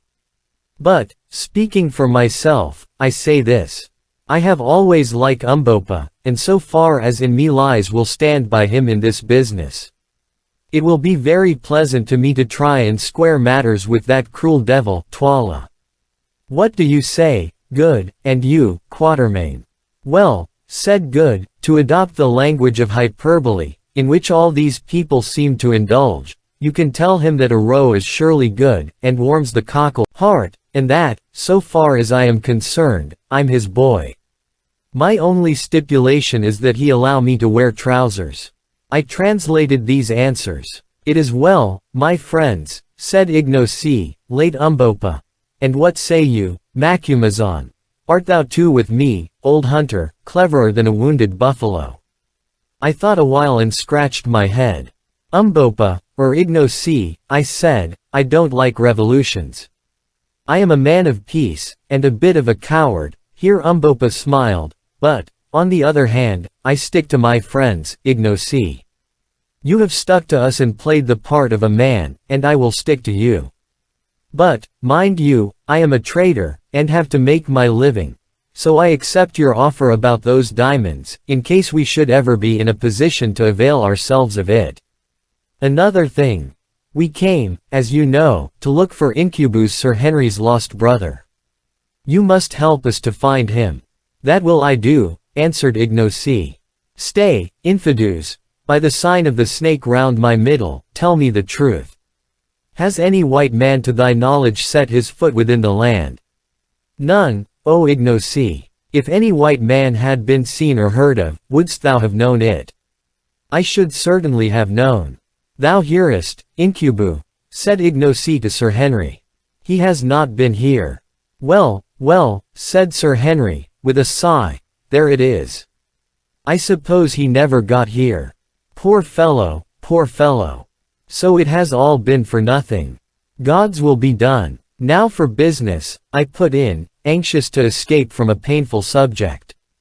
It is very well to be a king by right divine, Ignosi, but how dost thou propose to become a king indeed? Nay, I know not. Infidus, hast thou a plan? Ignosi, son of the lightning, answered his uncle, tonight is the great dance and witch hunt. Many will be smelled out and perish, and in the hearts of many others there will be grief and anguish and anger against the king Twala. When the dance is over, then will I speak to some of the great chiefs, who in turn, if I can win them over, shall speak to their regiments. I shall speak to the chiefs softly at first, and bring them to see that thou art indeed the king, and I think that by tomorrow's light thou shalt have 20,000 spears at thy command. And now must I go and think and hear and make ready. After the dance is done I will, if I am yet alive, and we are all alive, meet thee here, and we will talk. At the best there will be war. At this moment our conference was interrupted by the cry that messengers had come from the king. Advancing to the door of the hut, we ordered that they should be admitted, and presently 3 men entered, each bearing a shining shirt of chain armor and a magnificent battle axe. The gifts of my lord, the king, to the white men from the stars, exclaimed a herald who had come with them. We thank the king, I answered, withdraw. The men went, and we examined the armor with great interest. It was the most beautiful chain work we had ever seen. A whole coat fell together so closely that it formed a mass of links scarcely too big to be covered with both hands. Do you make these things in this country, Infidus? I asked. They are very beautiful. Nay, my lord, they come down to us from our forefathers. We know them. They are magic coats through which no spear can pass. He who wears them is well nigh safe in the battle. The king is well pleased or much afraid, or he would not have sent them. Wear them tonight, my lords.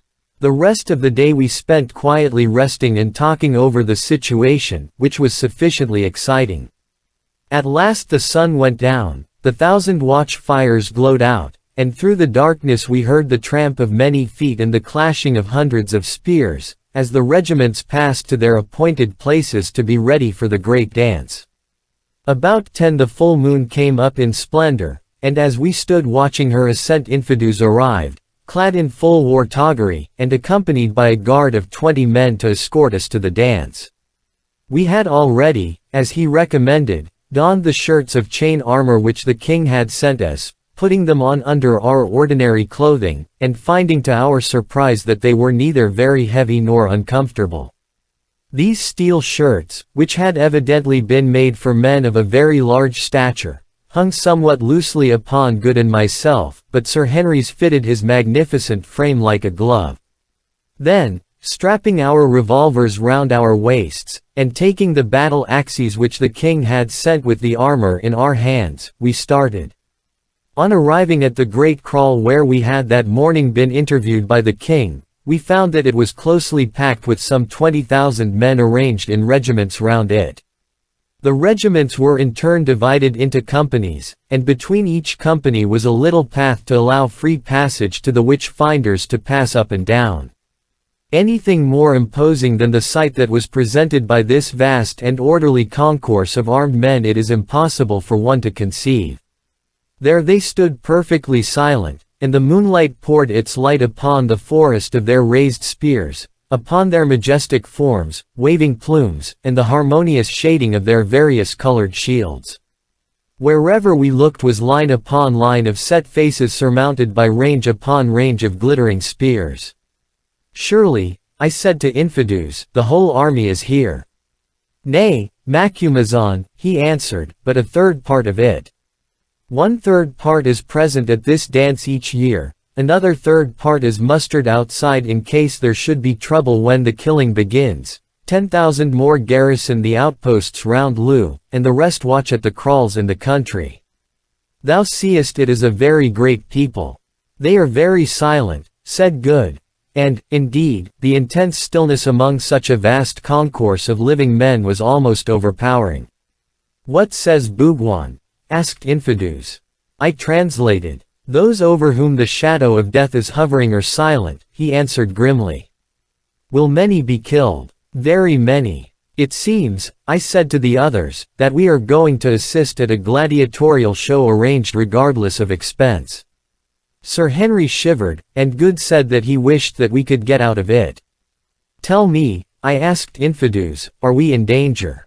I know not, my lords, I trust not, but do not seem afraid. If ye live through against the king. All this while we had been advancing steadily towards the center of the open space, in the midst of which were placed some stools. As we proceeded we perceived another small party coming from the direction of the royal hut. It is the king, Twala, and Scragga his son, and Gagul the old, and see, with them are those who slay, and he pointed to a little group of about a dozen gigantic and savage-looking men, armed with spears in one hand and heavy carries in the other. The king seated himself upon the center stool, Gagul crouched at his feet, and the others stood behind. Greeting, white lords, he cried as we came up. Be seated, waste not the precious time, the night is all too short for the deeds that must be done. Ye come in a good hour, and shall see a glorious show. Look round, white lords. Look round, and he rolled his one wicked eye from regiment to regiment. Can the stars show ye such a sight as this? See how they shake in their wickedness, all those who have evil in their hearts and fear the judgment of heaven above. Single quote. Begin. Begin. Cried out Gagul in her thin, piercing voice. The hyenas are hungry, they howl for food. Begin. Begin. Then for a moment there was intense stillness, made horrible by a presage of what was to come. The king lifted his spear, and suddenly 20,000 feet were raised, as though they belonged to one man, and brought down with a stamp upon the earth. This was repeated 3 times, causing the solid ground to shake and tremble. Then from a far point of the circle a solitary voice began a wailing song, of which the refrain ran something as follows. What is the lot of man born of woman? Back came the answer rolling out from every throat in that vast company. Death. Gradually, however, the song was taken up by company after company, till the whole armed multitude was singing it, and I could no longer follow the words, except in so far as they appeared to represent various phases of human passions, fears, and joys. Now it seemed to be a love song, now a majestic swelling war chant, and last of all a death dirge, ending suddenly in one heartbreaking wail that went echoing and rolling away in a volume of blood-curdling sound. Again the silence fell upon the place, and again it was broken by the king's lifting up his hand. Instantly there was a pattering of feet, and from out of the masses of the warriors strange and awful figures came running towards us. As they drew near we saw that they were those of women, most of them aged, for their white hair, ornamented with small bladders taken from fish, streamed out behind them. Their faces were painted in stripes of white and yellow. Down their backs hung snake skins, and round their waists rattled circlets of human bones, while each held in her shriveled hand a small forked wand. In all there were 10 of them. When they arrived in front of us they halted, and one of them, pointing with her wand towards the crouching witch doctresses, ye seers in dark places. Mother, they are keen. Good, good, good. Are your ears open, Isanusis, ye who hear words that come not from the tongue? Mother, they are open.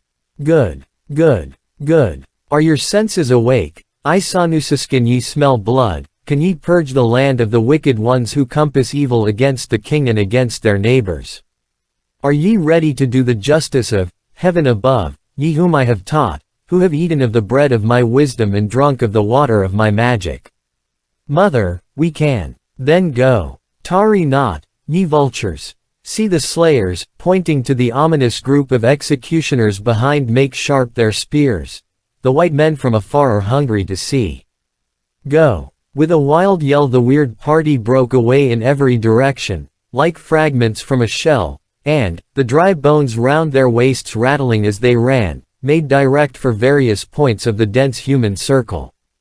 We could not watch them all, so fixed our eyes upon the Isanusi nearest us.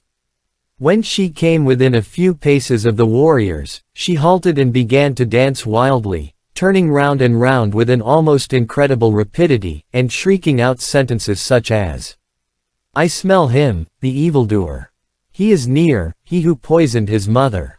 I hear the thoughts of him who thought evil of the king. Quicker and quicker she danced, till she lashed herself into such a frenzy of excitement that the foam flew in flecks from her gnashing jaws. Her eyes seemed to start from her head, and her flesh to quiver visibly. Suddenly she stopped dead, and stiffened all over, like a pointer dog when he scents game, and then with outstretched wand began to creep stealthily towards the soldiers before her. It seemed to us that as she came their stoicism gave way, and that they shrank from her. As for ourselves, we followed her movements with a horrible fascination. Presently, still creeping and crouching like a dog, she was before them. Then she stopped and pointed, and then again crept on a pace or two. Suddenly the end came. With a shriek she sprang in and touched a tall warrior with the forked wand. Instantly 2 of his comrades, those standing immediately next to him, seized the doomed man, each by one arm, and advanced with him towards the king. He did not resist, but we saw that he dragged his limbs as though they were paralyzed, and his fingers, from which the spear had fallen, were as limp as those of a man newly dead. As he came, 2 of the villainous executioners stepped forward to meet him. Presently they met, and the executioners turned round towards the king as though for orders. Kill, said the king.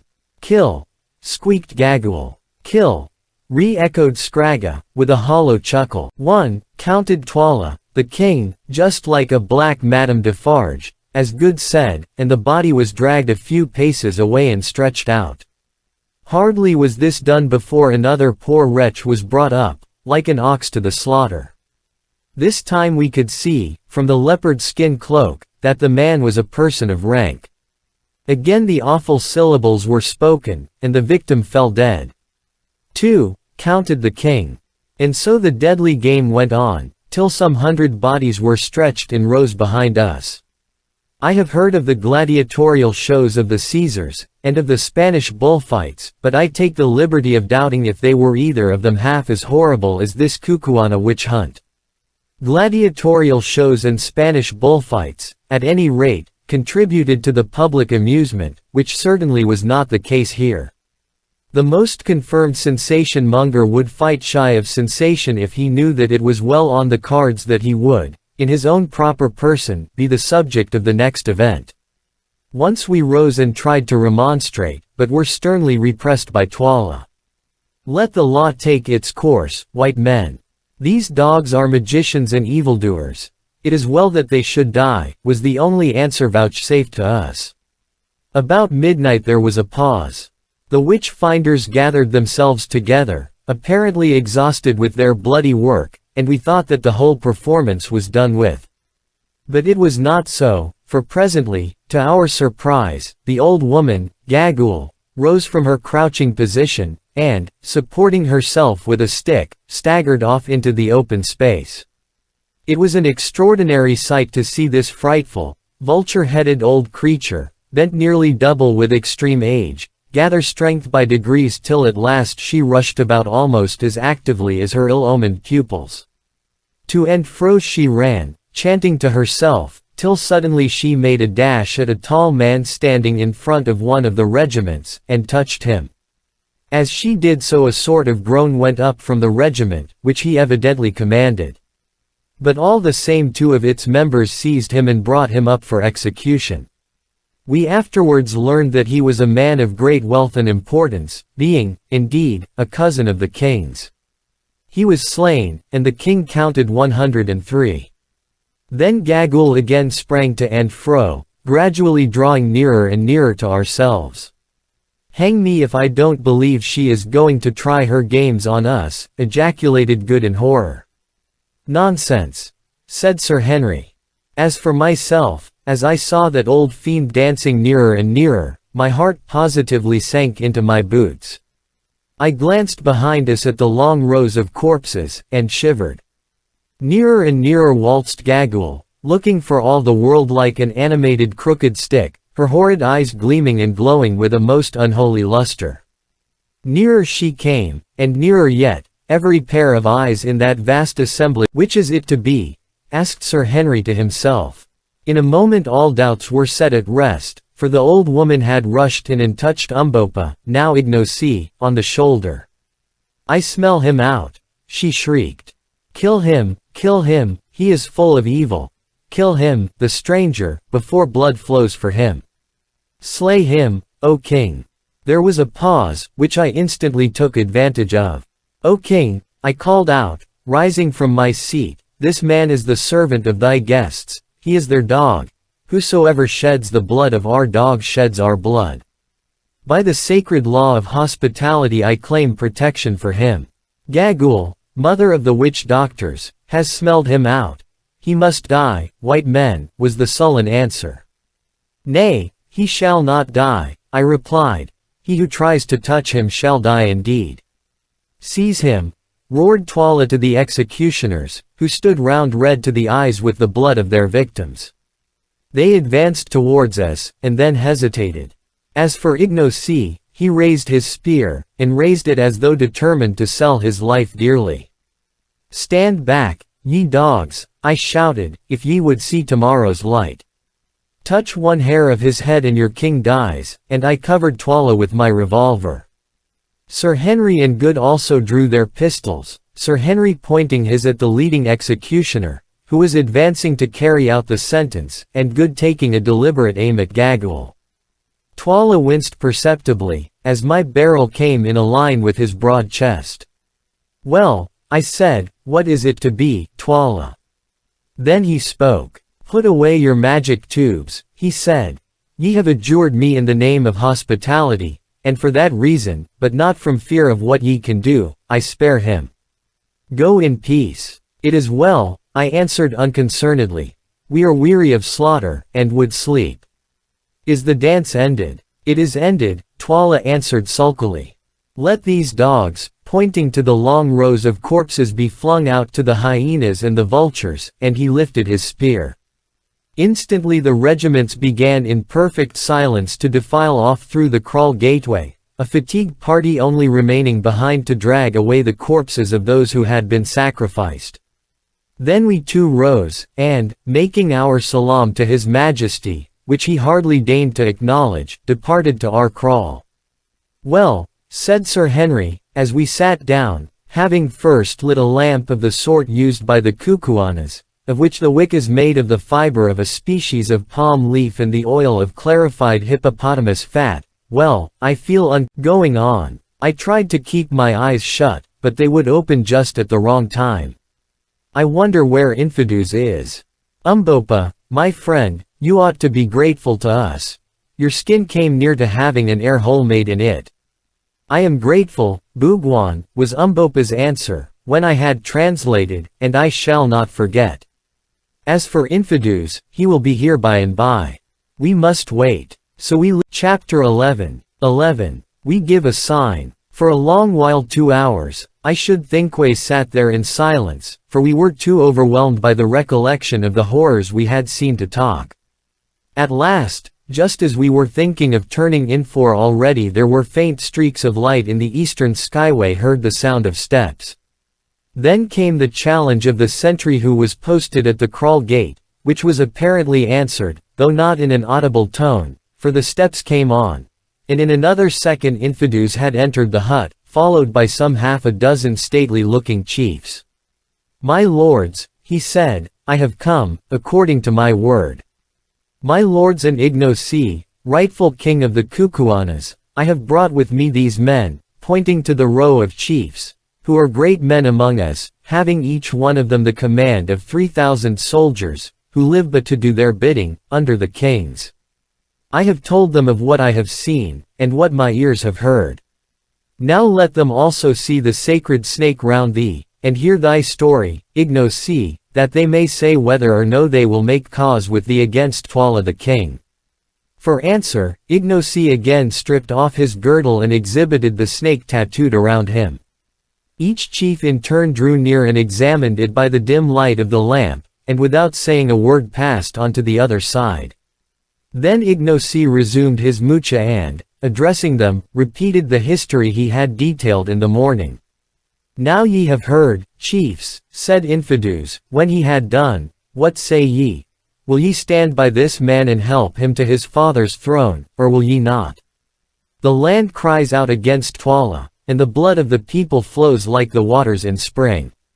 Ye have seen tonight. 2 other chiefs there were with whom I had it in my mind to speak, and where are they now? The hyenas howl over their corpses.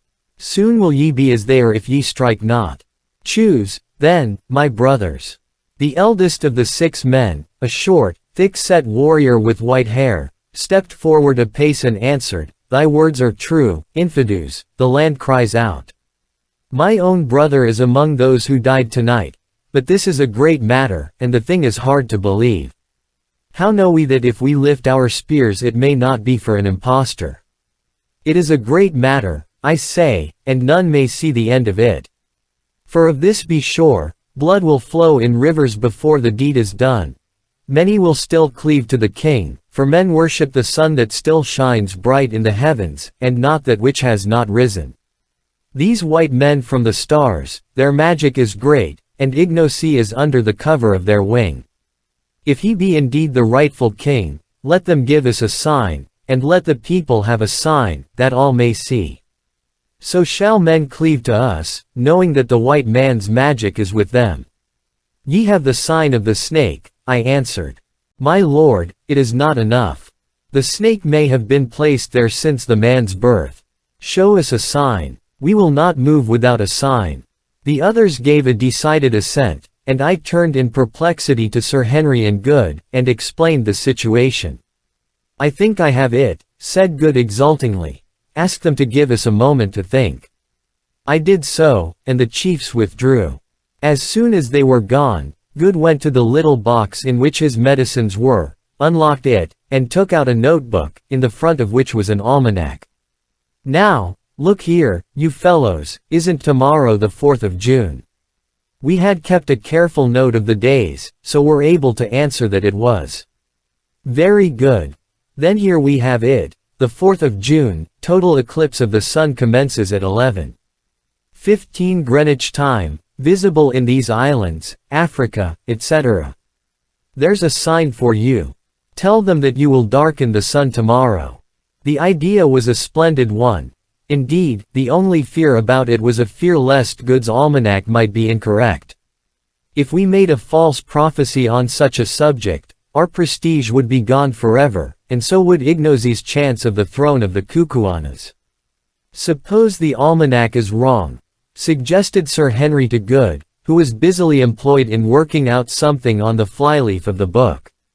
"I don't see any reason to suppose anything of the sort," was his answer. "Eclipses always come up to time. At least, that is my experience of them, and it especially states that it will be visible in Africa. I have worked out the reckonings as well as I can without knowing our exact position, and I make out that the eclipse should begin here about 1 o'clock tomorrow, and last till 2:30. For half an hour or more there should be total darkness." "Well," said Sir Henry, "I suppose we had better risk it." I acquiesced, though doubtfully, for eclipses are queer cattle to deal with, and sent Umbopa to summon the chiefs back. Presently they came, and I addressed them thus: "Great men of the Kukuanas, and thou, Infidus, listen. We are not fond of showing our powers, since to do so is to interfere with the course of nature, and plunge the world into fear and confusion. But as this matter is a great one, and as we are angered against the king because of the slaughter we have seen, and because of the act of the Isanusi Gagul, who would have put our friend Ignosi to death, we have determined to do so, and to give such a sign as all men may see. Come thither," and I led them to the door of the hut and pointed to the fiery ball of the rising sun. "What see ye there?" "We see the rising sun," answered the spokesman of the party. "It is so. Now tell me, can any mortal man put out that sun, so that night comes down on the land at midday?" The chief laughed a little. "No, my lord, that no man can do. The sun is stronger than man who looks on him." "Ye say so. Yet I tell you that this day, 1 hour after midday, will we put out that sun for a space of an hour, and darkness shall cover the earth, and it shall be for a sign that we are indeed men of honor, and that Ignosi is indeed the king of the Kukuanas. If we do this thing, will it satisfy ye?" "Yea, my lords," answered the old chief with a smile, which was reflected on the faces of his companions. "If ye do this thing we will be satisfied indeed. It shall be done. We three, Incubu the elephant, Bugwan the clear-eyed, and Macumazon, who watches in the night, have said it, and it shall be done. Dost thou hear, Infidus?" "I hear, my lord, but it is a wonderful thing that ye promise, to put out the sun, the father of all things, who shines forever. Yet shall we do it, Infidus?" "It is well, my lords. Today, a little after midday, will Twala send for my lords to witness the girls' dance, and 1 hour after the dance begins shall the girl whom Twala thinks the fairest be killed by Scragga, the king's son, as a sacrifice to the silent stone ones, who sit and keep watch by the mountains yonder," and he pointed to the 3 strange-looking peaks where Solomon's road was supposed to end. "Then let my lords darken the sun, and save the maiden's life, and the people will indeed believe." "Aye," said the old chief, still smiling a little, "the people will believe, indeed." 2 miles from Lu, went on Infidus, there is a hill curved like the new moon, a stronghold, where my regiment, and 3 other regiments which these men command, are stationed. This morning we will make a plan whereby other regiments, 2 or 3, may be moved there also. Then, if my lords can indeed darken the sun, in the darkness I will take my lords by the hand and lead them out of Lu to this place, where they shall be safe, and thence can we make war upon Twala, the king." "It is good," said I. "Now leave us to sleep a while and make ready our magic." Infidus rose, and, having saluted us, departed with the chiefs. My friends, said Ignosi, as soon as they were gone, can ye indeed do this wonderful thing, or were ye speaking empty words to the men? We believe that we can do it, Umbopa Ignosi, I mean.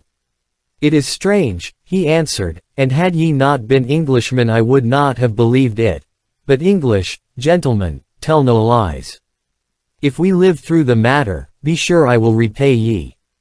Ignosi, said Sir Henry, promise me one thing. I will promise, Incubu, my friend, even before I hear it, answered the big man with a smile. What is it? This. That if you ever come to be king of this people you will do away with the smelling out of witches such as we have seen last night, and that the killing of men without trial shall not take place in the land. Ignosi thought for a moment, after I had translated this, and then answered. The ways of black people are not as the ways of white men, Incubu, nor do we hold life so high as ye.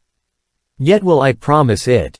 If it be in my power to hold them back, the witch-finders shall hunt no more, nor shall any man die the death without judgment. That's a bargain, then, said Sir Henry, and now let us get a little rest. Thoroughly wearied out, we were soon sound asleep, and slept till Ignosi woke us about 11 o'clock. Then we got up, washed, and ate a hearty breakfast, not knowing when we should get any more food.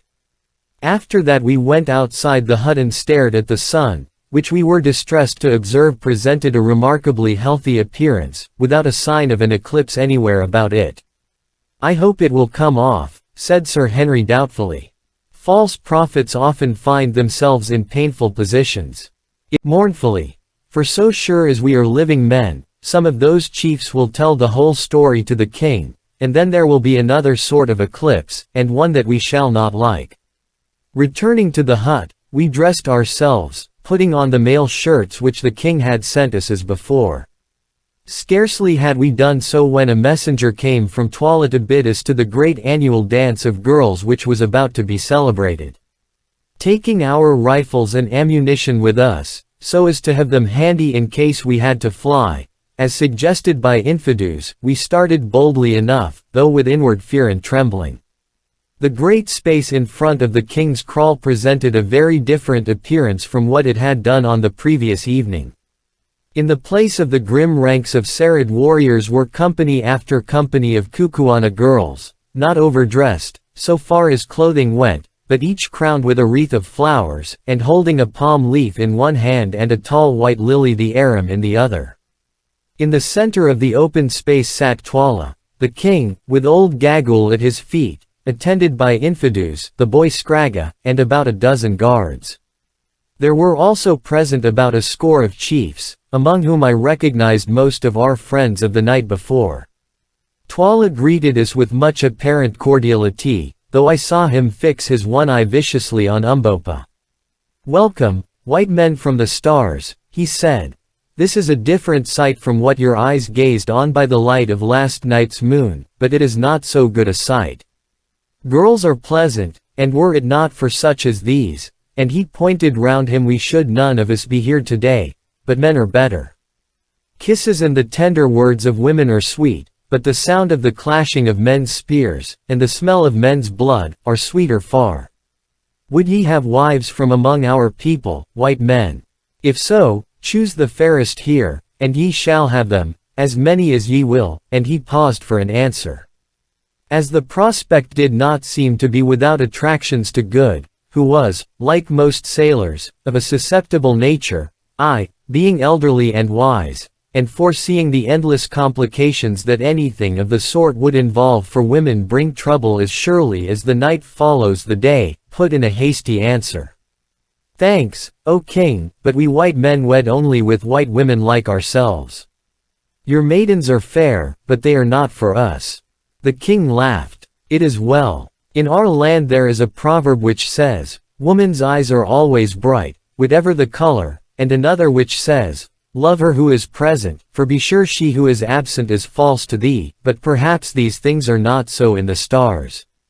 In a land where men are white all things are possible. So be it, white men, the girls will not go begging. Welcome again. And welcome, too, thou black one. If Gagul here had had her way thou wouldst have been stiff and cold now. It is lucky that thou, too, camest from the stars. Ha, ha.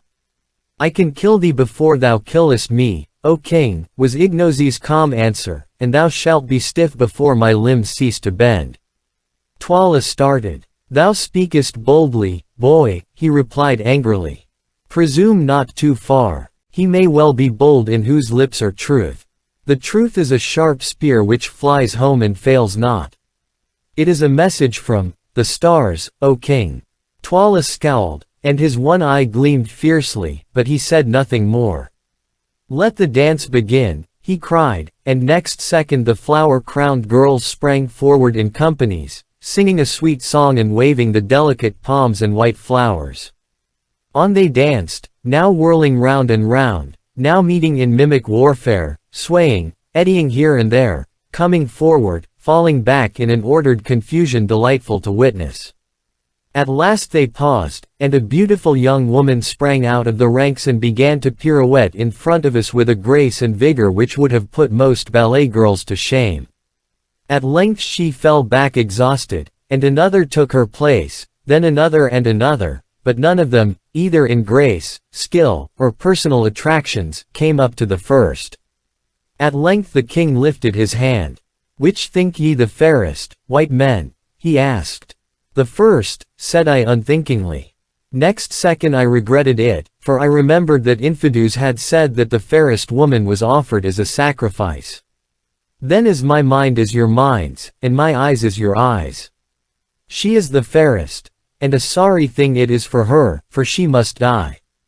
I must die, piped out Gagul, casting a glance from her quick eyes in the direction of the poor girl, who, as yet ignorant of the awful fate in store for her, was standing some 20 yards off in front of a company of girls, engaged in nervously picking a flower from her wreath to pieces, petal by petal. Why, O king, said I, restraining my indignation with difficulty. The girl has danced well and pleased us. She is fair, too. It would be hard to reward her with death. Twala laughed as he answered, it is our custom, and the figures who sit in stone yonder, and he pointed towards the 3 distant peaks must have their due.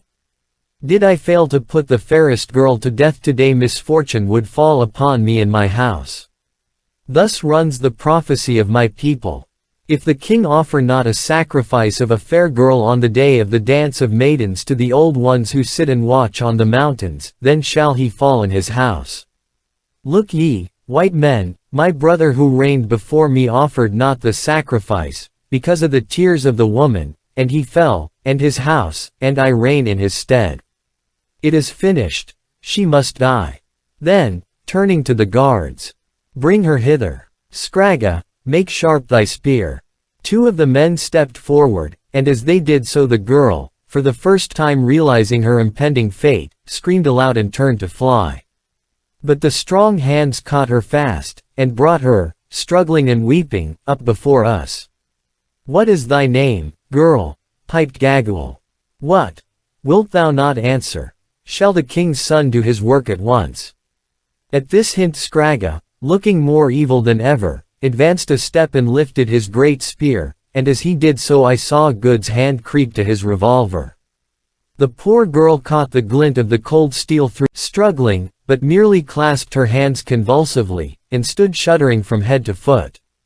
See, cried Scragga in high glee, she shrinks from the sight of my little plaything even before she has tasted it, and he tapped the broad blade of the spear. If I ever get the chance, you shall pay for that, you young hound. I heard Good mutter beneath his breath. Now that thou art quiet, give us thy name, my dear. Come, speak up, and fear not, said Gagul in mockery. Oh, mother, answered the girl in trembling accents, my name is Fulata, of the house of Suko. Oh, mother, why must I die? I have done no wrong. Be comforted, went on the old woman in her hateful tone of mockery. Thou must die, indeed, as a sacrifice to the old ones who sit yonder, and she pointed to the peaks, but it is better to sleep in the night than to toil in the daytime. it is better to die than to live, and thou shalt die by the royal hand of the king's own son." The girl Fulata wrung her hands in anguish, and cried out aloud, "Oh, cruel, and I so young. What have I done that I should never again see the sun rise out of the night, or the stars come following on his track in the evening, that I should no more gather the flowers when the dew is heavy, or listen to the laughing of the waters? Woe is me, that I shall never see my father's hut again, nor feel my mother's kiss, nor tend the kid that is sick. Woe is me, that no lover shall put his arm around me and look into my eyes, nor shall men children be born of me. Oh, cruel, cruel." And again she wrung her hands and turned her tear-stained, flower-crowned face to heaven, looking so lovely in her despair, for she was indeed a beautiful woman that it would assuredly have melted the hearts of any one less cruel than the three fiends before us. Prince Arthur's appeal to the ruffians who came to blind him was not more touching than this savage girl's.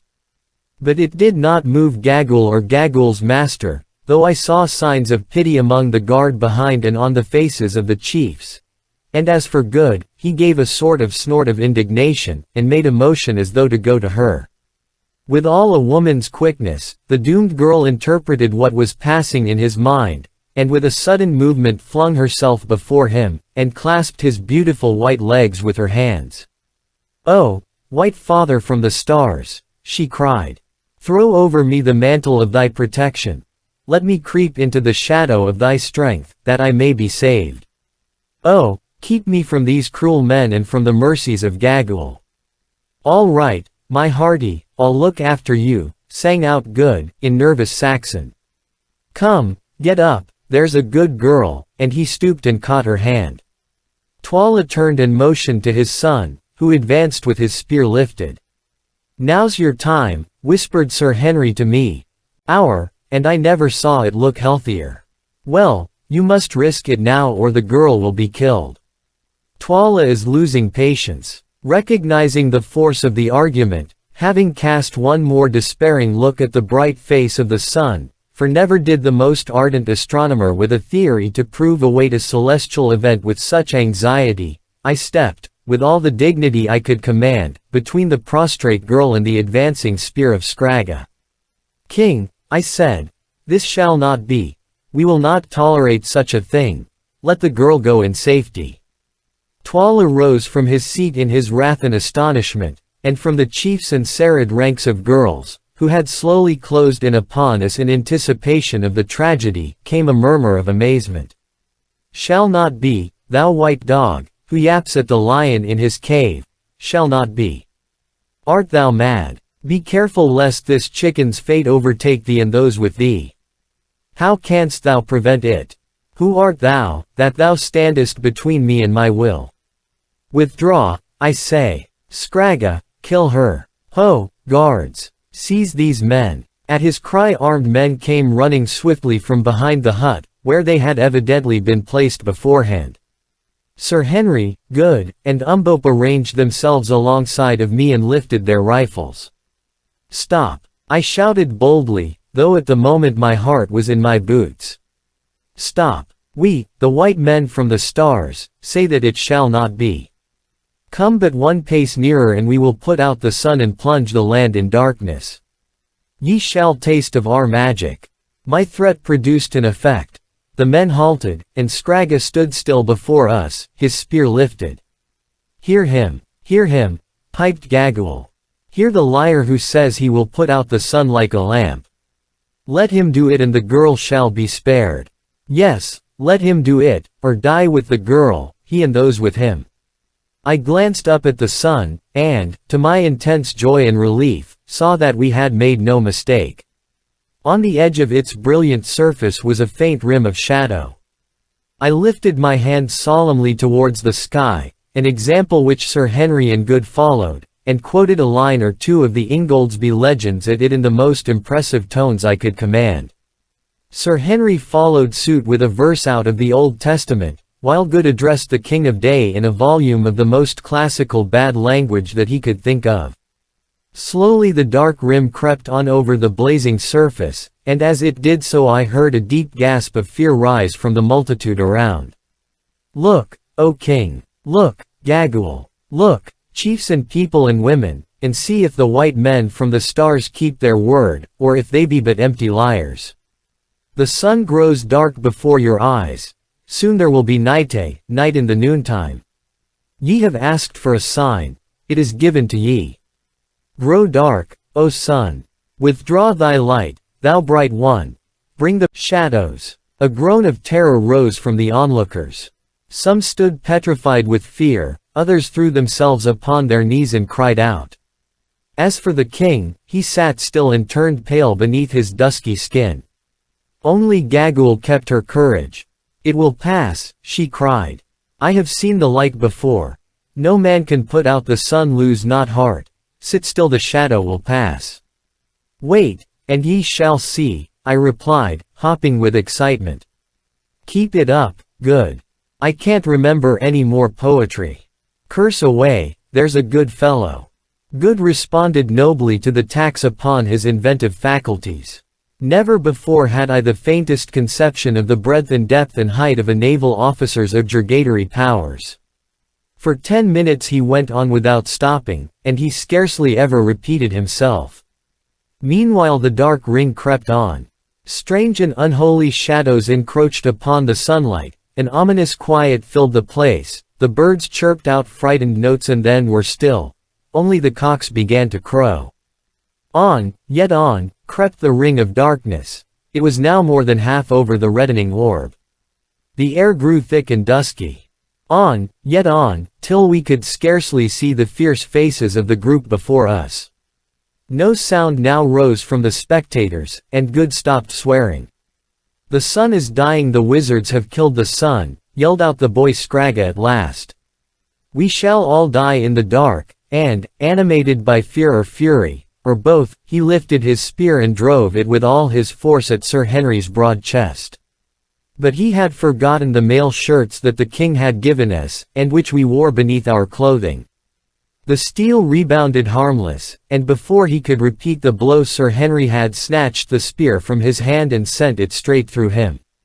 He dropped dead. At the sight, and driven mad with fear at the gathering gloom, the companies of girls broke up in wild confusion and ran screeching for the gateways. Nor did the panic stop there. The king himself, followed by the guards, some of the chiefs, and Gagul, who hobbled away after them with marvelous alacrity, fled for the huts, so that in another minute or so ourselves, the would-be victim, Foulata, Infidus, and some of the chiefs who had interviewed us on the previous night were left alone upon the scene with the dead body of Scragga. Now, chiefs, I said, we have given you the sign. If ye are satisfied, let us fly swiftly to the place ye spoke of. The charm cannot now be stopped. It will work for an hour. Let us take advantage of the darkness. Come, said Infidus, turning to go, an example which was followed by the odd chiefs, ourselves, and the girl Foulata, whom Good took by the hand. Before we reached the gate of the kraal the sun went out altogether. Holding each other by the hand, we stumbled on through the darkness. Chapter 12. Before the battle. Luckily for us, Infidus and the chiefs knew all the pathways of the great town perfectly, so that, notwithstanding the intense gloom, we made fair progress. For an hour or more we journeyed on, till at length the eclipse began to pass, and that edge of the sun which had disappeared the first became again visible. In another 5 minutes there was sufficient light to see our whereabouts, and we then discovered that we were clear of the town of Looe, and approaching a large, flat-topped hill, measuring some 2 miles in circumference. This hill, which was of a formation very common in southern Africa, was not very high. Indeed, its greatest elevation was not more than 200 feet, but it was shaped like a horseshoe, and its sides were rather precipitous and strewn with boulders. On the grass tableland at the top was ample camping ground, which had been utilized as a military cantonment of no mean strength. Its ordinary garrison was 1 regiment of 3,000 men, but as we toiled up the steep side of the hill in the returning daylight we perceived that there were many more warriors than that upon it. Reaching the tableland at last, we found crowds of men huddled together in the utmost consternation at the natural phenomenon which they were witnessing. Passing through these without a word, we gained a hut in the center of the ground, where we were astonished to find two men waiting, laden with our few goods and chattels, which, of course, we had been obliged to leave behind in our hasty flight. I sent for them, explained Infidus. Also for these, and he lifted up Good's long-lost trousers. With an exclamation of rapturous delight, Good sprang at them, and instantly proceeded to put them on. "Surely my lord will not hide his beautiful white legs," exclaimed Infidus regretfully. But Good persisted, and once only did the Kukuana people get the chance of seeing his beautiful legs again. Good is a very modest man.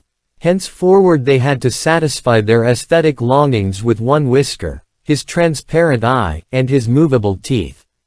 Still gazing with fond remembrance at Good's trousers, Infidus next informed us that he had summoned the regiments to explain to them fully the rebellion which was decided on by the chiefs, and to introduce to them the rightful heir to the throne, Ignosi. In half an hour the troops, in all nearly 20,000 men, constituting the flower of the Kukuana army, were mustered on a large, open space, to which we proceeded.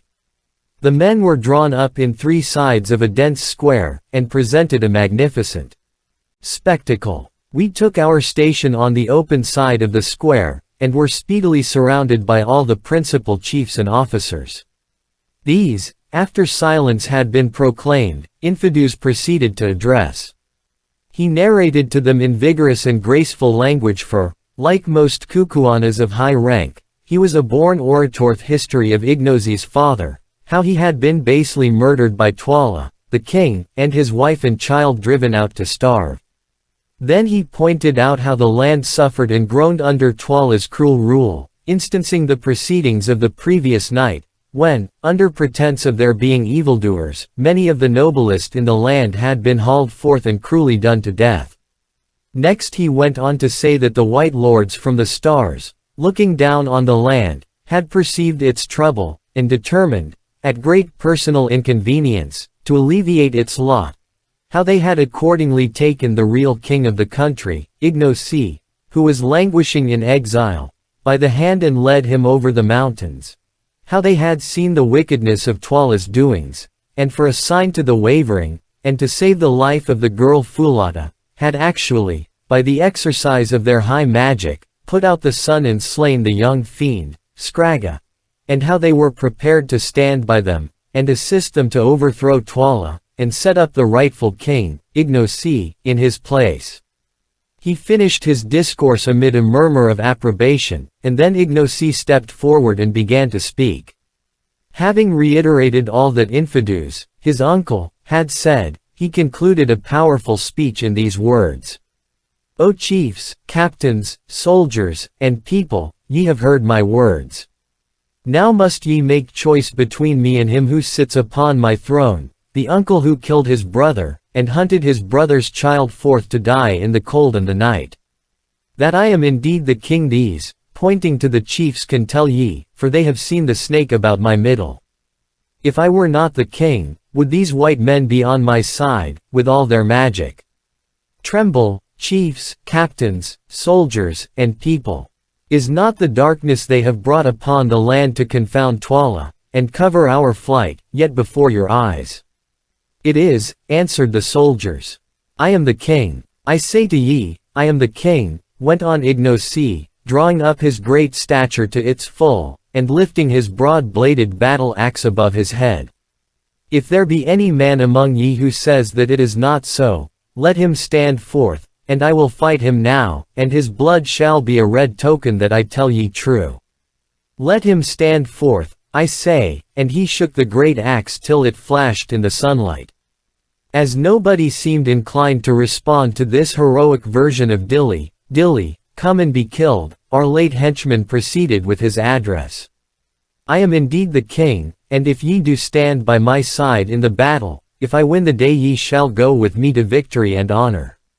I will give ye oxen and wives, and ye shall take place of all the regiments, and if ye fall I will fall with ye. And behold, This promise do I give ye, shall die save he who offendeth against the laws. The eating up of your kraals shall cease. Each shall sleep secure in his own hut and fear not, and justice shall walk blind throughout the land. Have ye chosen, chiefs, captains, soldiers, and people? We have chosen, O king, came back the answer. It is well. Turn your heads and see how Twala's messengers go forth from the great town, east and west, and north and south, to gather a mighty army to slay me and ye, these my friends and my protectors.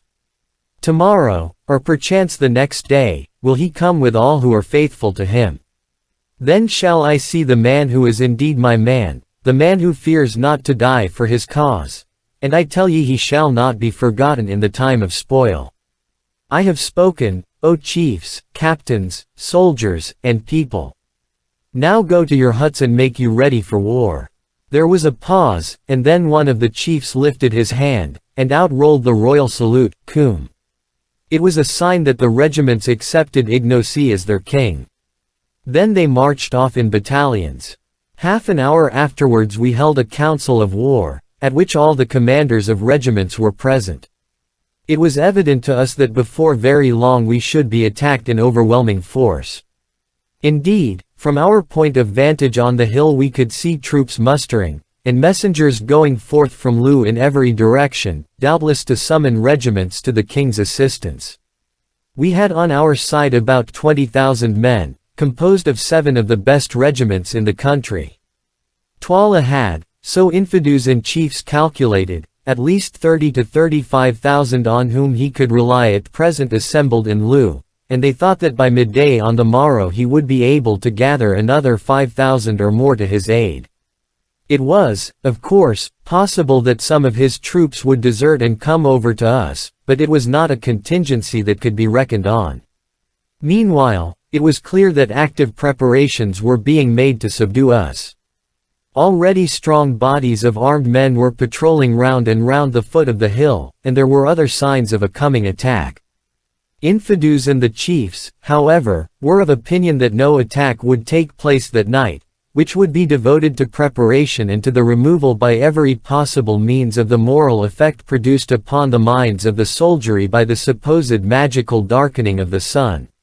The attack would be on the morrow, they said, and they proved to be right. Meanwhile, we set to work to strengthen the position as much as possible. Nearly the entire force was turned out, and in 2 hours which yet remained to sundown wonders were done. The paths up the Hillwick was rather a sanitarium than a fortress, being used generally as the camping place of regiments suffering from recent service in unhealthy portions of the country were carefully blocked with masses of stones, and every other possible approach was made as impregnable as time would allow. Piles of boulders were collected at various spots to be rolled down upon an advancing enemy. Stations were appointed to the different regiments, and every other preparation which our joint ingenuity could suggest was taken. Just before sundown we perceived a small company of men advancing towards us from the direction of Lu, one of whom bore a palm leaf in his hand as a sign that he came as a herald.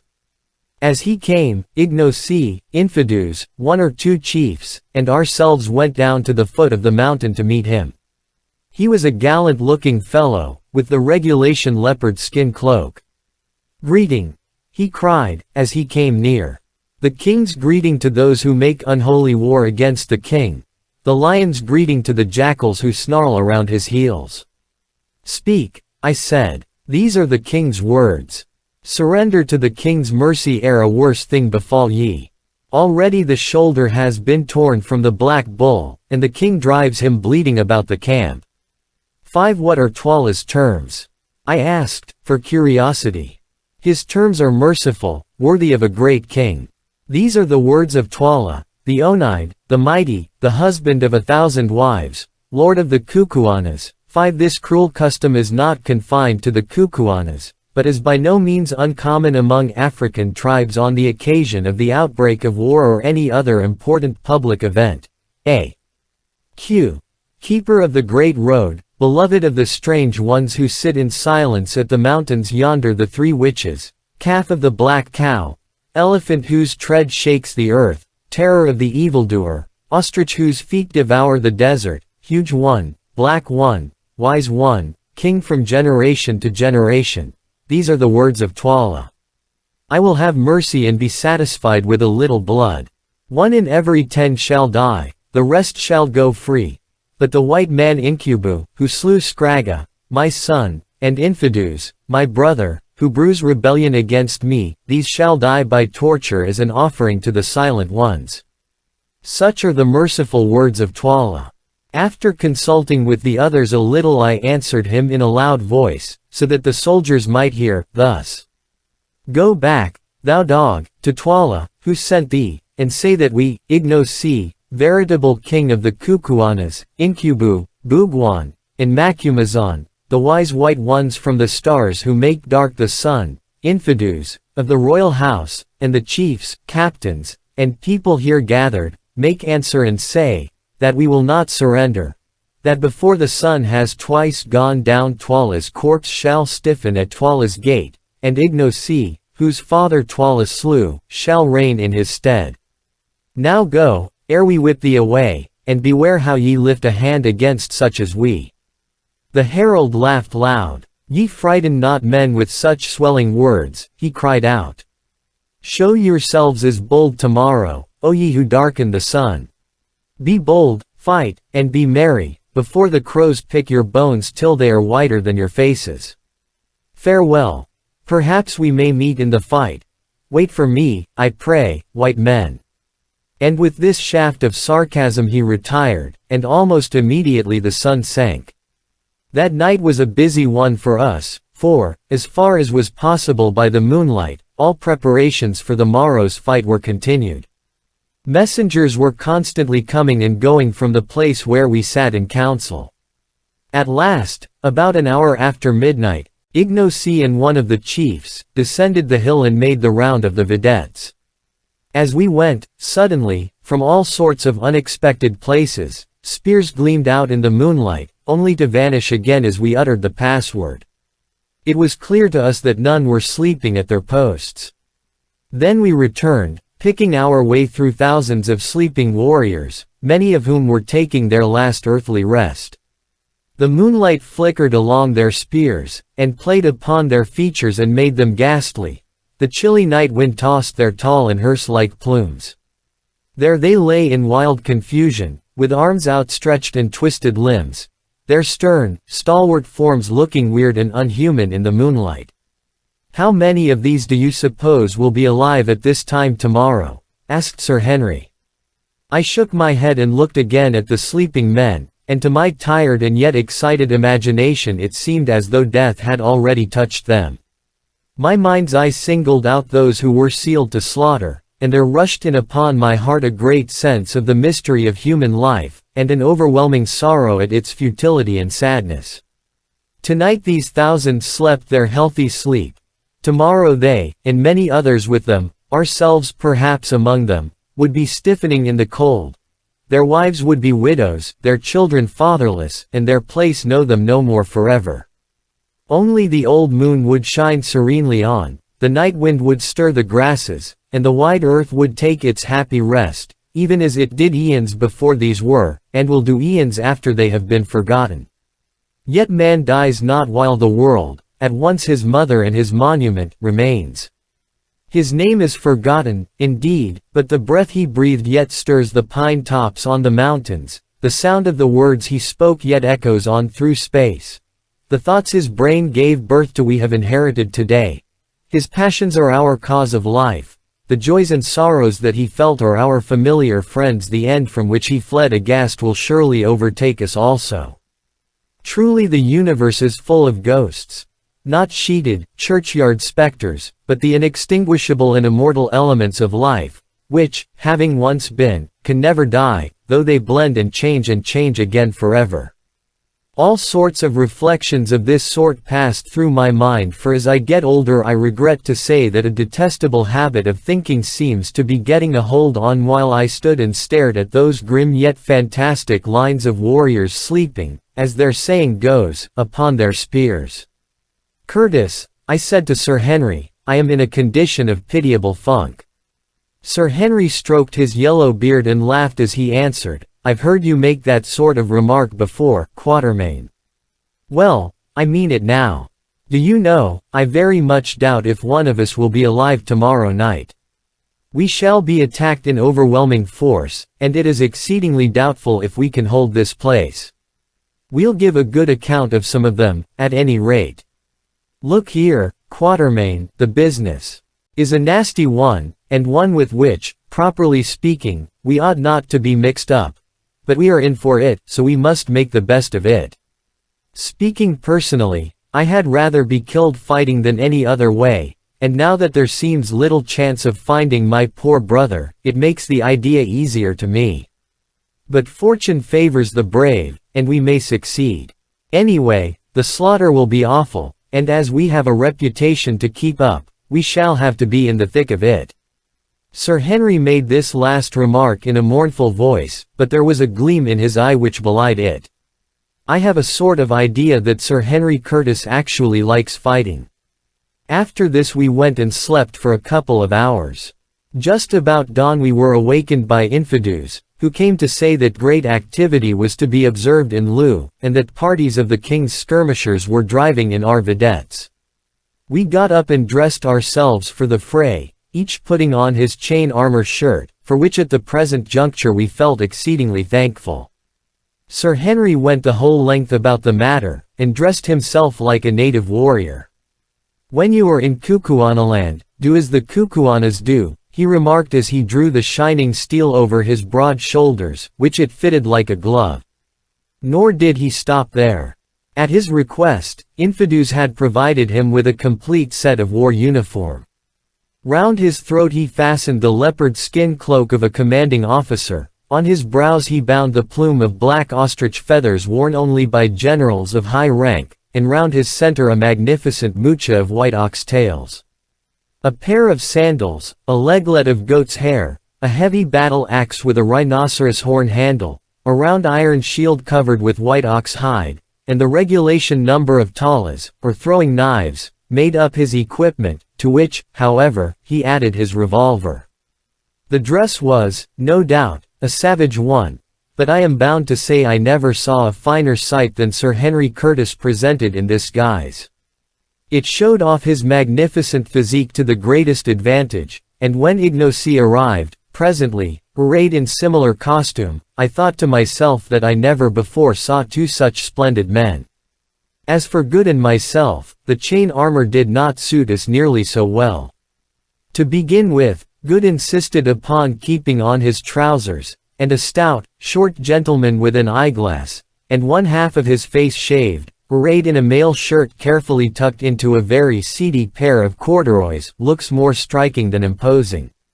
As for myself, my chain shirt being too big for me, I put it on over all my clothes, which caused it to bulge out in a somewhat ungainly fashion. I discarded my trousers, however, determined to go into battle with bare legs, in order to be the lighter in case it became necessary to retire quickly, retaining only my veldschoons. This, a spear, a shield, which I did not know how to use, a couple of talas, a revolver, and a huge plume, which I pinned into the top of my shooting hat in order to give a bloodthirsty finish to my appearance, completed my modest equipment. In addition to all these articles, of course, we had our rifles, but as ammunition was scarce, and as soon as we had equipped ourselves we hastily swallowed some food, and then started out to see how things were progressing. At one point in the tableland of the mountain there was a little copy of brown stone, which served for the double purpose of headquarters and a conning tower. Here we found Infidus surrounded by his own regiment, the Greys, which was undoubtedly the finest in the Kukuana army, and the same which we had first seen at the outlying kraal. This regiment, now 3,500 strong, was being held in reserve, and the men were lying down on the grass in companies, and watching the king's forces creep out of Loo in long, ant-like columns. There seemed to be no end to those columns, 3 in all, and each numbering at least 11 or 12,000 men. As soon as they were clear of the town, they formed up. Then one body marched off to the right, one to the left, and the third came slowly on towards us. "Ah," said Infidus, "they are going to attack us on 3 sides at once." This was rather serious news, for as our position on the top of the mountain, which was at least 1.5 miles in circumference, was an extended one, it was important to us to concentrate our comparatively small defending force as much as possible. But, as it was impossible for us to dictate in what way we should be attacked, we had to make the best of it, and accordingly sent orders to the various regiments to prepare to receive the separate onslaughts. Chapter 13. The attack. Slowly, and without the slightest appearance of haste, or excitement, the 3 columns crept on. When within about 500 yards of us, the main or center column halted at the root of a tongue of open plain which ran up into the hill, to enable the other 2 to circumvent our position, which was shaped more or less in the form of a horseshoe, the 2 points being towards the town of Loo, their object being, no doubt, that the threefold assault should be delivered simultaneously. "Oh, for a Gatling!" groaned Good, as he contemplated the serried phalanxes beneath us. "I would clear the plain in 20 minutes. We have not got one, so it is no use yearning for it, but suppose you try a shot, Quatermain. See how near you can go to that tall fellow who appears to be in command. 2 to 1 you miss him, and an even sovereign, to be honestly paid if ever we get out of this, that you don't drop the ball within 10 yards. This piqued me, so, loading the express with solid ball, I waited till my friend walked some 10 yards out from his force, in order to get a better view of our position, accompanied only by an orderly, and then, lying down and resting the express upon a rock, I covered him. The rifle, like all expresses, was only sighted to 350 yards, so, to allow for the drop in trajectory, I took him halfway down the neck, which ought, I calculated, to find him in the chest. He stood quite still and gave me every opportunity, but whether it was the excitement or the wind, or the fact of the man being a long shot, I don't know, but this was what happened.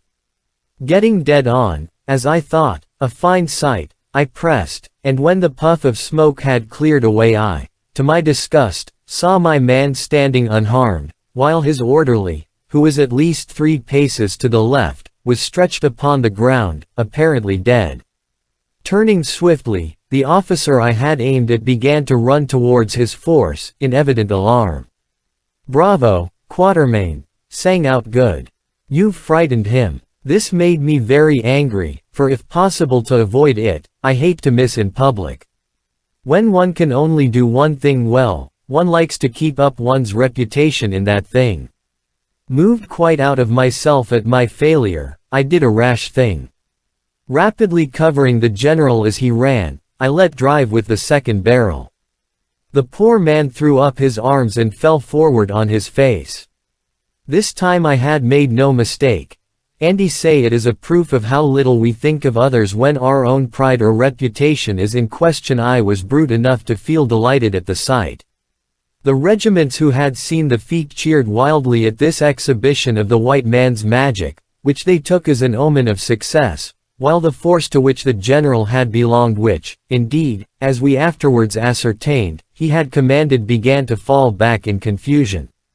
Sir Henry and Good now took up their rifles and began to fire, the latter industriously browning the dense mass before him with a Winchester repeater, and I also had another shot or 2, with the result that, so far as we could judge, we put some 8 or 10 men hors de combat before they got out of range. Just as we stopped firing there came an ominous roar from our far right, then a similar roar from our left. The 2 other divisions were engaging us. At the sound the mass of men before us opened out a little, and came on towards the hill up the spit of bare grassland at a slow trot, singing a deep-throated song as they advanced. We kept up a steady fire from our rifles as they came, Ignacy joining in occasionally, and accounted for several men, but of course produced no more effect upon that mighty rush of armed humanity than he who throws pebbles does on the advancing wave. On they came, with a shout and the clashing of spears. Now they were driving in the outposts we had placed among the rocks at the foot of the hill. After that the advance was a little slower, for, though as yet we had offered no serious opposition, the attacking force had to come uphill, and came slowly to save their breath. Our first line of defense was about halfway up the side, our second 50 yards farther back, while our third occupied the edge of the plain. On they came, shouting their war cry, Twala! Twala! Cheel! Cheel! Twala! Twala! Smite! Smite! Ignosi! Ignosi! Cheel! Cheel! Answered our people. They were quite close now, and the Talas began to flash backward and forward, and now with an awful yell the battle closed in. To and fro swayed the mass of struggling warriors, men falling thick as leaves in an autumn wind. But before long the superior weight of the attacking force began to tell, and our first line of defense was slowly pressed back, till it merged into the second. Here the struggle was very fierce, but again our people were driven back and up, till at length, within 20 minutes of the commencement of the fight, our third line came into action. But by this time the assailants were much exhausted, and had, besides, lost many men killed and wounded, and to break through that third impenetrable hedge of spears proved beyond their powers. For a while the dense mass of struggling warriors swung backward and forward in the fierce ebb and flow of battle, and the issue was doubtful. Sir Henry watched the desperate struggle with a kindling eye, and then without a word he rushed off, followed by Good, and flung himself into the hottest of the fray. As for myself, I stopped where I was. The soldiers caught sight of his tall form as he plunged into the battle, and there rose a cry of Nanzia Incubu. Here is the elephant. Cheel! Cheel! From that moment the issue was no longer in doubt. Inch by inch, fighting with desperate gallantry, the attacking force was pressed back down the hillside, till at last it retreated upon its reserves in something like confusion. At that moment, too, a messenger arrived to say that the left attack had been repulsed, had been engaged in the right defense being driven towards us across the plain, followed by swarms of the enemy, who had evidently succeeded at this point. Ignosi, who was standing by me, took in the situation at a glance, and issued a rapid order. Instantly the reserve regiment round us the Greys extended itself. Again Ignosi gave a word of command, which was taken up and repeated by the captains, and in another second, to my intense disgust, I found myself involved in a furious onslaught upon the advancing foe. Getting as much as I could behind Ignosi's huge frame, I made the best of a bad job, and toddled along to be killed, as though I liked it. In a minute or two the time seemed all too short to me. We were plunging through the flying groups of our men, who at once began to reform behind us, and then I am sure I do not know what happened.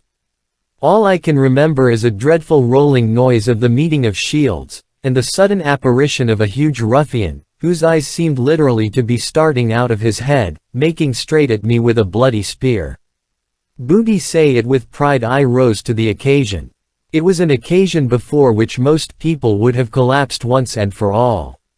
Seeing that if I stood where I was I must be done for, I, as the horrid apparition came, flung myself down in front of him so cleverly that, being unable to stop himself, he took a header right over my prostrate form.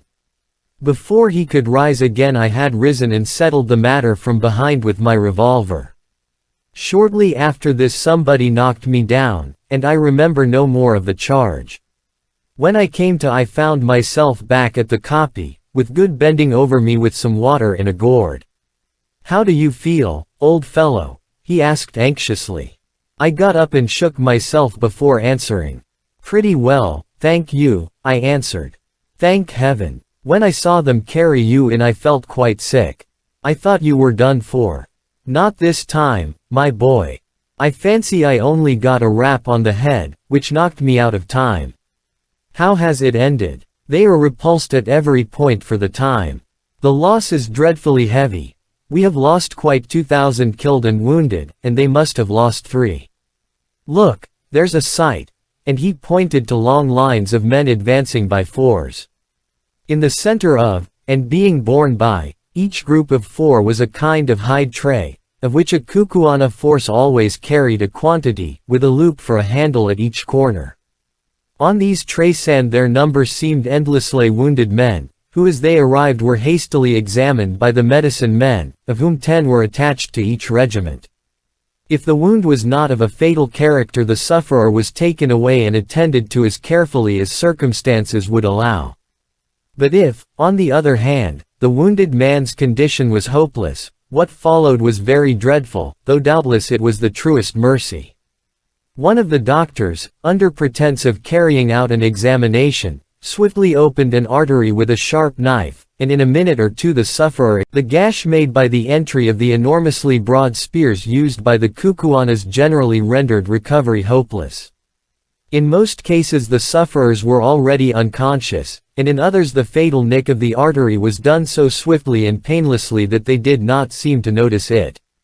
Still, it was a ghastly sight, and one from which we were glad to escape. Indeed, I never remember one which affected me more than seeing those gallant soldiers thus put out of pain by the red-handed medicine men, except, indeed, on an occasion when, after an attack, I saw a force of Swazis burying their hopelessly wounded alive. Hurrying from this dreadful scene to the farther side of the kopje, we found Sir Henry, who still held a bloody battle axe in his hand, Ignosi, Infidus, and 1 or 2 of the chiefs in deep consultation. "Thank heaven, here you are, Quatermain. I can't make out what Ignosi wants to do. It seems that, though we have beaten off the attack, Twala is now receiving large reinforcements, and is showing a disposition to invest us, with a view of starving us out. That's awkward. Yes. Especially as Infidus says that the water supply has given out." "My lord, that is so," said Infidus. "The spring cannot supply the wants of so great a multitude, and is failing rapidly. Before night we shall all be thirsty. Listen, Macumazahn. Thou art wise, and hast doubtless seen many wars in the lands from whence thou camest, that is if, indeed, they make wars in the stars. Now tell us, what shall we do? Twala has brought up many fresh men to take the place of those who have fallen. But Twala has learned a lesson. The hawk did not think to find the heron ready, but our beak has pierced his breast. He will not strike at us again. We, too, are wounded, and he will wait for us to die. He will wind himself round us like a snake round a buck, and fight the fight of, sit down." "I hear you," I said. "So, Macumazahn, thou seest we have no water here, and but a little food, and we must choose between these 3 things: to languish like a starving lion in his den, or to strive to break away towards the north, or," and here he rose and pointed towards the dense mass of our foes, "to launch ourselves straight at Twala's throat." Incubu, the great warrior, for today he fought like a buffalo in a net, and Twala's soldiers went down before his axe like corn before the hail. With these eyes I saw it. Incubu says, "Charge," but the elephant is ever prone to charge. Now what says Macumazahn, the wily old fox, who has seen much and loves to bite his enemy from behind? The last word is in Ignosi, the king, for it is a king's right to speak of war. But let us hear thy voice, O Macumazahn, who watchest by night, and the voice too of him of the transparent eye. What sayest thou, Ignosi? "Nay, my father," answered our quondam servant, who now, clad as he was in the full panoply of savage war, looked every inch a warrior king, "do thou speak, and let me, who am but a child in wisdom beside thee, hearken to thy words." Thus abjured, I, after taking hasty counsel with Good and Sir Henry, delivered my opinion briefly to the effect, that, being trapped, our best chance, especially in view water supply, was to initiate an attack upon Twala's forces, and then I recommended that the attack should be delivered at once, before our wounds grew stiff, and also before the sight of Twala's overpowering force caused the hearts of our soldiers to wax small like fat before a fire. Otherwise, I pointed out, some of the captains might change their minds, and, making peace with Twala, desert to him, or even betray us into his hands. This expression of opinion seemed, on the whole, to be favorably received, Indeed, among the Kukuanas my utterances met with a respect which has never been accorded to them before or since. But the real decision as to our course lay with Ignosi, who, since he had been recognized as rightful king, could exercise the almost unbounded rights of sovereignty, including, of course, the final decision on matters of generalship, and it was to him that all eyes were now turned. At length, after a pause, during which he appeared to be thinking deeply, he spoke. Incubu, Macumazan, and Bugwan, brave white men, and my friends. Infidus, my uncle, and chiefs, my heart is fixed. I will strike at Twala this day, and set my fortunes on the blow, I, and my life and your lives also. Listen, thus will I strike. Ye see how the hill curves round like the half-moon, and how the plain runs like a green tongue towards us within the curve. We see, I answered. Good. It is now midday, and the men eat and rest after the toil of battle. When the sun has turned and traveled a little way towards the dark, let thy regiment, my uncle, advance with one other down to the green tongue. And it shall be that when Twala sees it he shall hurl his force at it to crush it. But the spot is narrow, and the regiments can come against thee one at a time only, so shall they be destroyed one by one, and the eyes of all Twala's army shall be fixed upon a struggle the like of which has not been seen by living man.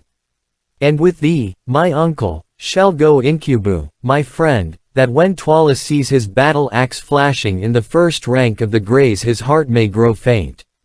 And I will come with the 2nd regiment, that which follows thee, so that if ye are destroyed, as it may happen, there may yet be a king left to fight for, and with me shall come Macumazan the wise. It is well, O king, said Infidus, apparently contemplating the certainty of the complete annihilation of his regiment with perfect calmness. Truly these Kukuanas are a wonderful people. Death has no terrors for them when it is incurred in the course of duty. And while the eyes of the multitude of Twala's regiments are thus fixed upon the fight, went on Ignosi, behold, 1/3 of the men who are left alive to us, i.e. about 6,000, shall creep along the right horn of the hill and fall upon the left flank of Twala's force, and 1/3 shall creep along the left horn and fall upon Twala's right flank. And when I see that the horns are ready to toss Twala, then will I, with the men who are left to me, charge home in Twala's face, and if fortune goes with us the day will be ours, and before night drives her horses from the mountains to the mountains we shall sit in peace at Lu. And now let us eat and make ready, and, Infidus, do thou prepare, that the plan be carried out. And stay, let my white father, Bugwan, go with the right horn, that his shining eye may give courage to the men. The arrangements for the attack thus briefly indicated were set in motion with a rapidity that spoke well for the perfection of the Kukuana military system. Within little more than an hour rations had been served out to the men and devoured, the 3 divisions were formed, the plan of attack explained to the leaders, and the whole force with the exception of a guard left with the wounded now numbering about 18,000 men in all, was ready to be put in motion. Presently Good came up and shook hands with Sir Henry and myself.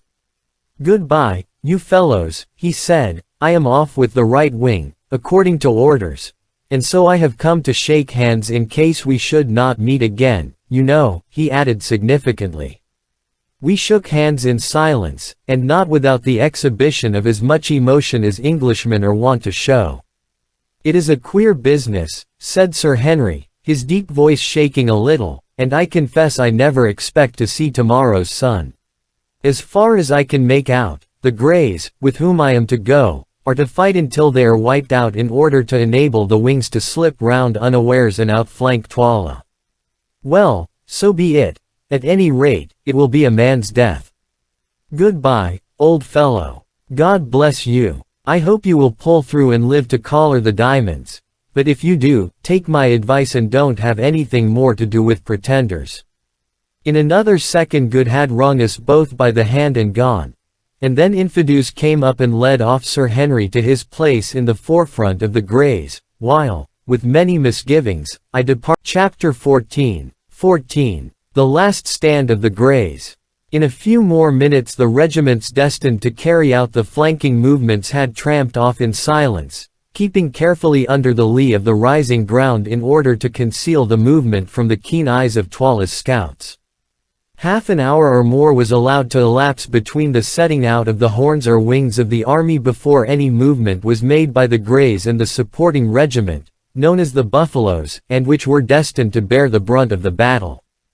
Both of these regiments were almost perfectly fresh, and of full strength, the Greys having been in reserve in the morning, and having lost but a small number of men in sweeping back that part of the attack which had proved successful in breaking the line of defense on the occasion when I charged with them and got knocked silly for my pains.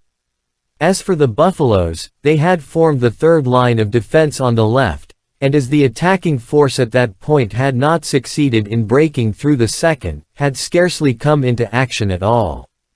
Infidus, who was a wary old general, and knew the absolute importance of keeping up the spirits of his men on the eve of such a desperate encounter, employed the pause in addressing his own regiment, the Greys, in poetical language, in explaining to them the honor that they were receiving in being put thus in the forefront of the battle, and in having the great white warrior from the stars to fight with them in their ranks, and in promising large rewards of cattle and promotion to all who survived in the event of Ignozzi's arms being successful. I looked down the long lines of waving black plumes and stern faces beneath them, and sighed to think that within 1 short hour most, if not all, of those magnificent veteran warriors, not a man of whom was under 40 years of age, would be laid dead or dying in the dust. It could not be otherwise. They were being condemned, with that wise recklessness of human life that marks the great general, and often saves his forces and attains his ends, to certain slaughter, in order to give the cause and the remainder of the army a chance of success. They were foredoomed to die, and they knew it. It was to be their task to engage regiment after regiment of Tuala's army on the narrow strip of green beneath us, till they were exterminated, or till the wings found a favorable opportunity for their onslaught. And yet they never hesitated, nor could I detect a sign of fear upon the face of a single warrior. There they were going to certain death. That moment helped contrasting their state of mind with my own, which was far from comfortable, and breathing a sigh of envy and admiration. Never before had I seen such an absolute devotion to the idea of duty, and such a complete indifference to its bitter fruits. "Behold your king," ended old Infidus, pointing to Ignozzi. "Go fight and fall for him, as is the duty of brave men, and cursed and shameful forever be the name of him who shrinks from death for his king, or who turns his back to his enemy. Behold your king. Chiefs, captains, and soldiers, now do your homage to the sacred snake, and then follow on, that Incubu and I may show ye the road to the heart of Tuala's forces." There was a moment's pause, then suddenly there rose from the serried phalanxes before us a murmur, like the distant whisper of the sea, caused by the gentle tapping of the handles of 6,000 spears against their holders' shields. Slowly it swelled, till its growing volume deepened and widened into a roar of rolling noise that echoed like thunder against the mountains, and filled the air with heavy waves of sound. Then it decreased and slowly died away into nothing, and suddenly out crashed the royal salute. Ignozzi, I thought to myself, might well be a proud man that day, for no Roman emperor ever had such a salutation from gladiators about to die. Ignozzi acknowledged this magnificent act of homage by lifting his battle axe, and then the Greys filed off in a triple line formation, each line containing about 1,000 fighting men, exclusive of officers. When the last line had gone some 500 yards, Ignozzi put himself at the head of the Buffaloes, who were drawn up in a similar three-line formation, and gave the word to march, and off we went, I, needless to say, uttering the most heartfelt prayers that I might come out of that job with a whole skin. Many a queer position have I found myself in, but never before in one quite so unpleasant as the present, or one in which my chance of coming off safe was so small. By the time that we reached the edge of the plateau the Greys were already halfway down the slope ending in the tongue of grassland that ran up into the bend of the mountain, something as the frog of a horse's foot runs up into the shoe. The excitement in Tuala's camp on the plain beyond was very great, and regiment after regiment was starting forward at a long swinging trot in order to reach the root of the tongue of land before the attacking force could emerge into the plain of Lu. This tongue of land, which was some 300 yards in depth, was, even at its root or widest part, not more than 350 paces across, while at its tip it scarcely measured 90. The Greys, who, in passing down the side of the hill and onto the tip of the tongue, had formed in column, on reaching the spot where it broadened out again reassumed their triple line formation, and halted dead. Then we, that is, the buffaloes, moved down the tip of the tongue and took our stand in reserve, about, notwithstanding their losses, number less than 40,000, moving swiftly up towards us. But as they drew near the root of the tongue they hesitated, having discovered that only one regiment could advance into the gorge at a time, and that there, some 70 yards from the mouth of it, unassailable except in front, on account of the high walls of boulder-strewn ground on either side, stood the famous regiment of Greys, the pride and glory of the Kukuana army, ready to hold the way against their forces as the three Romans once held the bridge against thousands. They hesitated, and finally stopped their advance. There was no eagerness to cross spears with those three lines of grim warriors who stood so firm and ready. Presently, however, a tall general, with the customary headdress of nodding ostrich plumes, came running up, attended by a group of chiefs and orderlies, being, I thought, none other than Tuala himself, and gave an order, and the first regiment raised a shout, and charged up towards the Greys, who remained perfectly still and silent until the attacking troops were within 40 yards, and a volley of talas, the throwing knives, came rattling among their ranks. Then suddenly, with a bound and a roar, they sprang forward with uplifted spears, and the two regiments met in deadly strife. Next second the roll of the meeting shields came to our ears like the sound of thunder, and the whole plain seemed to be alive with flashes of light reflected from the stabbing spears. To and fro swung the heaving mass of struggling, stabbing humanity, but not for long. Suddenly the attacking lines seemed to grow thinner, and then with a slow, long heave the Greys passed over them, just as a great wave heaves up and passes over a sunken ridge. It was done. That regiment was completely destroyed, but the Greys had but two lines left now, a third of their number were dead. Closing up shoulder to shoulder once more, they halted in silence and awaited attack, and I was rejoiced to catch sight of Sir Henry's yellow beard as he moved to and fro, arranging the ranks. So he was yet alive. Meanwhile, we moved up onto the ground of the encounter, which was cumbered by about 4,000 prostrate human beings, dead, dying, and wounded, and literally stained red with blood. Ignosi issued an order, which was rapidly passed down the ranks, to the effect that none of the enemy's wounded were to be killed, and, so far as we could see, this order was scrupulously carried out. It would have been a shocking sight, if we had had time to think of it. But now a second regiment, distinguished by white plumes, kilts, and shields, was moving up to the attack of the 2,000 remaining Greys, who stood waiting in the same ominous silence as before, till the foe was within 40 yards or so, when they hurled themselves with irresistible force upon them. Again there came the awful roll of the meeting shields, and as we watched, the grim tragedy repeated itself. But this time the issue was left longer in doubt. Indeed, it seemed for a while almost impossible that the Greys should again prevail. The attacking regiment, which was one formed of young men, fought with the utmost fury, and at the clashing music of meeting spears, came a continuous hissing undertone of Essagi, Essagi, the note of triumph of each victor as he passed his spear through and through the body of his fallen foe. But perfect discipline and steady and unchanging valor can do wonders, and one veteran soldier is worth two young ones, as soon became apparent in the present case. For just as we thought that it was all up with the Greys, and were preparing to take their place so soon as they made room by being destroyed, I heard Sir Henry's deep voice ringing out above the din, and caught a glimpse of his circling battle axe as he waved it high above his plumes. Then came a change. The Greys ceased to give.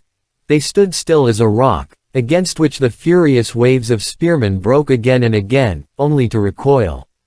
Presently they began to move again forward this time. As they had no firearms there was no smoke, so we could see it all. Another minute and the onslaught grew fainter.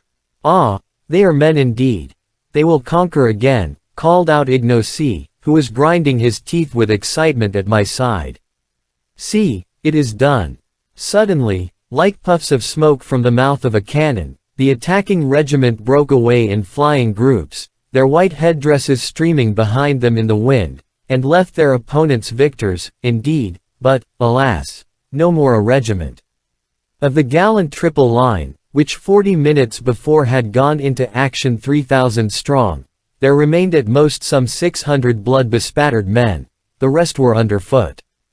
And yet they cheered and waved their spears in triumph, and then, instead of falling back upon us as we expected, they ran forward, for 100 yards or so, after the flying groups of foemen, took possession of a gently rising knoll of ground, and, resuming the old triple formation, formed a threefold ring round it. And then, thanks be to God, standing on the top of a mound for a minute, I saw Sir Henry, apparently unharmed, and with him our old friend Infidus. Then Twala's regiments rolled down upon the doomed band, and once more the battle closed in. As those who read this history will probably long ago have gathered, I am, to be honest, a bit of a coward, and certainly in no way given to fighting, though, somehow, it has often been my lot to get into unpleasant positions, and to be obliged to shed men's blood. But I have always hated it, and kept my own blood as undiminished in quantity as possible, sometimes by a judicious use of my heels. At this moment, however, for the first time in my life, I felt my bosom burn with martial ardor. Warlike fragments from the Ingoldsby Legends, together with numbers of sanguinary verses from the Old Testament, sprang up in my brain like mushrooms in the dark. My blood, which hitherto had been half frozen with horror, went beating through my veins, and there came upon me a savage desire to kill and spare not. I glanced round at the serried ranks of warriors behind us, and somehow, all in an instant, began to wonder if my face looked like theirs. There they stood, their heads craned forward over their shields, the hands twitching, the lips apart, the fierce features instinct. Only Ignacy's heart seemed, to judge from his comparative self-possession, to all appearance, to beat as calmly as ever beneath his leopard skin cloak, though even he still kept on grinding his teeth. I could stand it no longer. "Are we to stand here till we put out roots, Umbopa Ignacy, I meanwhile Twala swallows our brothers yonder?" I asked. "Nay, Macumazahn," was the answer. "See, now is the ripe moment. Let us pluck it." As he spoke a fresh regiment rushed past the ring upon the little mound, and, wheeling round, attacked it from the hither side. Then, lifting his battle axe, Ignacy gave the signal to advance, and, raising the Kukuana battle cry, the buffaloes charged home with a rush like the rush of the sea. What followed immediately on this it is out of my power to tell. All I can remember is a wild yet ordered rushing that seemed to shake the ground. A sudden change of front and forming up on the part of the regiment against which the charge was directed. Then an awful shock, a dull roar of voices, and a continuous flashing of spears, seen through a red mist of blood. When my mind cleared I found myself standing inside the remnant of the Greys near the top of the mound, and just behind no less a person than Sir Henry himself. How I got there I had, at the moment, no idea, but Sir Henry afterwards told me that I was borne up by the first furious charge of the buffaloes almost to his feet, and then left, as they in turn were pressed back. Thereon he dashed out of the circle and dragged me into it. As for the fight that followed, who can describe it? Again and again the multitudes surged up against our momentarily lessening circle, and again we beat them back. The stubborn spearsmen still made good the dark impenetrable wood, each stepping where his comrade stood the instant that he fell, as I think the Ingoldsby Legends beautifully puts it. It was a splendid thing to see those brave battalions come on time after time over the barriers of their dead, sometimes holding corpses before them to receive our spear thrusts, only to leave their own corpses to swell the rising piles. It was a gallant sight to see that sturdy old warrior, Infidus, as cool as though he were on parade, shouting out orders, taunts, and even jests, to keep up the spirit of his few remaining men, and then, as each charge rolled up, stepping forward to wherever the fighting was thickest, to bear his share in repelling it. And yet more gallant was the vision of Sir Henry, whose ostrich plumes had been shorn off by a spear stroke, so that his long yellow hair streamed out in the breeze behind him. There he stood, the great Dane, for he was nothing else, his hands, his axe, and his armor all red with blood, and none could live before his stroke. Time after time I saw it come sweeping down, as some great warrior ventured to give him battle, and as he struck he shouted, "Ahoy! Ahoy!" like his berserkir forefathers, and the blow went crashing through shield and spear, through headdress, hair, and skull, till at last none would of their own will come near the great white Tagati wizard, who killed and failed not. But suddenly there rose a cry of Twala, why, Twala, and out of the press sprang forward none other than the gigantic one-eyed king himself, also armed with battle axe and shield, and clad in chain armor. "Where art thou, Incubu, thou white man, who slew Scragga, my son? See if thou canst kill me," he shouted, and at the same time hurled a tola straight at Sir Henry, who, fortunately, saw it coming, and caught it on his shield, which transfixed it, so that it remained wedged in the iron plate behind the hide. Then, with a cry, Twala sprang forward straight at him, and with his battle axe struck him such a blow upon the shield that the mere force and shock of it brought Sir Henry, strong man as he was, down upon his knees. But at the time the matter went no further, for at that instant there rose from the regiments pressing round us something like a shout of dismay, and on looking up I saw the cause. To the right and to the left the plain was alive with the plumes of charging warriors. The outflanking squadrons had come to our relief. The time could not have been better chosen. All Twala's army had, as Ignosi had predicted would be the case, fixed their attention on the bloody struggle which was raging round the remnant of the Greys and the Buffaloes, who were now carrying on a battle of their own at a little distance, which two regiments had formed the chest of our army. It was not until the horns were about to close upon them that they had dreamed of their approach. And now, before they could even assume a proper formation for defense, the outflanking impis had leapt, like greyhounds, on their flanks. In 5 minutes the fate of the battle was decided. Taken on both flanks, and dismayed by the awful slaughter inflicted upon them by the Greys and Buffaloes, Twala's regiments broke into flight, and soon the whole plain between us and Loo was scattered with groups of flying soldiers, making good their retreat. As for the forces that had so recently surrounded us and the Buffaloes, they melted away as though by magic, and presently we were left standing there like a rock from which the sea has retreated. But what a sight it was! Around us the dead and dying lay in heaped up masses, and of the gallant Greys there remained alive but 95 men. More than 2,900 had fallen in this one regiment, most of them never to rise again. "Men," said Infidus calmly, as between the intervals of binding up a wound in his arm he surveyed what remained to him of his corps, "ye have kept up the reputation of your regiment, and this day's fighting will be spoken of by our children's children." Then he turned round and shook Sir Henry Curtis by the hand. "Thou art a great man, Incubu," he said simply. "I have lived a long life among warriors, and known many a brave one, yet have I never seen a man like thee." At this moment the Buffaloes began to march past our position on the road to Loo, and as they did so a message was brought to us from Ignosi requesting Infidus, Sir Henry, and myself to join him. Accordingly, orders having been issued to the remaining men of the Greys to employ themselves in collecting the wounded, we joined Ignosi, who informed us that he was pressing on to Loo to complete the victory by capturing Twala, if that should be possible. Before we had gone far we suddenly discovered the figure of Good sitting on an ant heap about 100 paces from us. Close beside him was the body of a Kukuana. "He must be wounded," said Sir Henry anxiously. As he made the remark, an untoward thing happened. The dead body of the Kukuana soldier, or rather what had appeared to be his dead body, suddenly sprang up, knocked Good head over heels off the ant heap, and began to spear him. We rushed forward in terror, and as we drew near we saw the brawny warrior making dig after dig at the prostrate Good, who at each prod jerked all his limbs into the air.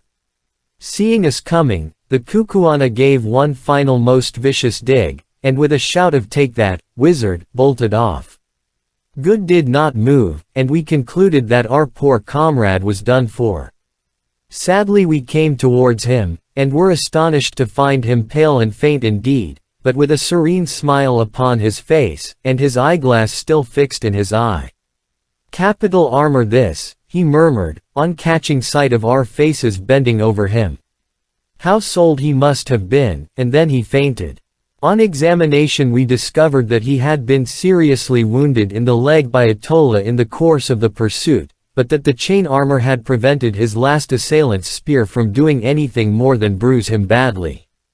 It was a merciful escape. As nothing could be done for him at the moment, he was placed on one of the wicker shields used for the wounded, and carried along with us. On arriving before the nearest gate of Loo we found one of our regiments watching it in obedience to orders received from Ignosi. The remaining regiments were in the same way watching the other exits to the town. The officer in command of this regiment coming up, saluted Ignosi as king, and informed him that Twala's army had taken refuge in the town, whither Twala himself had also escaped, but that he thought they were thoroughly demoralized, and would surrender. Thereupon Ignosi, after taking counsel with us, sent forward heralds to each gate ordering the defenders to open, and promising on his royal word life and forgiveness to every soldier who laid down his arms. The message was not without its effect. Presently, amid the shouts and cheers of the buffaloes, the bridge was dropped across the fosse, and the gates upon the farther side flung open. Taking due precautions against treachery, we marched on into the town. All along the roadways stood dejected warriors, their heads drooping and their shields and spears at their feet, who, as Ignosi passed, saluted him as king. On we marched, straight to Twala's kraal. When we reached the great space, where a day or two previously we had seen the review and the witch hunt, there, on the farther side, in front of his hut, sat Twala himself, with but one attendant Gagul. It was a melancholy sight to see him seated there, his battle axe and shield by his side, his chin upon his mailed breast, with but one old crone for companion, and, notwithstanding his cruelties and misdeeds, a pang of compassion shot through me as I saw him thus fallen from his high estate. Not a soldier of all his armies, not a courtier out of the hundreds who had cringed round him, not even a solitary wife, remained to share his fate or have the bitterness of his fall. Poor savage! He was learning the lesson that fate teaches to most who live long enough, that the eyes of mankind are blind to the discredited, and that he who is defenseless and fallen finds few friends and little mercy. Nor, indeed, in this case did he deserve any. Filing through the kraal gate, we marched straight across the open space to where the ex-king sat. When within about 50 yards the regiment was halted, and, accompanied only by a small guard, we advanced towards him, Gagul reviling us bitterly as we came. As we drew near, Twala, for the first time, lifted up his plumed head, and fixed his one eye, which seemed to flash with suppressed fury almost as brightly as the great diadem bound round his forehead, upon his successful rival Ignosi. "Hail, O king!" he said with bitter mockery. "Thou who hast eaten of my bread, and now by the aid of the white man's magic hast seduced my regiments and defeated mine army, hail! What fate hast thou for me, O king? The fate thou gavest to my father, whose throne thou hast sat on these many years," was the stern answer. "It is well. I will show thee how to die, that thou mayest remember it against thine own time. See, the sun sinks in blood," and he pointed with his red battle axe towards the fiery orb now going down. "It is well that my son should sink with it. And now, O king, I am ready to die, but I crave the boon of the Kukuana royal house 6 to die fighting. Thou canst not refuse it, or even those cowards who fled today will bold thee shamed. It is granted. Choose with whom wilt thou fight. Myself, I cannot fight with thee, for the king fights not except in war. Twala's somber eye ran up and down our ranks, and I felt, as for a moment it rested on myself, that the position had developed a new horror. What if he chose 6? It is a law among the Kukuanas that no man of the royal blood can be put to death unless by his own consent, which is, however, never refused. He is allowed to choose a succession of antagonists, to be approved by the king, with whom he fights until one of them kills him, to begin by fighting me. What chance should I have against a desperate savage 6 feet 5 high, and broad in proportion? I might as well commit suicide at once. Hastily I made up my mind to decline the combat, even if I were hooted out of Kukuanaland as a consequence. It is, I think, better to— Incubu, what sayest thou? Shall we end what we began today, or shall I call thee coward, white even to the liver? Nay, interposed Ignosi hastily, thou shalt not fight with Incubu. Not if he is afraid, said Twala. Unfortunately Sir Henry understood this remark, and the blood flamed up into his cheeks. I will fight him, he said. He shall see if I am afraid. For God's sake, I entreated, don't risk your life against that of a desperate man. Anybody who saw you today will know that you are not a coward. I will fight him, was the sullen answer. No living man shall call me a coward. I am ready now, and he stepped forward and lifted his axe. I wrung my hands over this absurd piece of quixotism, but if he was determined on fighting, of course I could not stop him. Fight not, my white brother, said Ignosi, laying his hand affectionately on Sir Henry's arm. Thou hast fought enough, and if aught befell thee at his hands it would cut my heart in twain. I will fight, Ignosi, was Sir Henry's answer. It is well, Incubu, thou art a brave man. It will be a good fight. Behold, Twala, the elephant is ready for thee.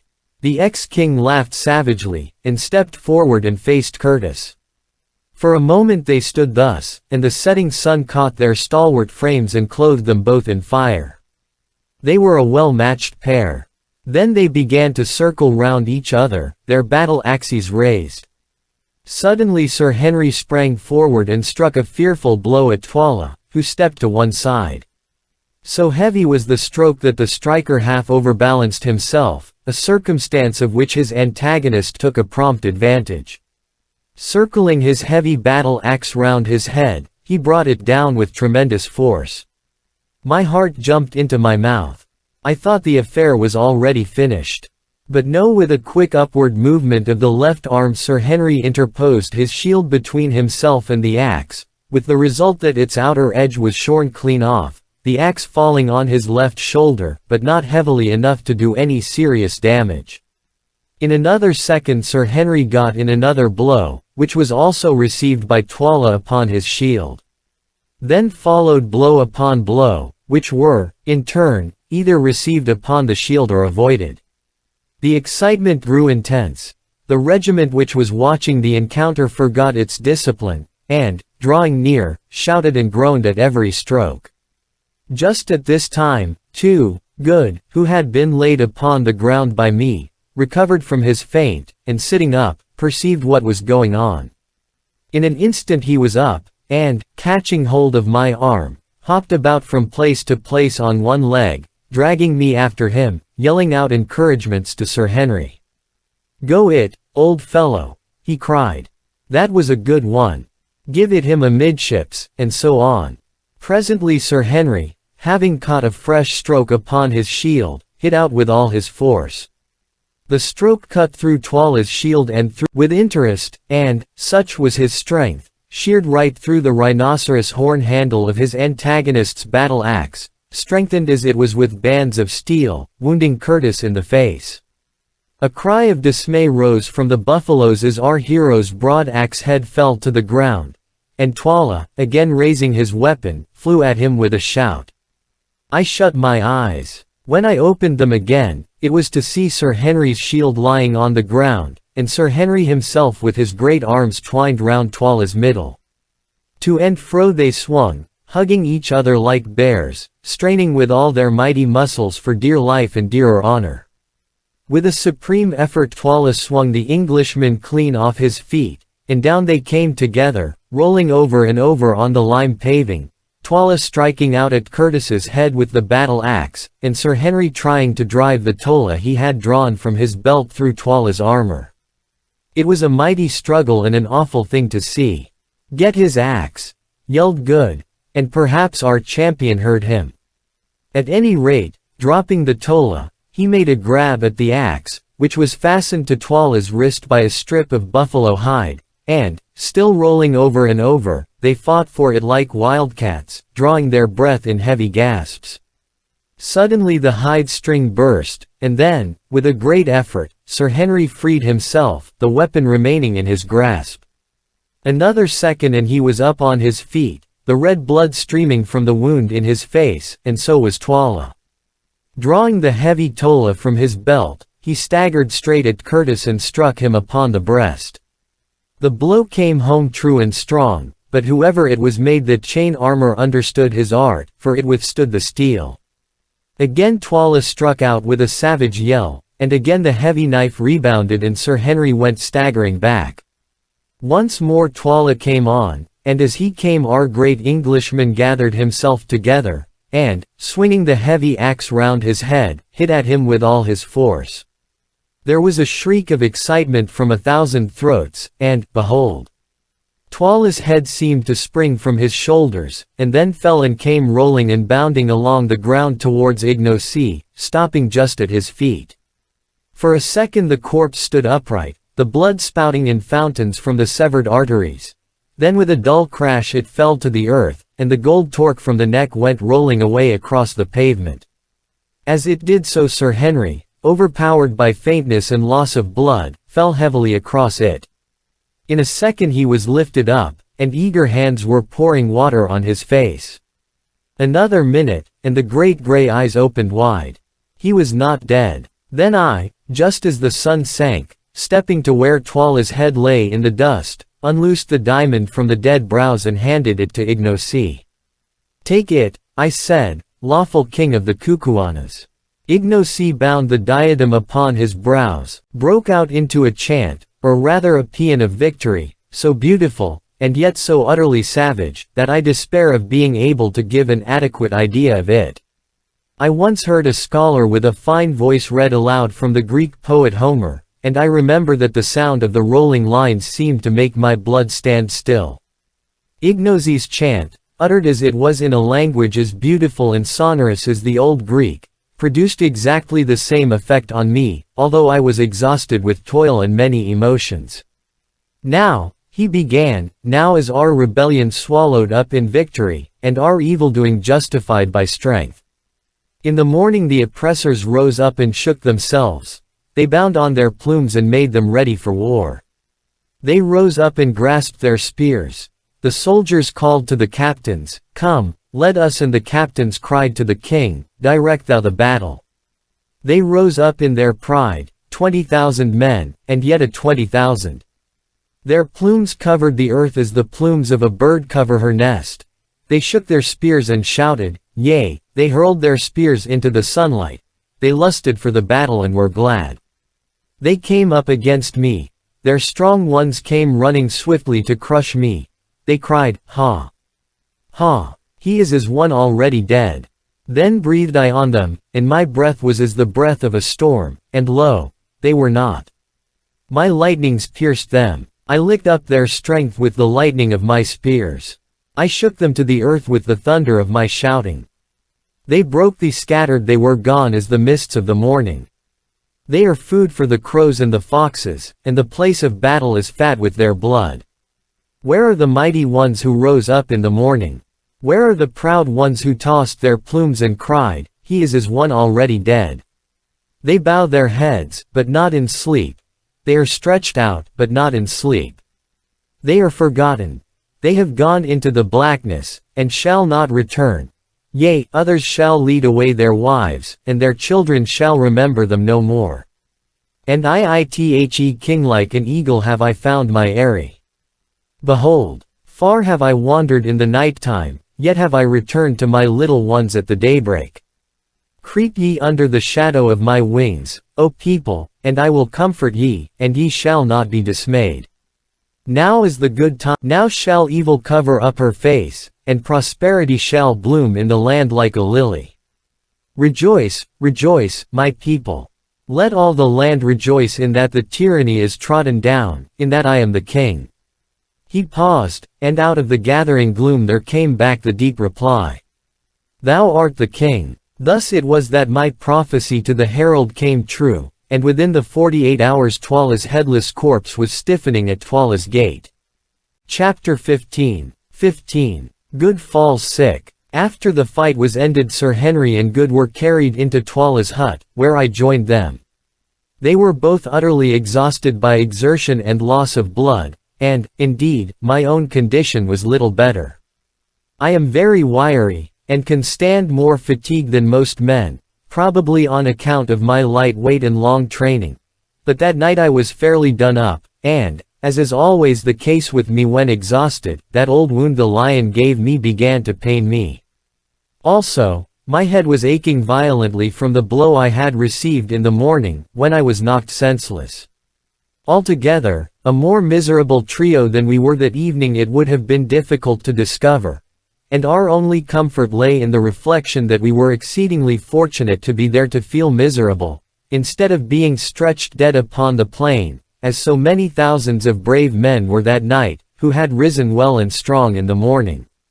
Somehow, with the assistance of the beautiful Foulata, who, since we had been the means of saving her life, had constituted herself our handmaiden, and especially Goods, we managed to get off the chain shirts, which had certainly saved the lives of 2 of us that day, when we found that the flesh underneath was terribly bruised, for, though the steel links had prevented the weapons from entering, they had not prevented them from bruising. Both Sir Henry and Good were a mass of bruises, and I was by no means free. As a remedy Foulata brought us some pounded green leaves with an aromatic odor, which, when applied as a plaster, gave us considerable relief. But though the bruises were painful, they did not give us such anxiety as Sir Henry's and Good's wounds. Good had a hole right through the fleshy part of his beautiful white leg, from which he had lost a great deal of blood, and Sir Henry had a deep cut over the jaw, inflicted by Twala's battle axe. Luckily Good was a very decent surgeon, and as soon as his small box of medicines was forthcoming, he, having thoroughly cleansed the wounds, managed to stitch up first Sir Henry's and then his own pretty satisfactorily, considering the imperfect light given by the primitive Kukuana lamp in the hut. Afterwards he plentifully smeared the wounds with some antiseptic ointment, of which there was a pot in the little box, and we covered them with the remains of a pocket handkerchief which we possessed. Meanwhile Foulata had prepared us some strong broth, for we were too weary to eat. This we swallowed, and then threw ourselves down on the piles of magnificent karoses, or fur rugs, which were scattered about the dead king's great hut. By a very strange instance of the irony of fate, it was on Twala's own couch, and wrapped in Twala's own particular karos, that Sir Henry, the man who had slain him, slept that night. I say slept, but after that day's work sleep was indeed difficult. To begin with, in very truth the air was full of farewells to the dying and mournings for the dead. From every direction came the sound of the wailing of women whose husbands, sons, and brothers had perished in the fight. No wonder that they wailed, for over 20,000 men, or nearly a third of the Kukuana army, had been destroyed in that awful struggle. It was heart-rending to lie and listen to their cries for those who would never return, and it made one realize the full horror of the work done that day to further man's ambition. Towards midnight, however, the ceaseless crying of the women grew less frequent, till at length the silence was only broken at intervals of a few minutes by a long, piercing howl that came from a hut in our immediate rear, and which I afterwards discovered proceeded from Gagul wailing for the dead king, Twala. After that I got a little fitful sleep, only to wake from time to time with a start, thinking that I was once more an actor in the terrible events of the last 24 hours. Now I seemed to see that warrior, whom my hand had sent to his last account, charging at me on the mountain top. Now I was once more in that glorious ring of greys, which made its immortal stand against all Twala's regiments, upon the little mound, and now again I saw Twala's plumed and gory head roll past my feet with gnashing teeth and glaring eye. At last, somehow or other, the night passed away, but when dawn broke I found that my companions had slept no better than myself. Good, indeed, was in a high fever, and very soon afterwards began to grow light-headed, and also, to my alarm, to spit blood, the result, no doubt, of some internal injury inflicted by the desperate efforts made by the Kukuana warrior on the previous day to get his big spear through the chain armor. Sir Henry, however, seemed pretty fresh, notwithstanding the wound on his face, which made eating difficult and laughter an impossibility, though he was so sore and stiff that he could scarcely stir. About 8 o'clock we had a visit from Infidus, who seemed but little the Worcetto old warrior that he was for his exertions on the previous day, though he informed us he had been up all night. He was delighted to see us, though much grieved at Good's condition, and shook hands cordially, but I noticed that he addressed Sir Henry with a kind of reverence, as though he were something more than man. And, indeed, as we afterwards found out, the great Englishman was looked on throughout Kukuanaland as a supernatural being. No man, the soldiers said, could have fought as he fought, or could, at the end of a day of such toil and bloodshed, have slain Twala, who, in addition to being the king, was supposed to be the strongest warrior in Kukuanaland, in single combat, shearing through his bull neck at a stroke. Indeed, that stroke became proverbial in Kukuanaland, and any extraordinary blow or feat of strength was thenceforth known as Incubu's blow. Infidus told us also that all Twala's regiments had submitted to Ignosi, and that like submissions were beginning to arrive from chiefs in the country. Twala's death at the hands of Sir Henry had put an end to all further chance of disturbance. I remarked that Ignosi had swum to the throne through blood. The old chief shrugged his shoulders. Yes, he answered, but the Kukuana people can only be kept cool by letting the blood flow sometimes. Many were killed, indeed, but the women were left, and others will soon grow up to take the places of the fallen. After this the land will be quiet for a while. Afterwards, in the course of the morning, we had a short visit from Ignosi, on whose brows the royal diadem was now bound. As I contemplated him advancing with kingly dignity, an obsequious guard following his steps, I could not help recalling to my mind the tall Zulu who had presented himself to us at Durban some few months back, asking to be taken into our service, and reflecting on the strange revolutions of the Wheel of Fortune. "Hail, O King," I said, rising. "Yes, Macumazahn, King at last, by the grace of your 3 right hands," was the ready answer. All was, he said, going on well, and he hoped to arrange a great feast in 2 weeks' time, in order to show himself to the people. I asked him what he had settled to do with Gagul. "She is the evil genius of the land," he answered, "and I shall kill her, and all the witch doctors with her. She has lived so long that none can remember when she was not old, and always she it is who has trained the witch hunters, and made the land evil in the sight of the heavens above."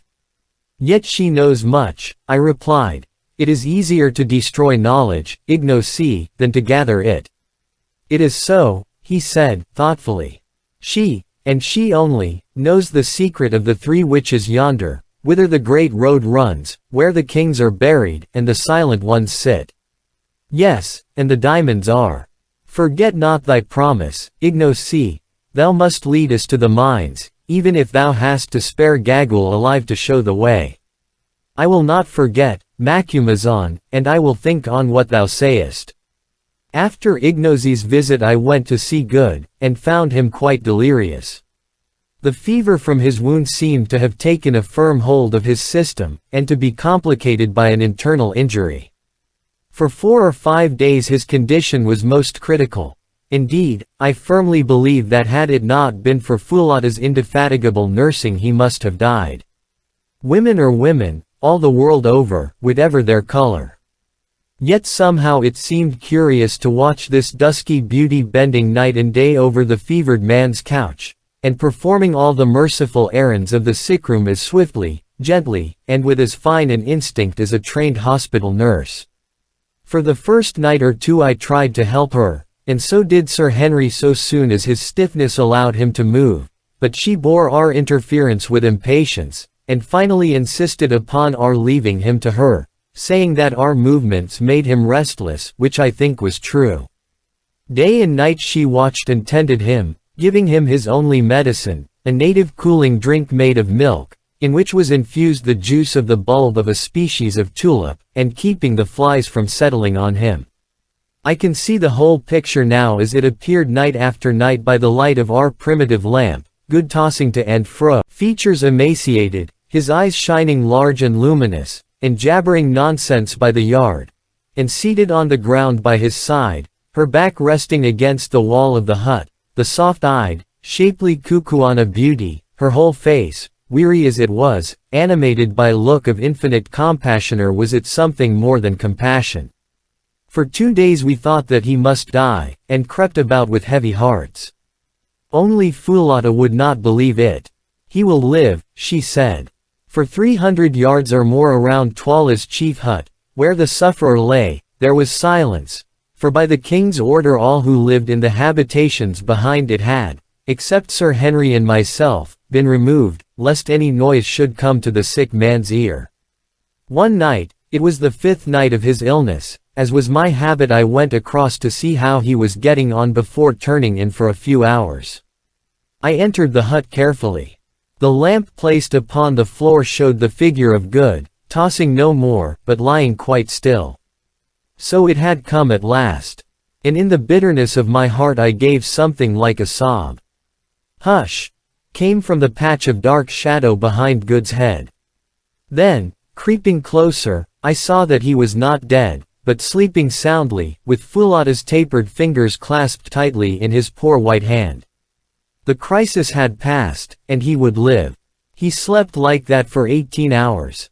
And I scarcely like to say it, for fear I should not be believed, but during that entire period did that devoted girl sit by him, fearing that if she moved and drew away her hand it would wake him. What she must have suffered from cramp, stiffness, and weariness, to say nothing of want of food, nobody will ever know. But it is a fact that, when at last he woke, she had to be carried away. Her limbs were so stiff that she could not move them. After the turn had once been taken, Good's recovery was rapid and complete. It was not till he was nearly well that Sir Henry told him of all he owed to Foulata. And when he came to the story of how she sat by his side for 18 hours, fearing lest by moving she should wake him, the honest sailor's eyes filled with tears. He turned and went straight to the hut where Foulata was preparing the midday meal. We were back in our old quarters now, taking me with him to interpret in case he could not make his meaning clear to her, though I am bound to say she understood him marvelously as a rule, considering how extremely limited was his foreign vocabulary. "Tell her," said Good, "that I owe her my life, and that I will never forget her kindness." I interpreted, and under her dark skin she actually seemed to blush. Turning to him with one of those swift and graceful motions that in her always reminded me of the flight of a wild bird, she answered softly, glancing at him with her large brown eyes, "Nay, my lord forgets. Did he not save my life, and am I not my lord's handmaiden?" It will be observed that the young lady appeared to have entirely forgotten the share which Sir Henry and myself had had in her preservation from Twala's clutches. But that is the way of women. The same. I retired from that little interview sad at heart. I did not like Miss Foulata's soft glances, for I knew the fatal amorous propensities of sailors in general, and Good in particular. There are 2 things in the world, as I have found it, which cannot be prevented. You cannot keep a Zulu from fighting, or a sailor from falling in love upon the slightest provocation. It was a few days after this last occurrence that Ignosi held his great Indaba council, and was formally recognized as king by the Induna's head men of Kukuanaland. The spectacle was a most imposing one, including, as it did, a great review of troops. On this day the remaining fragment of the Greys were formally paraded, and in the face of the army thanked for their splendid conduct in the great battle. To each man the king made a large present of cattle, promoting them one and all to the rank of officers in the new corps of Greys which was in process of formation. An order was also promulgated throughout the length and breadth of Kukuanaland that, while we honored the country with our presence, we three were to be greeted with the royal salute, to be treated with the same ceremony and respect that was by custom accorded to the king, and the power of life and death was publicly conferred upon us. Ignosi, too, in the presence of his people, reaffirmed the promises that he had made, to the effect that no man's blood should be shed without trial, and that witch hunting should cease in the land. When the ceremony was over we waited upon Ignosi, and informed him that we were now anxious to investigate the mystery of the mines to which Solomon's road ran, asking him if he had discovered anything about them. "My friends," he answered, "this have I discovered. It is there that the three great figures sit, who here are called the Silent Ones, and to whom Twala would have offered the girl, Fulata, as a sacrifice. It is there, too, in a great cave deep in the mountain, that the kings of the land are buried. There ye shall find Twala's body, sitting with those who went before him. There, too, is a great pit which, at some time, long dead men dug out, mayhap for the stones ye speak of, such as I have heard men in Natal speak of at Kimberley. There, too, in the place of death is a secret chamber, known to none but the king and Gagul. But Twala, who knew it, is dead, and I know it not, nor know I what is in it. But there is a legend in the land that once, many generations gone, a white man crossed the mountains, and was led by a woman to the secret chamber and shown the wealth, but before he could take it she betrayed him, and he was driven by the king of the day back to the mountains, and since then no man has entered the chamber. The story is surely true, Ignosi, for on the mountains we found the white man," I said. "Yes, we found him. And now I have promised ye that if ye can find that chamber, and the stones are there, the stone upon thy forehead proves that they are there," I put in, pointing to the great diamond I had taken from Twala's dead brows. "Mayhap. If they are there," he said, "ye shall have as many as ye can take hence if, indeed, ye would leave me, my brothers." "First we must find the chamber," said I. "There is but one who can show it to thee, Gagul. And if she will not, then shall she die," said Ignosi sternly. "I have saved her alive but for this. Stay, she shall choose," and, calling to a messenger, he ordered Gagul to be brought.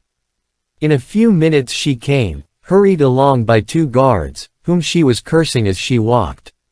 "Leave her," said the king to the guards. As soon as their support was withdrawn the withered old bundle, for she looked more like a bundle than anything else, sank into a heap on the floor, out of which her two bright, wicked eyes gleamed like a snake's. "What will ye with me, Ignosi?" she piped. "Ye dare not touch me. If ye touch me I will blast ye as ye sit. Beware of my magic. Thy magic could not save Twala, old she-wolf, and it cannot hurt me," was the answer. "Listen, I will this of thee, that thou reveal where is the chamber, where are the shining stones." "Ha, ha," she piped. "None know but I, and I will never tell thee. The white devils shall go hence empty-handed. Thou wilt tell me. I will make thee tell me. How, O king? Thou art great, but can thy power wring the truth from a woman? It is difficult, yet will I do it.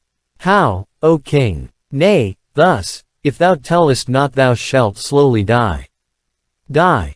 she shrieked in terror and fury. "Ye dare not touch Memon, ye know not who I am. How old think ye am I? I knew your fathers, and your fathers' fathers' fathers. When the country was young I was here, when the country grows old I shall still be here. I cannot die unless I be killed by chance, for none dare slay me. Yet will I slay thee. See, Gagul, mother of evil, thou art so old thou canst no longer love thy life. What can life be to such a hag as thee, who hast no shape, nor form, nor hair, nor teeth hast not, save wickedness and evil eyes? It will be mercy to slay thee, Gagul. Thou fool, shrieked the old fiend, thou accursed fool, thinkest thou that life is sweet only to the young? It is not so, and not thou knowest of the heart of man to think it. To the young, indeed, death is sometimes welcome, for the young can feel. They love and suffer, and it wrings them to see their beloved pass to the land of shadows. But the old feel not, they love not, and, ha, ha, they laugh to see another go out into the dark. Ha, ha, they laugh to see the evil that is done under the sun. All they love is life, the warm, warm sun, and the sweet, sweet air. They are afraid of the cold and the dark, ha, ha, ha. And the old hag writhed on the ground in ghastly merriment. Cease thine evil talk and answer me, said Ignosi angrily. Wilt thou show the place where the stones are, or wilt thou not? If thou wilt not, thou diest, even now, and he seized a spear and held it over her. I will not show it. Thou darest not kill me, darest not. He who slays me will be accursed forever.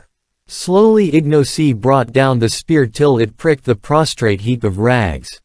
Nay, I will show it. Only let me live, let me sit in the sun and have a bit of meat to suck, and I will show thee. It is well. I thought I should find a way to reason with thee. Tomorrow shalt thou go with Infidus and my white brothers to the place, and beware how thou failest, for if thou showest it not, then shalt thou slowly die. I have spoken. I will not fail, Ignosi. I always keep my word. Ha, ha, ha. Once a woman showed the place to a white man before, and behold evil befell him, and here her wicked eyes glinted. Her name was Gagul, too. Perchance I was that woman. Thou liest, I said, that was 10 generations gone. Mayhap, when one lives long one forgets. Perhaps it was my mother's mother who told me. Surely her name was Gagul, also. But mark, ye will find in the place where the bright playthings are a bag of hide full of stones. The man filled that bag, but he never took it away.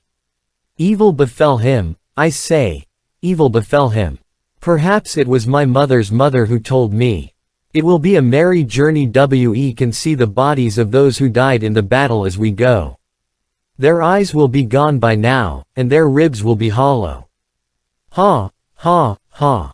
Chapter 16. The Place of Death. It was already dark on the third day after the scene described in the previous chapter, when we camped in some huts at the foot of the Three Witches. Our party consisted of our 3 selves and Fulata, who waited on us, especially on good Infidus, Gagul, who was borne along in a litter, inside which she could be heard muttering and cursing all day long, and a party of guards and attendants. The mountains, or rather the 3 peaks of the mountains, for the whole mass evidently consisted of a solitary upheaval, were, as I have said, in the form of a triangle, of which the base was towards us, one peak being on our right, one on our left, and one straight in front of us. Never shall I forget the sight afforded by those 3 towering peaks in the early sunlight of the following morning. High above us, up into the blue air, soared their twisted snow wreaths. Beneath the snow the peaks were purple with heath, and so were the wild moors that ran up the slopes towards them.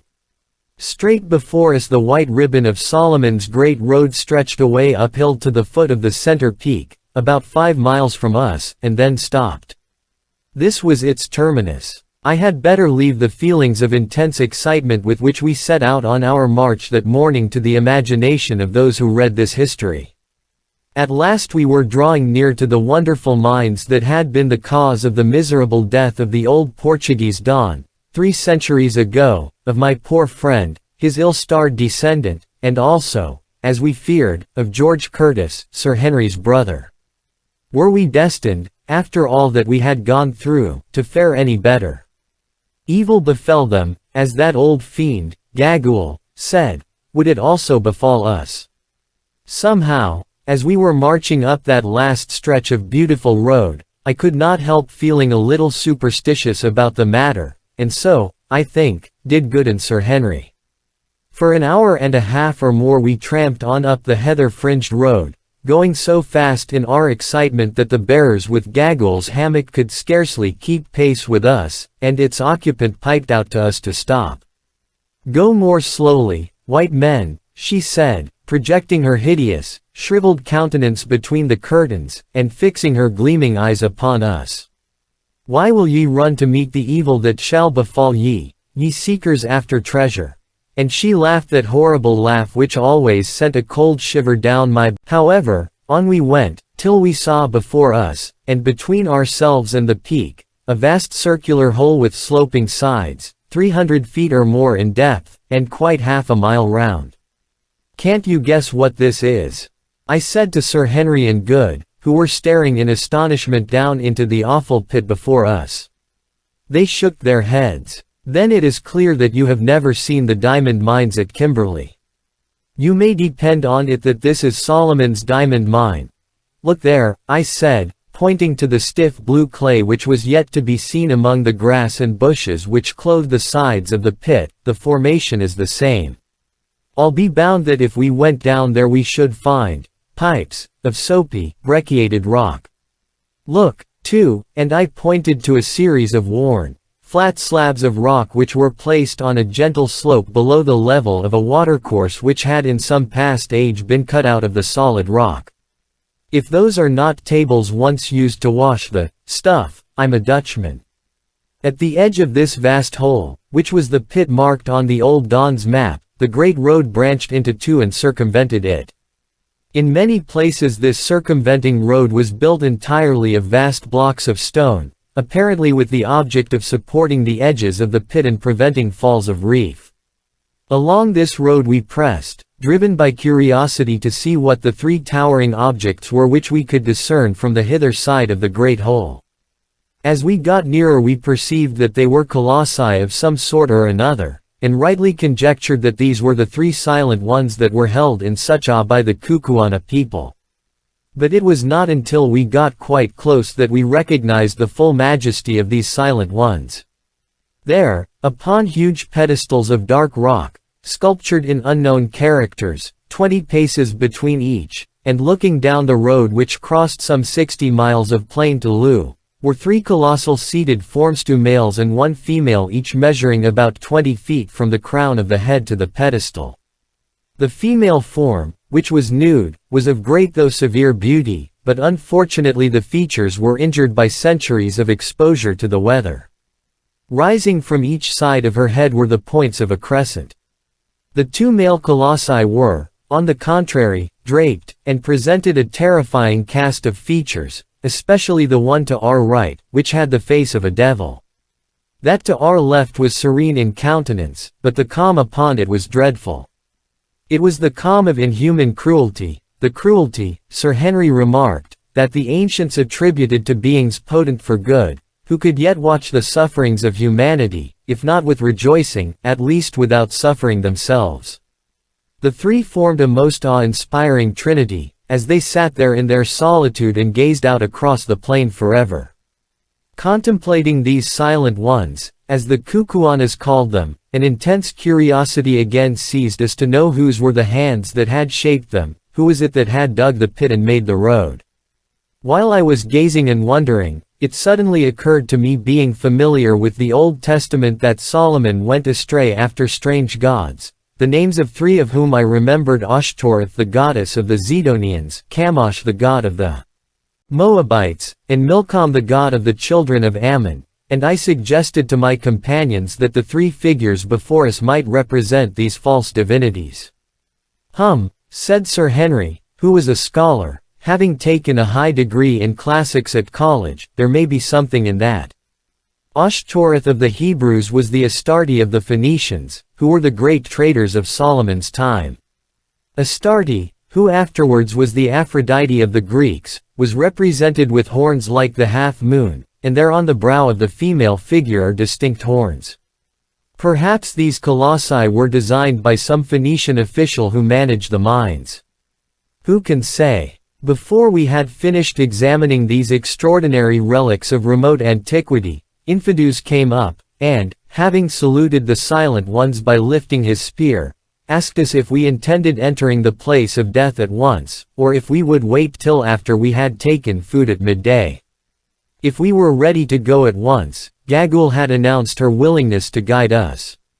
As it was not more than 11 o'clock, we driven to it by a burning curiosity announced our intention of proceeding at once, and I suggested that, in case we should be detained in the cave, we should take some food with us.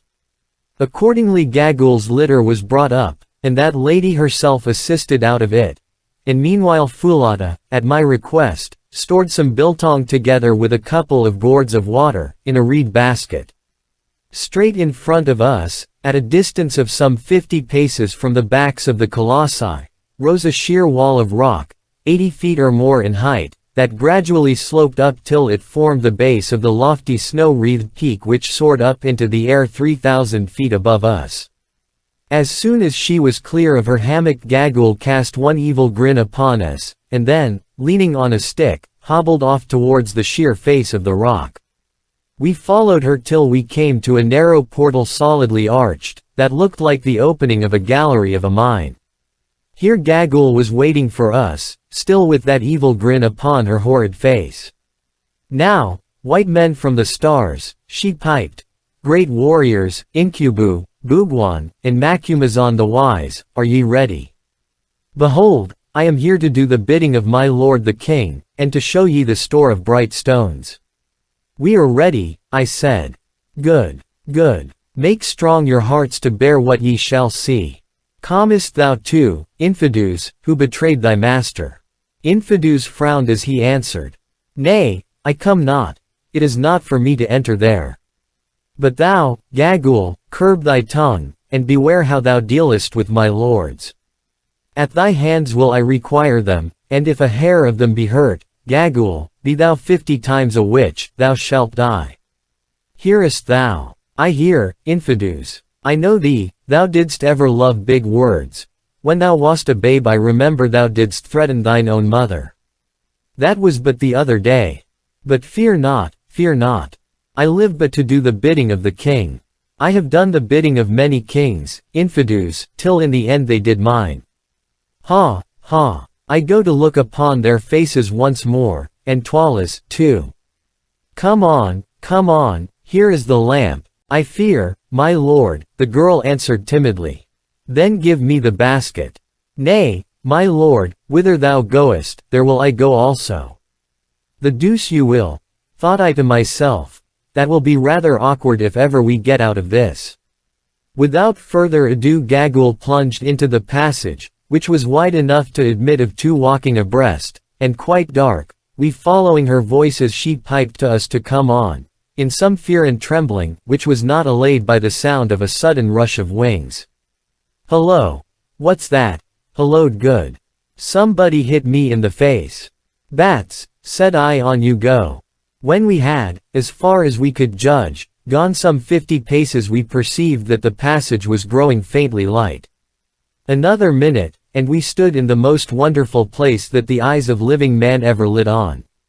Let the reader picture to himself the hall of the vastest cathedral he ever stood in, windowless, indeed, but dimly lighted from above presumably by shafts connected with the outer air and driven in the roof, which arched away 100 feet above our heads, and he will get some idea of the size of the enormous cave in which we stood, with the difference that this cathedral designed of nature was loftier and wider than any built by man. But its stupendous size was the least of the wonders of the place, for, running in rows down its length were gigantic pillars of what looked like ice, but were, in reality, huge stalactites. It is impossible for me to convey any idea of the overpowering beauty and grandeur of these pillars of white spar, some of which were not less than 20 feet in diameter at the base, and sprang up in lofty and yet delicate beauty sheer to the distant roof. Others again were in process of formation. On the rock floor there was in these cases what looked, Sir Henry said, exactly like a broken column in an old Grecian temple, while high above, depending from the roof, the point of a huge icicle could be dimly seen.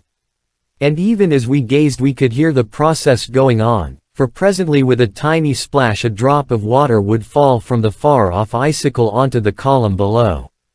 On some columns the drops only fell once in 2 or 3 minutes, and in these cases it would form an interesting calculation to discover how long, at that rate of dripping, it would take to form a pillar, say 80 feet high by 10 in diameter. That the process was, in at least one instance, incalculably slow, the following instance will suffice to show. Cut on one of these pillars we discovered a rude likeness of a mummy, by the head of which sat what appeared to be one of the Egyptian gods, doubtless the handiwork of some old-world laborer in the mine. This work of art was executed at about the natural height at which an idle fellow, be he Phoenician workman or British cad, is in the habit of trying to immortalize himself at the expense of nature's masterpieces, namely, about 5 feet from the ground.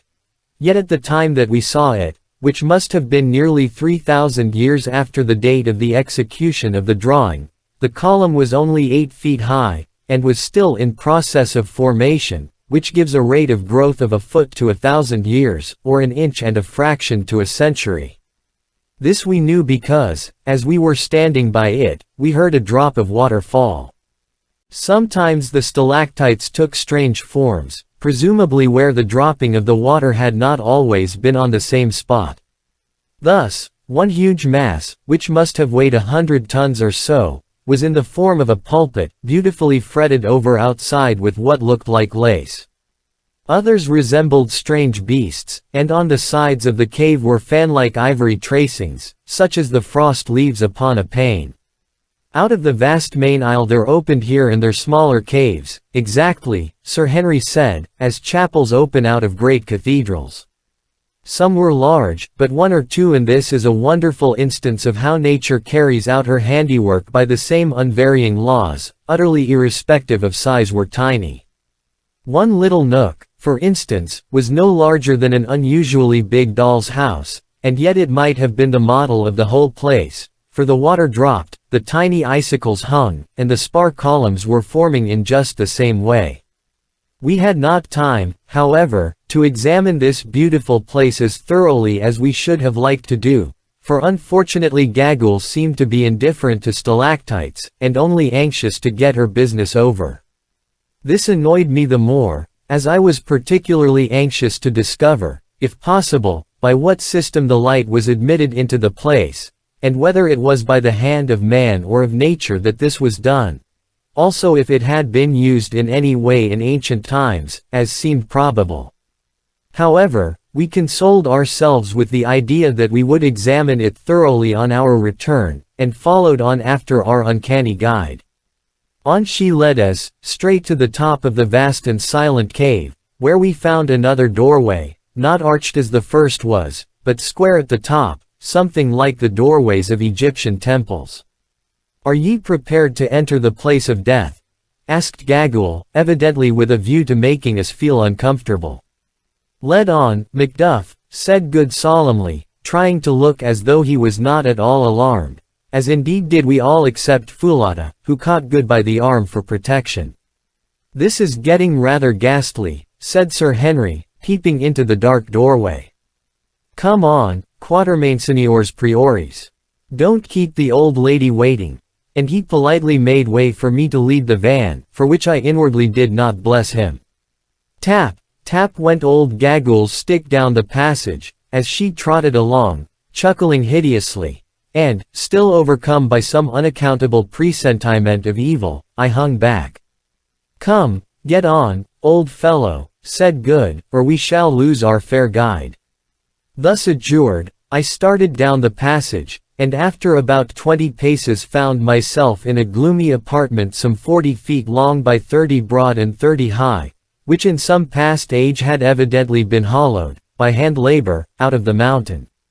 This apartment was not nearly so, figure at its head, and life-sized white figures all round it.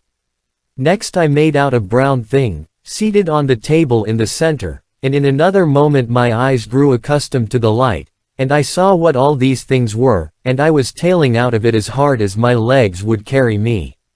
I am not a nervous man, in a general way, and very little troubled with superstitions, of which I have lived to see the folly. But I am free to own that that sight quite upset me, and had it not been that Sir Henry caught me by the collar and held me, I do honestly believe that in another 5 minutes I should have been outside that stalactite cave, and that the promise of all the diamonds in Kimberley would not have induced me to enter it again. But he held me tight, so I stopped because I could not help myself. But next second his eyes got accustomed to the light, too, and he let go of me and began to mop the perspiration off his forehead. As for Good, he swore feebly, and Foulata threw her arms round his neck and shrieked. Only Gagul chuckled loud and long. It was a ghastly sight. There at the end of the long stone table, sat Death himself, shaped in the form of a colossal human skeleton, 15 feet or more in height. High above his head he held the spear, as though in the act of striking. One bony hand rested on the stone table before him, in the position a man assumes on rising from his seat, while his frame was bent forward so that the vertebrae of the neck and the grinning, gleaming skull projected towards us and fixed its hollow eye places upon us, the jaws a little open, as though it were about to speak. "Great heavens!" said I faintly, at last. "What can it be? And what are those things?" said Good, pointing to the white company round the table. "And what on earth is that thing?" said Sir Henry, pointing to the brown creature seated on the table. He, laughed Gagul. "To those who enter the hall of the dead, evil comes. He. Ha, ha. Come Incubu, brave in battle, come and see him thou Sle West." And the old creature caught his coat in her skinny fingers, and led him away towards the table. We followed. Presently she stopped and pointed at the brown object seated on the table. Sir Henry looked, and started back with an exclamation. And no wonder, for there seated, quite naked, on the table, the head which Sir Henry's battle axe had shorn from the body resting on its knees, was the gaunt corpse of Twala, last king of the Kukuanas. Yes, there, the head perched upon the knees, it sat in all its ugliness, the vertebrae projecting a full inch above the level of the shrunken flesh of the neck, for all the world like a black double of Hamilton Tige. 7 over the whole surface of the corpse there was gathered a thin, glassy film, which made its AP7 now haste ye, my handmaidens, haste and see, how he sits there and glowers with his head on his appearance yet more appalling, and for which we were, at the moment, quite unable to account, till we presently observed that from the roof of the chamber the water fell steadily drip, drip, drip, onto the neck of the corpse, from whence it ran down over the entire surface, and finally escaped into the rock through a tiny hole in the table. Then I guessed what it was. Twala's body was being transformed into a stalactite. A look at the white forms seated on the stone bench that ran round that ghastly board confirmed this view. They were human forms, indeed, or rather had been human forms. Now they were stalactites. This was the way in which the Kukuana people had from time immemorial preserved their royal dead. They petrified them. What the exact system was, if there was any beyond placing them for a long period of years under the drip, I never discovered, but there they sat, iced over and preserved forever by the silicious fluid. Anything more awe-inspiring than the spectacle of this long line of departed royalties, wrapped in a shroud of ice like spar, through which the features could be dimly made out. There were 27 of them, the last being Ignosi's father, and seated round that inhospitable board, with Death himself for a host. It is impossible to imagine that the practice of thus preserving their kings must have been an ancient one is evident from the number, which, allowing for an average reign of 15 years, would, supposing that every king who reigned was placed here, an improbable thing, as some are sure to have perished in battle far from home, fix the date of its commencement at 4¼ centuries back. But the colossal Death who sits at the head of the board is far older than that, and, unless I am much mistaken, owes his origin to the same artist who designed the 3 colossi. He was hewn out of a single stalactite, and, looked at as a work of art, was most admirably conceived and executed. Good, who understood anatomy, declared that, so far as he could see, the anatomical design of the skeleton was perfect down to the smallest bones. My own idea is that this terrific object was a freak of fancy on the part of some old-world sculptor, and that its presence had suggested to the Kukuanas the idea of placing their royal dead under its awful presidency. Or perhaps it was placed there to frighten away any marauders who might have designs upon the treasure chamber beyond. I cannot say. All I can do is to describe it as it is, and the reader must form his own conclusion. Such, at any rate, was the White Death, and such were the Chapter 17. Solomon's Treasure Chamber. While we had been engaged in getting over our fright, and in examining the grisly wonders of the place, Gagul had been differently occupied. Somehow or other, for she was marvelously active when Shosesh had scrambled onto the great table and made her way to where our departed friend Twala was placed under the drip, to see, suggested good, how he was pickling, or for some dark purpose of her own. Then she came hobbling back, stopping now and again to address a remark the tenor of which I could not catch to one or other of the shrouded forms, just as you or I might greet an old acquaintance. Having gone through this mysterious and horrible ceremony, she squatted herself down on the table immediately under the White Death, and began, so far as I could make out, to offer up prayers to it. The spectacle of this wicked old creature pouring out supplications, evil ones, no doubt to the archenemy of mankind, was so uncanny that it caused us to hasten our inspection. Now, Gagul, said I in a low voice, somehow one did not dare to speak above a whisper in that place, lead us to the chamber. The old creature promptly scrambled down off the table. My lords are not afraid, she said, leering up into my face. Led on. Good, my lords, and she hobbled round to the back of the Great Death. Here is the chamber. Let my lords light the lamp, and enter, and she placed the gourd full of oil upon the floor, and leaned herself against the side of the cave. I took out a match, of which we still had a few in a box, and lit the rush wick, and then looked for the doorway, but there was nothing before us but the solid rock. Gagul grinned. The way is there, my lords. Do not jest with us, I said sternly. I jest not, my lords. See. And she pointed at the rock. As she did so, on holding up the lamp, we perceived that a mass of stone was slowly rising from the floor and vanishing into the rock above, where doubtless there was a cavity prepared to receive it. The mass was of the width of a good-sized door, about 10 feet high and not less than 5 feet thick. It must have weighed at least 20 or 30 tons, and was clearly moved upon some simple balance principle, probably the same as that upon which the opening and shutting of an ordinary modern window is arranged. How the principle was set in motion, of course none of us saw. Gagul was careful to avoid that, but I have little doubt that there was some very simple lever, which was moved ever so little by pressure on a secret spot, thereby throwing additional weight onto the hidden counterbalances, the ground. Very slowly and gently the great stone raised itself, till at last it had vanished altogether, and a dark hole presented itself to us in the place which it had filled. Our excitement was so intense, as we saw the way to Solomon's treasure chamber at last thrown open, that I for one began to tremble and shake. Would it prove a hoax after all, I wondered, or was old da Silvestre right? And were there vast hoards of wealth stored in that dark place, hoards which would make us the richest men in the whole world? We should know in a minute or two. Enter, white men from the stars, said Gagul, advancing into the doorway, but first hear your servant, Gagaula the Old. The bright stones that ye will see were dug out of the pit over which the silent ones are set, and stored here, I know not by whom. But once has this place been entered since the time that those who stored the stones departed in haste, leaving them behind. The report of the treasure went down among the people who lived in the country from age to age, but none knew where the chamber was, nor the secret of the door. But it happened that a white man reached this country from over the mountains, perchance he too came, from the stars, and was well received of the king of the day.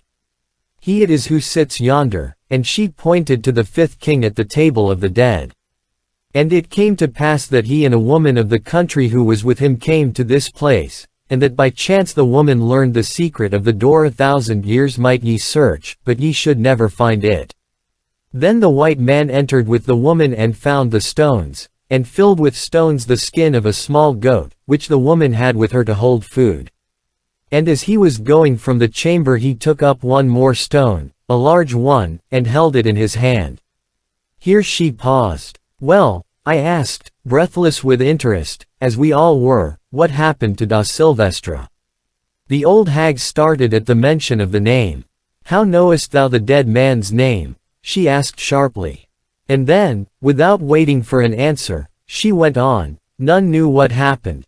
But it came about that the white man was frightened, for he flung down the goatskin with the stones, and fled out with only the one stone in his hand, and that the king took, and it is the stone that thou, Macumazahn, didst take from Twala's brow. Have none entered here since? I asked, peering again down the dark passage. None, my lords. Only the secret of the door hath been kept, and every king hath opened it, though he hath not entered. There is a saying, that those who enter there will die within a moon, even as the white man died in the cave upon the mountain, where ye found him, Macumazahn. Ha, ha, mine are true words. Our eyes met as she said it, and I turned sick and cold. How did the old hag know all these things? Enter, my lords. If I speak truth, the goatskin with the stones will lie upon the floor. And if there is truth as to whether it is death to enter here, that will ye learn afterwards. Ha, ha, ha.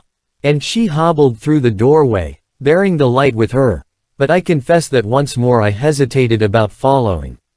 Oh, confound it all, said Good. Here goes. I am not going to be frightened by that old devil. And, followed by Foulata, who, however, evidently did not at all like the job, for she was shivering with fear, he plunged into the passage after Gagul, example which we quickly followed. A few yards down the passage, in the narrow way hewn out of the living rock, Gagul had paused, and was waiting for us. See, my lords, she said, holding the light before her, those who stored the treasure here fled in haste, and bethought them to guard against any who should find the secret of the door, but had not the time, and she pointed to large square blocks of stone, which had, to the height of 2 courses about 2 feet 3, been placed across the passage with a view to walling it up. Along the side of the passage were similar blocks ready for use, and, most curious of all, a heap of mortar and a couple of trowels, which, so far as we had time to examine them, appeared to be of a similar shape and make to those used by workmen of this day. Here Foulata, who had throughout been in a state of great fear and agitation, said that she felt faint and could go no farther, but would wait there. Accordingly we set her down on the unfinished wall, placing the basket of provisions by her side, and left her to recover. Following the passage for about 15 paces farther, we suddenly came to an elaborately painted wooden door. It was standing wide open. Whoever was last there had either not had the time, or had forgotten to shut it. Across the threshold lay a skin bag, formed of a goatskin, that appeared to be full of pebbles. White men, sniggered Gagul, as the light from the lamp fell upon it. What did I tell ye, that the white man who came here fled in haste, and dropped the woman's bag? Behold it. Good stooped down and lifted it. It was heavy and jingled. By Jove, I believe it is full of diamonds, he said in an odd whisper. And, indeed, the idea of a small goatskin full of diamonds is enough to awe anybody. Go on, said Sir Henry impatiently. Here, old lady, give me the lamp, and, taking it from Gagul's hand, he stepped through the doorway and held it high above his head. We pressed in after him, forgetful, for the moment, of the bag of diamonds, and found ourselves in Solomon's treasure chamber. At first, all that the somewhat faint light given by the lamp revealed was a room hewn out of the living rock, and apparently not more than 10 feet square. Next there came into sight, stored one on the other as high as the roof, a splendid collection of elephant tusks. How many of them there were we did not know, for of course we could not see how far they went back, but there could not have been less than the ends of 4 of 500 tusks of the first quality visible to our eyes. There, alone, was enough ivory before us to make a man wealthy for life. Perhaps, I thought, it was from this very store that Solomon drew his material for his great throne of ivory, of which there was not the like made in any kingdom. On the opposite side of the chamber were about a score of wooden boxes, something like Martini Henry ammunition boxes, only rather larger, and painted red. "There are the diamonds," cried I. "Bring the light." Sir Henry did so, holding it close to the top box, of which the lid, rendered rotten by time even in that dry place, appeared to have been smashed in, probably by da Silvestre himself. Pushing my hand through the hole in the lid, I drew it out full, not of diamonds, but of gold pieces, of a shape that none of us had seen before, and with what looked like Hebrew characters stamped upon them. "Ah," I said, replacing the coin, "we shan't go back empty-handed, anyhow. There must be a couple of thousand pieces in each box, and there are 18 boxes. I suppose it was the money to pay the workmen and merchants." "Well, put in good, I think that is the lot. I don't see any diamonds, unless the old Portuguese put them all into this bag. Let my lords look yonder where it is darkest, if they would find the stones," said Gagule, interpreting our looks. "There my lords will find a nook, and 3 stone chests in the nook, 2 sealed and 1 open." Before interpreting this to Sir Henry, who had the light, I could not resist asking how she knew these things, if no one had entered the place since the white man, generations ago.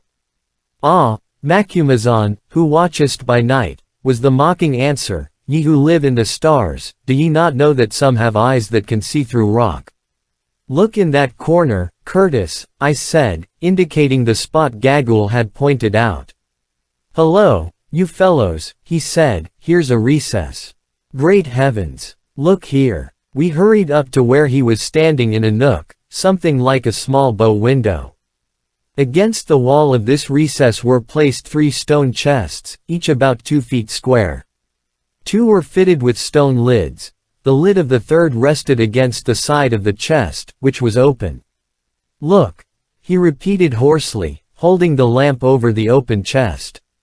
We looked, and for a moment could make nothing out, on account of a silvery sheen that dazzled us.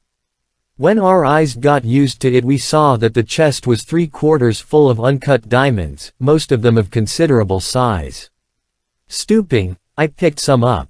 Yes, there was no mistake about it, there was the unmistakable soapy feel about them. I fairly gasped as I dropped them. "We are the richest men in the whole world," I said. "Monte Cristo is a fool to us. We shall flood the market with diamonds," said Good. "Got to get them there first," and we stood with pale faces and stared at each other, with the lantern in the middle, and the glimmering gems below, as though we were conspirators about to commit a crime, instead of being, as we thought, the 3 most fortunate men on earth. He, went old Gagule behind us, as she flitted about like a vampire bat. "There are the bright stones that ye love, white men, as many as ye will. Take them, run them through your fingers, eat of them, he. Drink of them, ha, ha." There was something so ridiculous at that moment to my mind in the idea of eating and drinking diamonds that I began to laugh outrageously, an example which the others followed, without knowing why.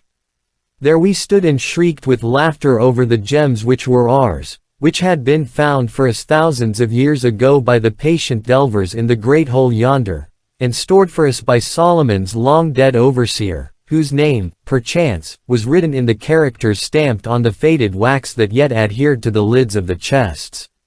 Solomon never got them, nor David, nor da Silvestre, nor anybody else. We had got them.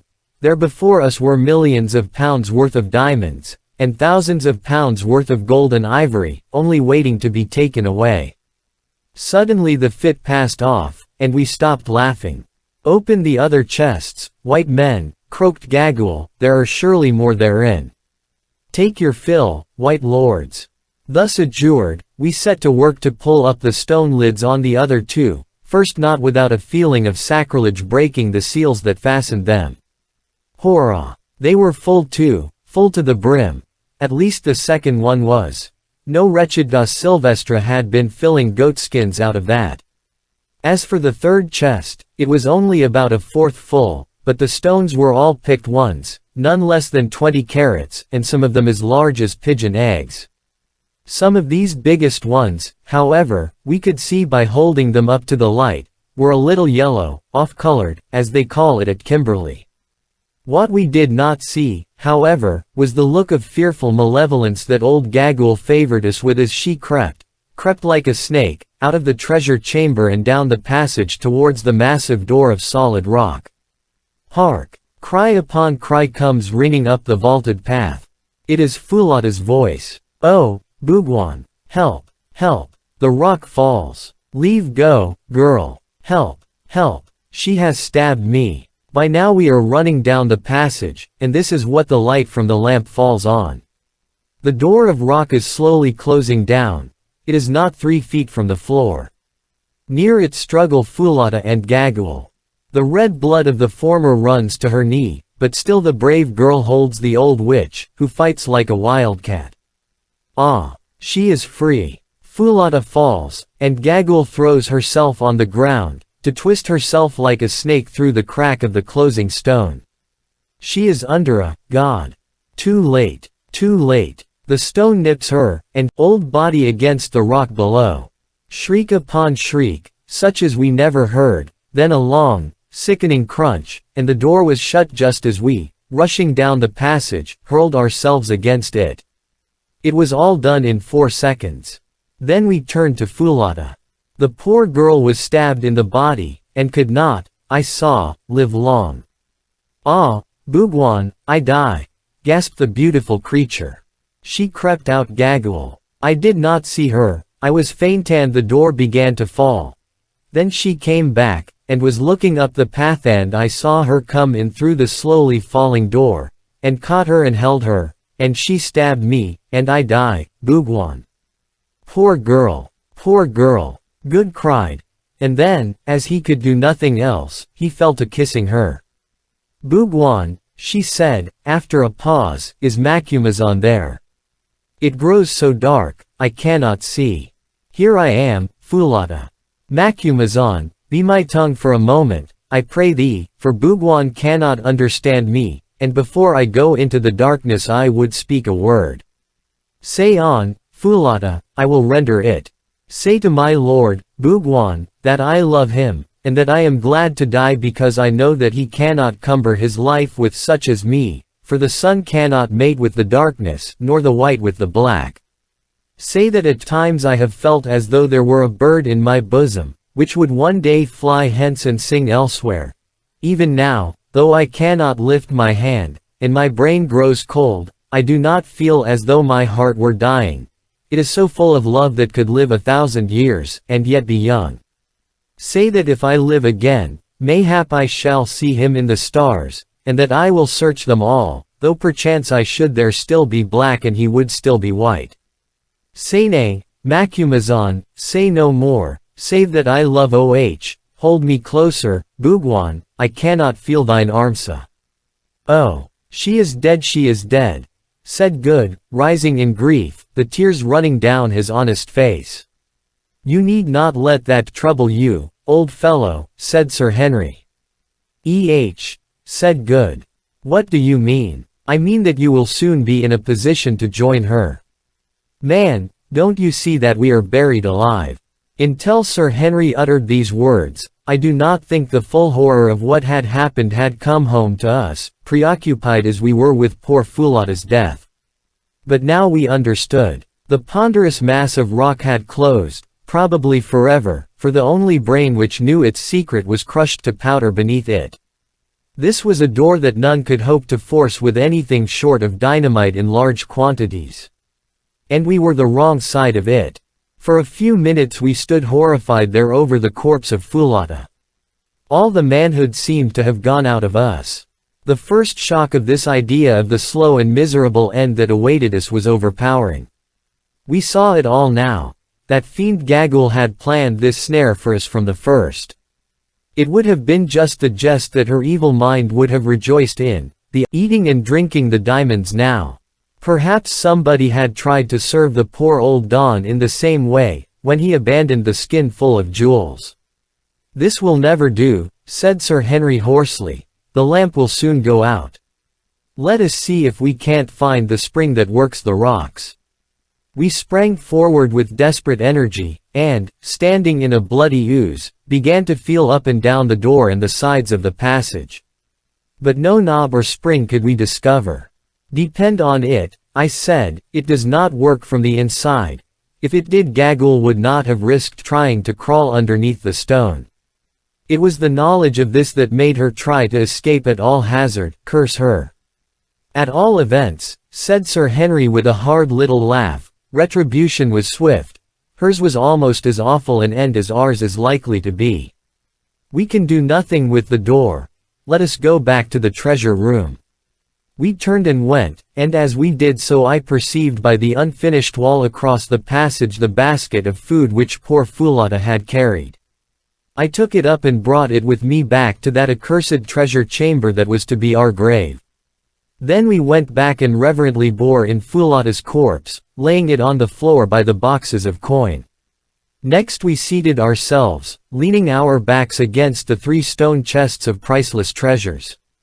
"Let us divide the food," said Sir Henry, "so as to make it last as long as possible." Accordingly we did so. It would, we reckoned, make 4 infinitesimally small meals for each of us. Enough, say, to support life for a couple of days. Besides the biltong, there were 2 gourds of water, each holding about a quart. "Now," said Sir Henry, "let us eat and drink, for tomorrow we die." We each ate a small portion of the biltong, and drank a sip of water. We had, needless to say, but little appetite, though we were sadly in need of food, and felt better after swallowing it. Then we got up and made a systematic examination of the walls of our prison house, in the faint hope of finding some means of exit, sounding them and the floor carefully. There was none. It was not probable that there would be one to a treasure chamber. The lamp began to burn dim. The fat was nearly exhausted. "Quatermain," said Sir Henry, "what is the time your watch goes?" I drew it out and looked at it. It was 6 o'clock. We had entered the cave at 11. "Infidus will miss us," I suggested. "If we do not return tonight he will search for us in the morning, Curtis. He may search in vain. He does not know the secret of the door, nor even where it is. No living person knew it yesterday, except Gagul. Today no one knows it. Even if he found the door he has brought many to a bad end. We shall go to swell their number." The lamp grew dimmer yet. Presently it flared up and showed the whole scene in strong relief, the great mass of white tusks, the boxes full of gold, the corpse of poor Foulata stretched before them, the goatskin full of treasure, the dim glimmer of the diamonds, and the wild, wan faces of us 3 white men seated there awaiting death by starvation. Suddenly it said, Chapter 18. We abandon hope. I can give no adequate description of the horrors of the night which followed. Mercifully they were to some extent mitigated by sleep, for even in such a position as ours, wearied nature will sometimes assert itself. But I, at any rate, found it impossible to sleep much. Putting aside the terrifying thought of our impending doom, for the bravest man on earth might well quail from such a fate as awaited us, and I never had any great pretensions to be brave. The silence itself was too great to allow of it. Reader, you may have lain awake at night and thought the silence oppressive, but I say with confidence that you can have no idea what a vivid, tangible thing perfect silence really is. On the surface of the earth there is always some sound or motion, and though it may in itself be imperceptible, yet does it deaden the sharp edge of absolute silence. But here there was none. We were buried in the bowels of a huge, snow-clad peak. Thousands of feet above us the fresh air rushed over the white snow, but no sound of it reached us. We were separated by a long tunnel and 5 feet of rock even from the awful chamber of the dead, and the dead make no noise. The crashing of all the artillery of earth and heaven could not have come to our ears in our living tomb. We were cut off from all echoes of the world we were as already dead. And then the irony of the situation forced itself upon me. There around us lay treasures enough to pay off a moderate national debt, or to build a fleet of ironclads, and yet we would gladly have bartered them all for the faintest chance of escape. Soon, doubtless, we should be glad to exchange them for a bit of food or a cup of water, and, after that, even for the speedy close to our sufferings. Truly wealth, which men spend all their lives in acquiring, is a valueless thing at the last. And so the night wore on. Good, said Sir Henry's voice at last, and it sounded awful in the intense stillness. How many matches have you in the box? 8, Curtis. Strike one, and let us see the time. He did so, and in contrast to the dense darkness the flame nearly blinded us. It was 5 o'clock by my watch. The beautiful dawn was now blushing on the snow wreaths far over our heads, and the breeze would be stirring the night mists in the hollows. We had better eat something and keep up our strength, said I. What is the good of eating? Answered Good. The sooner we die and get it over the better. While there is life there is hope, said Sir Henry. Accordingly we ate and sipped some water, and another period of time passed, when somebody suggested that it might be as well to get as near to the door as possible and call, on the faint chance of somebody catching a sound outside. Accordingly Good, who, from long practice at sea, has a fine, piercing note, groped his way down the passage and began, and I must say he made a most diabolical noise. I never heard such yells, but it might have been a mosquito buzzing for all the effect it produced. After a while he gave it up, and came back very thirsty, and had to have some water. After that we gave up yelling, as it encroached on the supply of water. So we all sat down once more against our chests of useless diamonds in that dreadful inaction which was one of the hardest circumstances of our fate, and I am bound to say that, for my part, I gave way in despair. Laying my head against Sir Henry's broad shoulder, I burst into tears, and I think I heard Good gulping on the other side, and swearing hoarsely at himself for doing so. Ah, how good and brave that great man was! Had we been two frightened children, and he our nurse, he could not have treated us more tenderly. Forgetting his own share of miseries, he did all he could to soothe our broken nerves, telling stories of men who had been in somewhat similar circumstances and miraculously escaped. And when these failed to cheer us, pointing out how, after all, it was only anticipating an end that must come to us all, that it would soon be over, and that death from exhaustion was a merciful one, which is not true.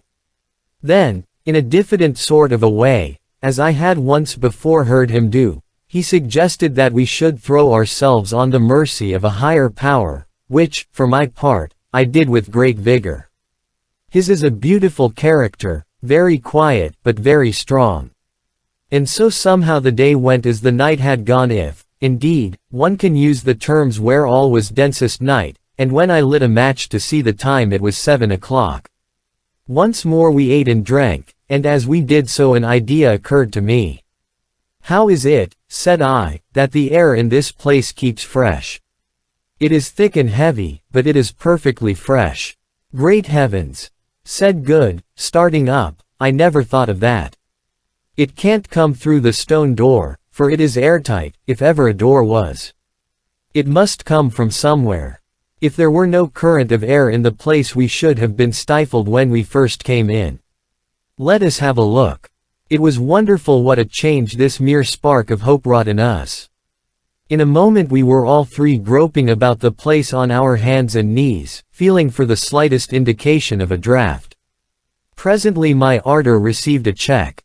I put my hand on something cold. It was poor Foulata's dead face. For an hour or more we went on feeling about, till at last Sir Henry and I gave it up in despair, having got considerably hurt by constantly knocking our heads against tusks, chests, and the sides of the chamber. But Good still persevered, saying, with an approach to cheerfulness, that it was better than doing nothing. I say, you fellows, he said presently, in a constrained sort of voice, "Come here." Needless to say we scrambled over towards him quick enough. "Quatermain, put your hand here where mine is. Now, do you feel anything? I think I feel air coming up. Now listen." He rose and stamped upon the place, and a flame of hope shot up in our hearts. It rang hollow. With trembling hands I lit a match. I had only 3 left, and we saw that we were in the angle of the far corner of the chamber, a fact that accounted for our not having noticed the hollow ring of the place during our former exhaustive examination. As the match burned we scrutinized the spot. There was a joint in the solid rock floor, and great heavens! There, let in level with rock, was a stone ring. We said no word. We were too excited, and our hearts beat too wildly with hope to allow us to speak. Good had a knife, at the back of which was one of those hooks that are made to extract stones from horses' hoofs. He opened it, and scratched away at the ring with it. Finally he got it under, and levered away gently for fear of breaking the hook. The ring began to move. Being of stone, it had not got set fast in all the centuries it had lain there, as would have been the case had it been of iron. Presently it was upright. Then he got his hands into it and tugged with all his force, but nothing budged. "Let me try," I said impatiently, for the situation of the stone, right in the angle of the corner, was such that it was impossible for 2 to pull at once. I got hold and strained away, but with no results. Then Sir Henry tried and failed. Taking the hook again, Good scratched all around the cracks where we felt the air coming up. "Now, Curtis," he said, "tackle on, and put your back into it. You are as strong as 2. Stop," and he took off a stout black silk handkerchief, which, true to his habits of neatness, he still wore, and ran it through the ring. "Quatermain, get Curtis round the middle and pull for dear life when I give the word." Now, Sir Henry put out all his enormous strength, and Good and I did the same, with such power as nature had given us. "Heave, heave, it's giving," gasped Sir Henry, and I heard the muscles of his great back cracking. Suddenly there came a parting sound, then a rush of air, and we were all on our backs on the floor with a great flagstone on top of us. Sir Henry's strength had done it, and never did muscular power stand a man in better stead. "Light a match, Quatermain," he said, as soon as we had picked ourselves up and got one breath. "Carefully now." I did so, and there before us was, God be praised, the first step of a stone stair. "Now what is to be done?" asked Good. "Follow the stair, of course, and trust to Providence." "Stop," said Sir Henry. "Quatermain, get the bit of biltong and the water that is left, we may want them." I went creeping back to our place by the chests for that purpose, and as I was coming away an idea struck me. We had not thought much of the diamonds for the last 24 hours or so. Indeed, the idea of diamonds was nauseating, seeing what they had entailed upon us. But, thought I may as well pocket a few in case we ever should get out of this ghastly hole. So I just stuck my fist into the first chest and filled all the available pockets of my shooting coat, topping up this was a happy thought with a couple of handfuls of big ones out of the third chest. "I say, you fellows," I sang out, "won't you take some diamonds with you? I've filled my pockets." "Oh, hang the diamonds," said Sir Henry. "I hope that I may never see another." As for Good, he made no answer. He was, I think, taking a last farewell of all that was left of the poor girl who loved him so well. And, curious as it may seem to you, my reader, sitting at home at ease and reflecting on the vast, indeed, the immeasurable, wealth which we were thus abandoning, I can assure you that if you had passed some 28 hours with next to nothing to eat and drink in that place, you would not have cared to cumber yourself with diamonds while plunging down into the unknown bowels of the earth, in the wild hope of escape from an agonizing death. If it had not, from the habits of a lifetime, become a sort of second nature with me never to leave anything worth having behind if there was the slightest chance of my being able to carry it away, I am sure I should not have bothered to fill my pockets. "Come on, Quatermain," said Sir Henry, who was already standing on the first step of the stone stair. "Steady, I will go first. Mind where you put your feet. There may be some awful hole underneath," said I. "Much more likely to be another room," said Sir Henry, as he slowly descended, counting the steps as he went. When he got to 15 he stopped. "Here's the bottom," he said. "Thank goodness. I think it is a passage. Come on down." Good descended next, and I followed last, and on reaching the bottom lit one of the two remaining matches. By its light we could just see that we were standing in a narrow tunnel, which ran right and left at right angles to the staircase we had descended. Before we could make out any more the match burned my fingers and went out. Then arose the delicate question of which way to turn. Of course it was impossible to know what the tunnel was or where it ran to, and yet to turn one way might lead us to safety, and the other to destruction. We were utterly perplexed, till suddenly it struck Good that when I had lit the match the draught of the passage blew the flame to the left. "Let us go against the draught," he said. "Air draws inward, not outward." We took this suggestion, and, feeling along the wall with our hands, while trying the ground before at every step, we departed from that accursed treasure chamber on our terrible quest. If ever it should be entered again by living man, which I do not think it will be, he will find a token of our presence in the open chests of jewels, the empty lamp, and the white bones of poor Foulata. When we had groped our way for about a quarter of an hour along the passage it suddenly took a sharp turn, or else cannot say, but we thought that they must be the ancient workings of a mine, of which the various shafts travelled hither and thither as the ore led them. This is the only way in which we could account for such a multitude of passages. At length we halted, thoroughly worn out with fatigue, and with that hope deferred which maketh the heart sick, and ate up our poor remaining piece of biltong, and drank our last sup of water, for our throats were like lime kilns. It seemed to us that we had escaped death in the darkness of the chamber only to meet him in the darkness of the tunnels. As we stood, once more utterly depressed, I thought I caught a sound, to which I called the attention of the others. It was very faint and very far off, but it was a sound, a faint, murmuring sound, for the others heard it too, and no words can describe the blessedness of it after all those hours of utter, awful stillness. "By heavens! It's running water," said Good. "Come on." Off we started again in the direction from which the faint murmur seemed to come, groping our way as before along the rocky walls. As we went it got more and more audible, till at last it seemed quite loud in the quiet. On, yet on. Now we could distinctly make out the unmistakable swirl of rushing water. And yet how could there be running water in the bowels of the earth? Now we were quite near to it, and Good, who was leading, swore that he could smell it. "Go gently, Good," said Sir Henry, "we must be close." Splash! And a cry from Good. He had fallen in. "Good! Good! Where are you?" we shouted in terrified distress. To our intense relief, an answer came back in a choky voice.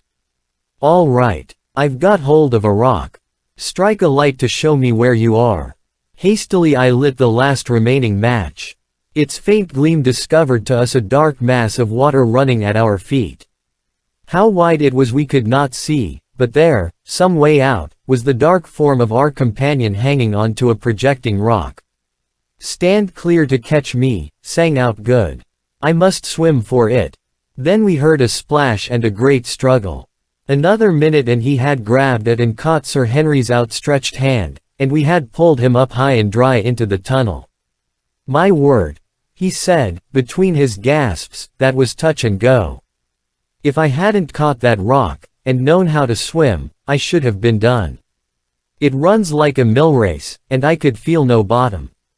It was clear that this would not do. So after Good had rested a little, and we had drunk our fill from the water of the subterranean river, which was sweet and fresh, and washed our faces, which sadly needed it, as well as we could, we started from the banks of this African Styx, and began to retrace our steps along the tunnel, Good dripping unpleasantly in front of us. "We may as well take it," said Sir Henry wearily. All roads are alike here. We can only go on till we drop. Slowly, for a long, long while, we stumbled, utterly weary, along this new tunnel, Sir Henry leading now.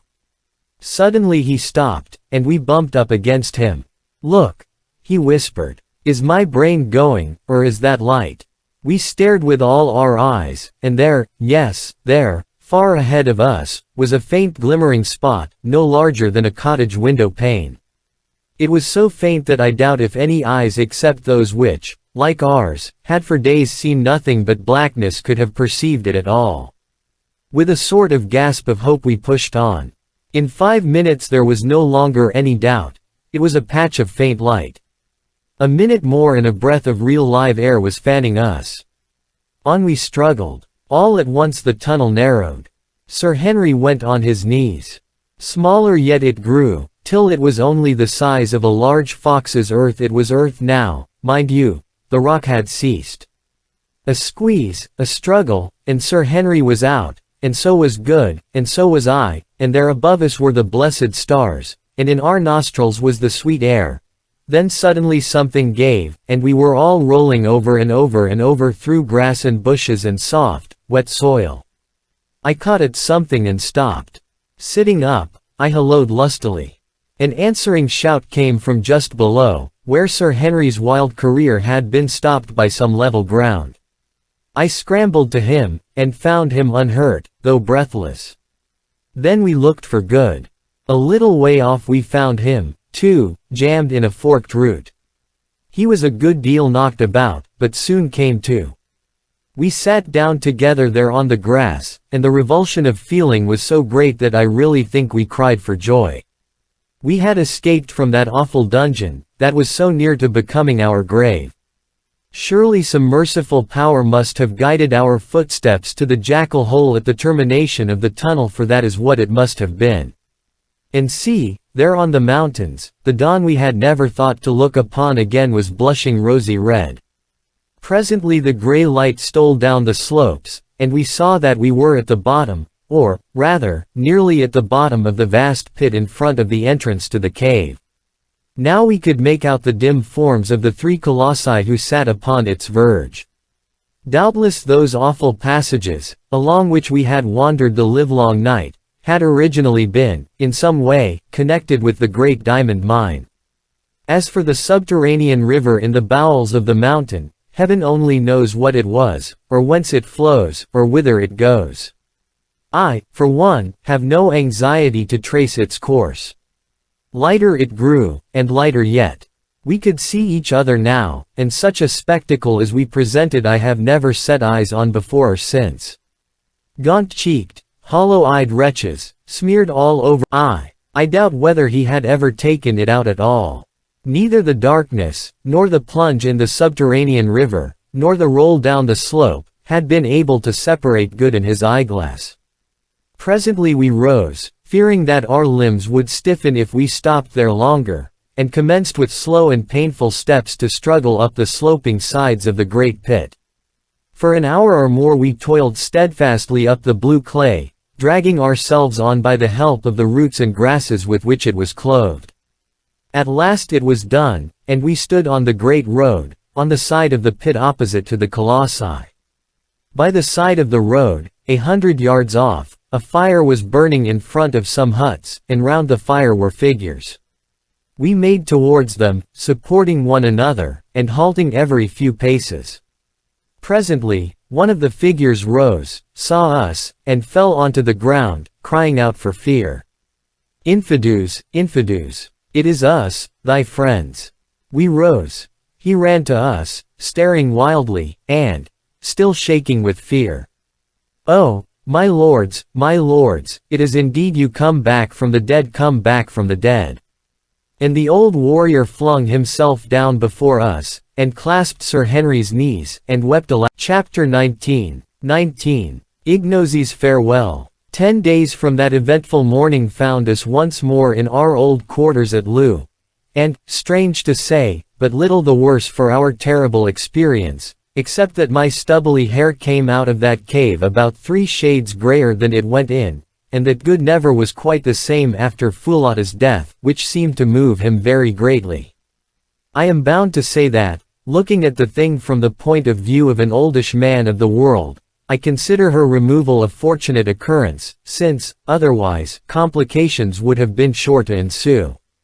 The poor creature was no ordinary native girl, but a person of great, I had almost said stately, beauty, and of considerable refinement of mind. But no amount of beauty or refinement could have made an entanglement between Good and herself a desirable occurrence. For, as she herself put it, the sun cannot mate with the darkness, nor the white with the black. I need hardly state that we never again penetrated into Solomon's treasure chamber. After we had recovered from our fatigue, a process which took us 48 hours, we descended into the great pit in the hope of finding the hole by which we had crept out of the mountain, but with no success. To begin with, rain had fallen, and obliterated our spoor, and what is more, the sides of the vast pit were full of ant-bear and other holes. It was impossible to say to which of these we owed our salvation.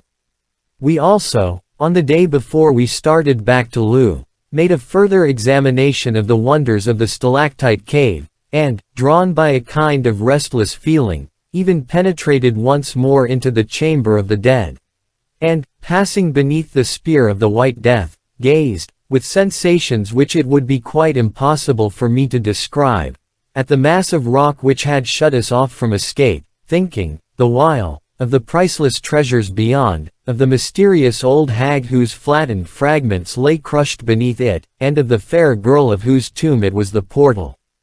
I say gazed at the rock, for examine as we would we could find no traces of the join of the sliding door, nor, indeed, could we hit upon the secret, now utterly lost, that worked it, though we tried for an hour or more.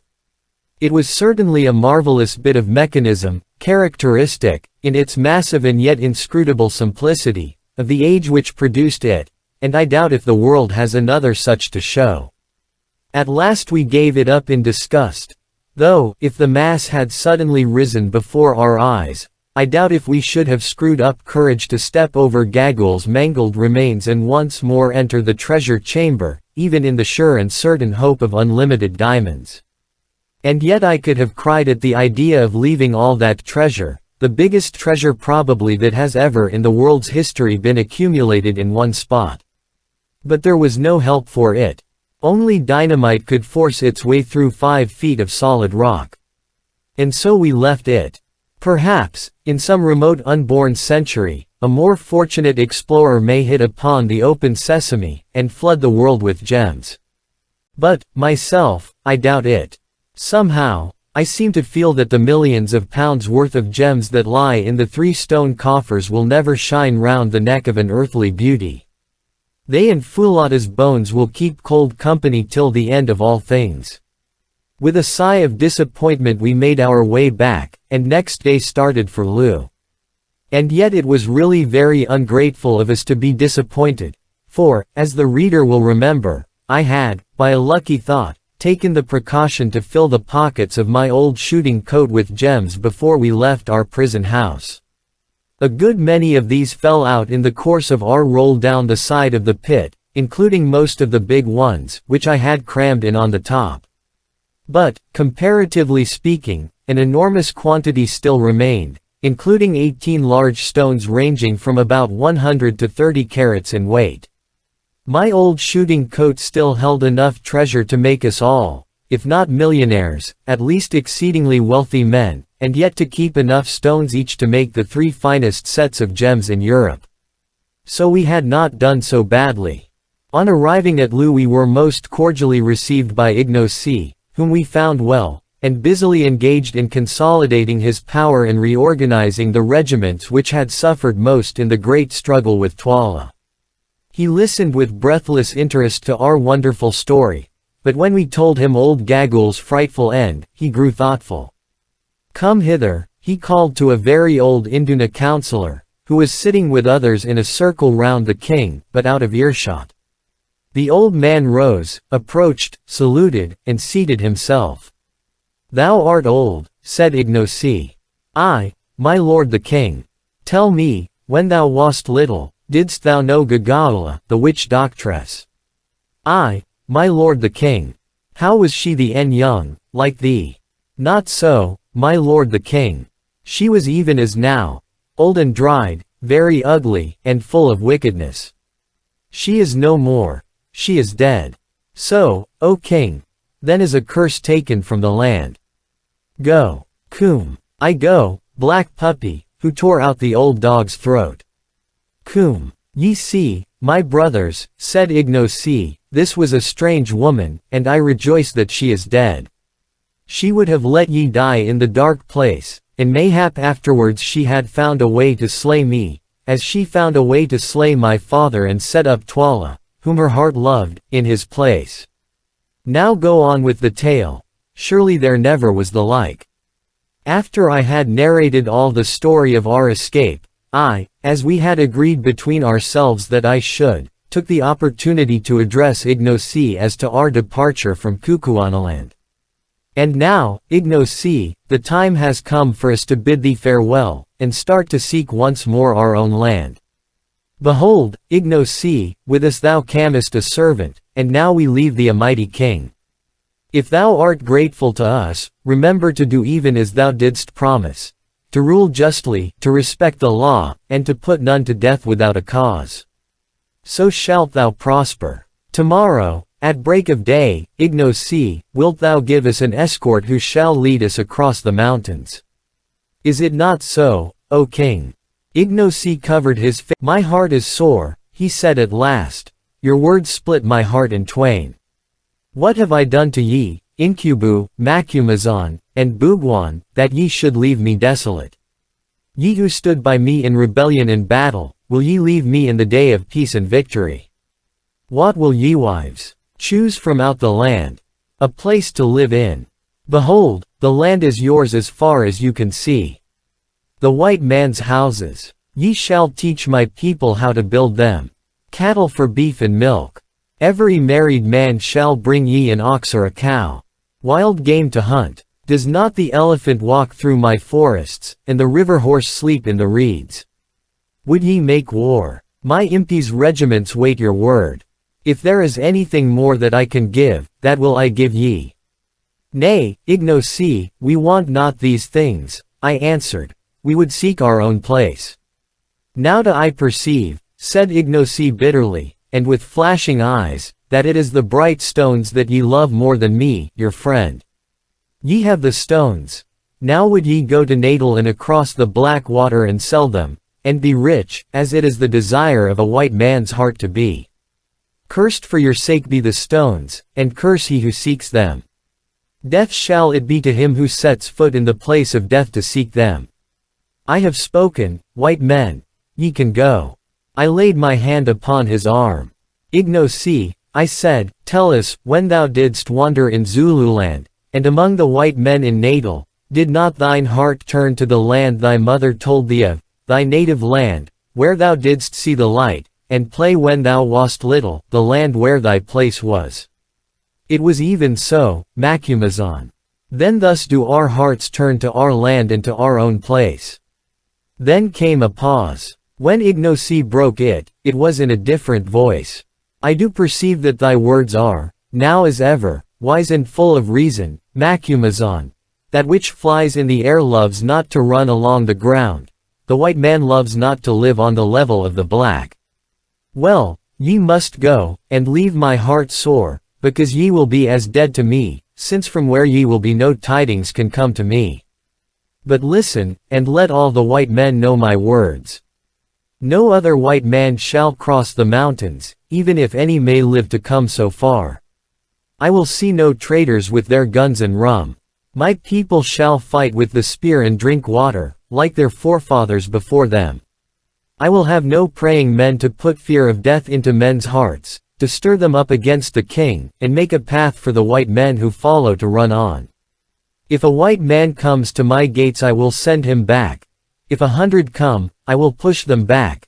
If an army comes, I will make war on them with all my strength, and they shall not prevail against me. None shall ever come for the shining stones.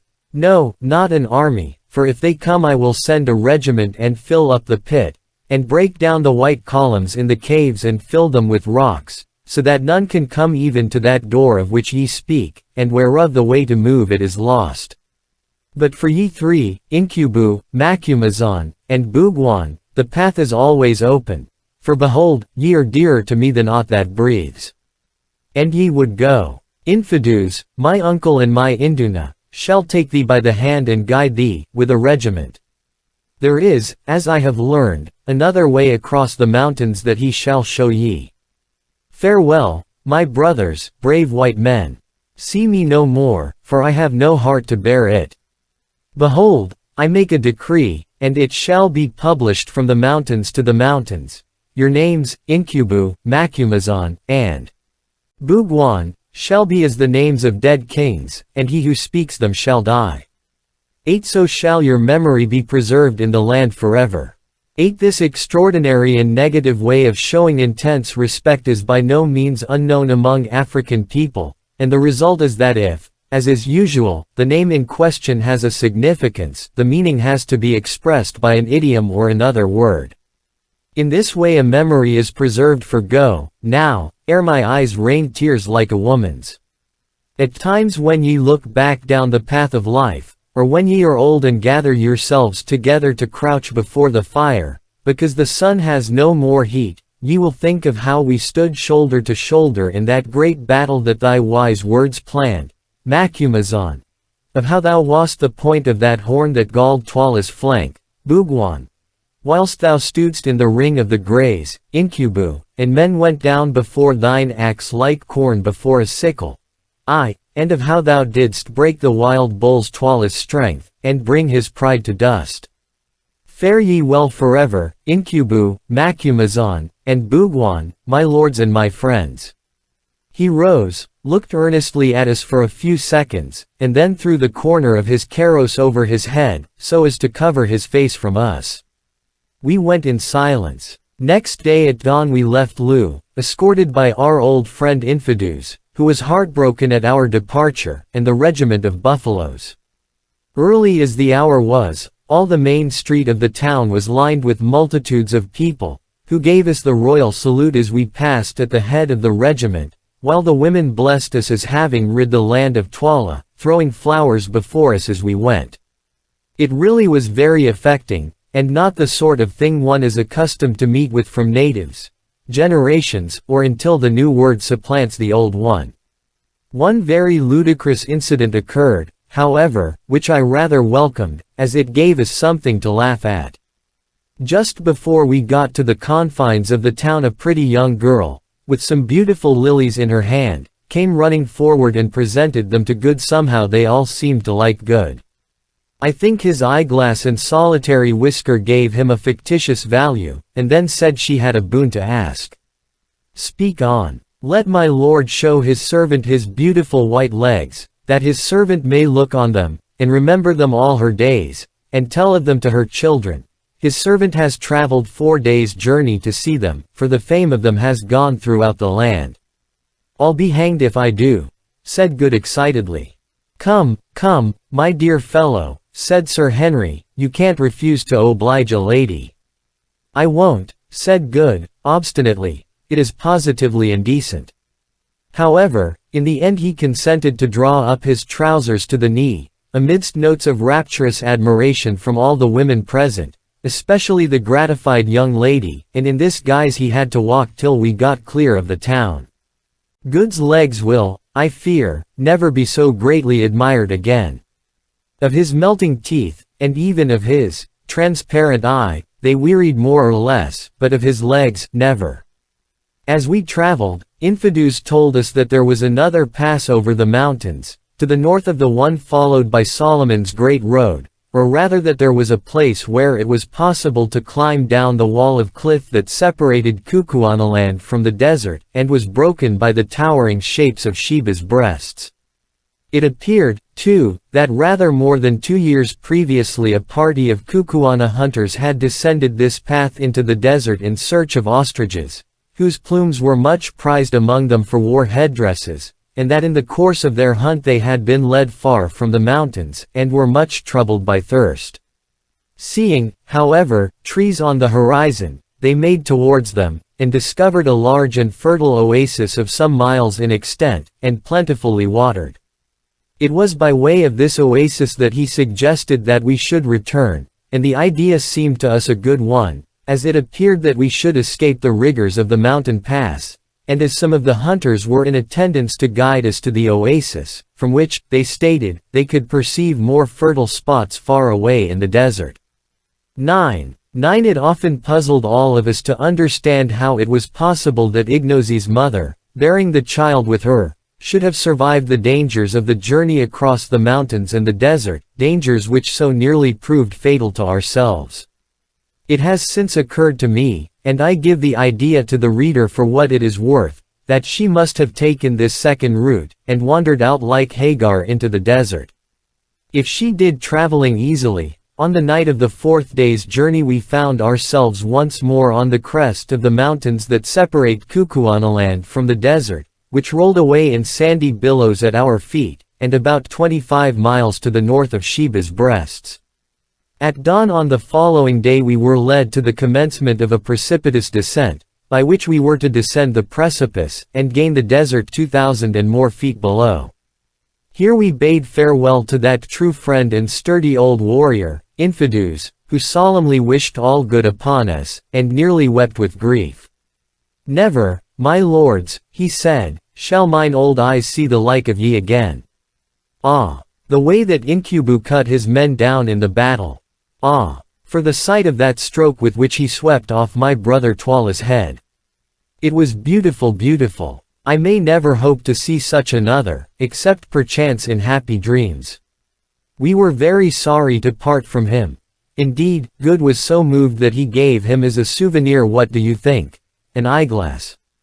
Afterwards we discovered so, there is no longer anything inexplicable about the story, since she may well, as Ignosi himself related, have been picked up by some ostrich hunters before she or the child were exhausted, and led by them to the oasis, and thence by stages to the fertile country, and so on by slow degrees southward to Zululand. A.Q. Urged that it was a spare one. Infidus was delighted, foreseeing that the possession of such an article would enormously increase his prestige, and after several vain attempts actually succeeded in screwing it into his own eye. Anything more incongruous than the old warrior with an eyeglass I never saw. Eyeglasses don't go well with leopard skin cloaks and black ostrich plumes. Then, having seen that our guides were well laden with water and provisions, and having received a thundering farewell salute from the buffaloes, we wrung the old warrior's hand, and began our downward climb. A very arduous business it proved to be, but somehow that evening we found ourselves at the bottom without accident. "Do you know," said Sir Henry that night, as we sat by our fire and gazed up at the beetling cliffs above us, "I think that there are worse places than Kukuanaland in the world, and that I have spent unhappier times than the last month or two, though I have never spent such queer ones. You fellows. I almost wish I were back," said Good with a sigh. As for myself, I reflected that all's well that ends well, but in the course of a long life of shaves I never had such shaves as those I had recently experienced. The thought of that battle still makes me feel cold all over, and as for our experience in the treasure chamber. Next morning we started on a toilsome march across the desert, having with us a good supply of water carried by our 5 guides, and camped that night in the open, starting again at dawn on the morrow. By midday of the third day's journey we could see the trees of the oasis of which the guides spoke, and by an hour before sundown we were once more walking upon grass and listening to the sound of running water. Chapter 20. Found. And now I come to perhaps the strangest thing that happened to us in all that strange business, and one which shows how wonderfully things are brought about. I was walking quietly along, some way in front of the other two, down the banks of the stream which ran from the oasis till it was swallowed up in the hungry desert sands, when suddenly I stopped and rubbed my eyes, as well I might. There, not 20 yards in front, placed in a charming situation, under the shade of a species of fig tree, and facing the stream, was a cozy hut, built more or less on the Kaffir principle of grass and withes, only with a full-length door instead of a bee-hole. What the dickens, said I to myself, can a hut be doing here? Even as I said it, the door of the hut opened, and there limped out of it a white man clothed in skins, and with an enormous black beard. I thought that I must have got a touch of the sun. It was impossible. No hunter ever came to such a place as this. Certainly no hunter would ever settle in it. I stared, and so did the other man, and just at that juncture Sir Henry and Good came up. "Look here, you fellows," I said, "is that a white man, or am I mad?" Sir Henry looked, and Good looked, and then all of a sudden the lame white man with the black beard gave a great cry, and came hobbling towards us. When he got close he fell down in a sort of faint. With a spring Sir Henry was by his side. "Great powers!" he cried. "It is my brother George." At the sound of the disturbance another figure, also clad in skins, emerged from the hut with a gun in his hand, and came running towards us. On seeing me he too gave a cry. "Macumazahn," he hallooed, "don't you know me, boss? I'm Jim, the hunter. I lost the note you gave me to give to the base, and we have been here nearly 2 years." And the fellow fell at my feet and rolled over and over, weeping for joy. "You careless scoundrel," I said. "You ought to be well hidden." Meanwhile the man with the black beard had recovered and got up, and he and Sir Henry were pumfandling away at each other, apparently without a word to say. But whatever they had quarreled about in the past, I suspect it was a lady, though I never asked. It was evidently forgotten now. "My dear old fellow," burst out Sir Henry at last, "I thought that you were dead. I have been over Solomon's mountains to find you, and now I come across you perched in the desert, like an old Osvogel vulture. I tried to go over Solomon's mountains nearly 2 years ago," was the answer, spoken in the hesitating voice of a man who has had little recent opportunity of using his tongue. "But when I got here, a boulder fell on my leg and crushed it, and I have been able to go neither forward nor back. Then I came up. How do you do, Mr. Neville?" I said. "Do you remember me?" "Why," he said, "isn't it Quatermain, and Good, too? Hold on a minute, you fellows, I am getting dizzy again. It is all so very strange, and, when a man has ceased to hope, so very happy." That evening, over the campfire, George Curtis told us his story, which, in its way, was almost as eventful as our own, and amounted, briefly, to this. A little short of 2 years before, he had started from Saitanda's Kraal, to try and reach the mountains. As for the note I had sent him by Jim, that worthy had lost it, and he had never heard of it till today. But, acting upon information he had received from the natives, he made, not for Sheba's breasts, but for the ladder-like mountains down which we had just come, which was clearly a better route than that marked out in old Don Silvestra's plan. In the desert he and Jim suffered great hardships, but finally they reached this oasis, where a terrible accident befell George Curtis. On the day of their arrival he was sitting by the stream, and Jim was extracting the honey from the nest of a stingless bee, which is to be found in the desert, on the top of the bank immediately above him. In so doing he loosed a great boulder of rock, which fell upon George Curtis's right leg, crushing it frightfully. From that day he had been so dreadfully lame that he had found it impossible to go either forward or back, and had preferred to take the chances of dying on the oasis to the certainty of perishing in the desert. As for food, however, they had got on pretty well, for they had a good supply of ammunition, and the oasis was frequented, especially at night, by large quantities of game, which came thither for water. These they shot, or trapped in pitfalls, using their flesh for food and, after their clothes wore out, their hides for covering. And so, he ended, we have lived for nearly 2 years, like a second Robinson Crusoe and his man Friday, hoping against hope that some natives might come here and help us away, but none have come. Only last night we settled that Jim should leave me and try to reach Saitanda's Kraal and get assistance. He was to go tomorrow, but but I had little hope of ever seeing him back again. And now you, of all the people in the world, you who I fancied had long ago forgotten all about me, and were living comfortably in old England, turn up in a promiscuous way and find me where you least expected. It is the most wonderful thing I ever heard of, and the most merciful, too." Then Sir Henry set to work and told him the main facts of our adventures, sitting till late into the night to do it. "By Jove," he said, when I showed him some of the diamonds. "Well, at least you have got something for your pains, besides my worthless self." Sir Henry laughed. "They belong to Quatermain and Good.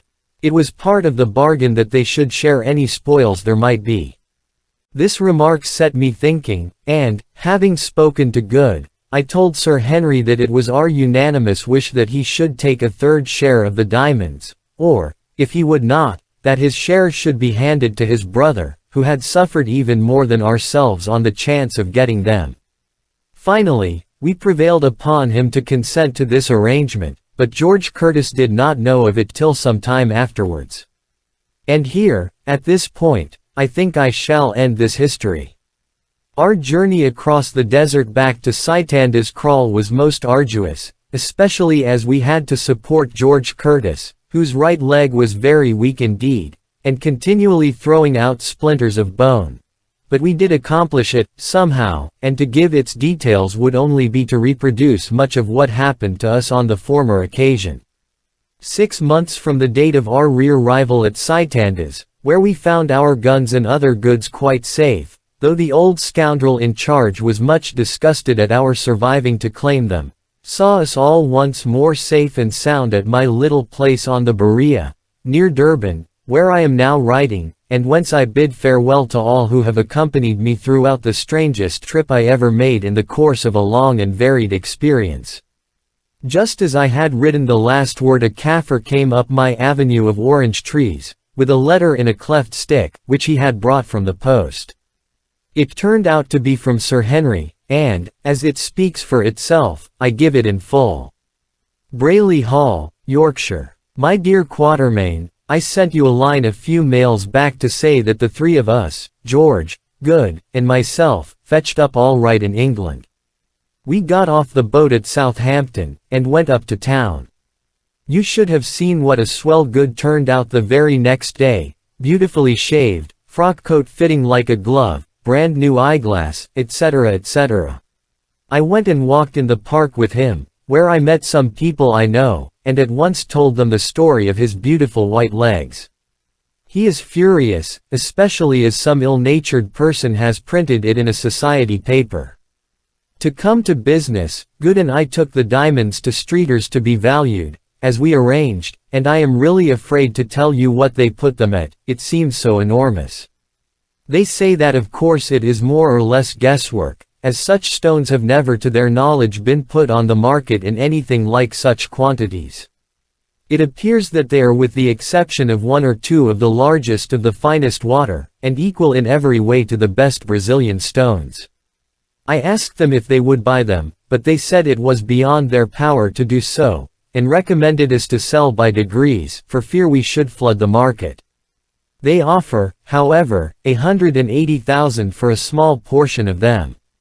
You must come home, Quatermain, and see about these things, especially if you insist upon making the magnificent present of the third share, which does not belong to me, to my brother George. As for Good, he is no good. His time is too much occupied in shaving, and other matters connected with the vain adorning of his body. But I think he is still down on his luck about Fulata. I want you to come home, my dear old comrade, and buy a place near here. You have done your day's work, and have lots of money now, and there is a place for sale quite close which would suit you admirably. Do come. The sooner the better. You can finish writing the story of our adventures on board ship.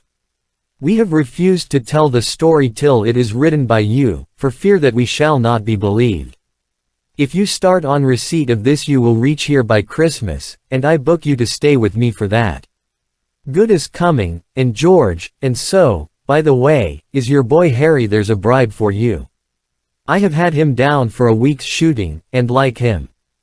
He is a cool young hand. He shot me in the leg, cut out the pellets, and then remarked upon the advantage of having a medical student in every shooting party. Goodbye, old boy. I can't say any more, but I know that you will come, if it is only to oblige your sincere friend, Henry Curtis. P.S. The tusks of the great bull that killed poor Kiva have now been put up in the hall here, over the pair of buffalo horns you gave me, and look magnificent, and the axe with which I chopped off Twala's head is stuck up over my writing table. I wish we could have managed to bring away the coats of chain armor. HC. Today is Tuesday. There is a steamer going on Friday, and I really think I must take Curtis at his word, and sail by her for England, if it is only to see my boy Harry and see about the printing of this history, which is a task I do not like to trust to anybody else.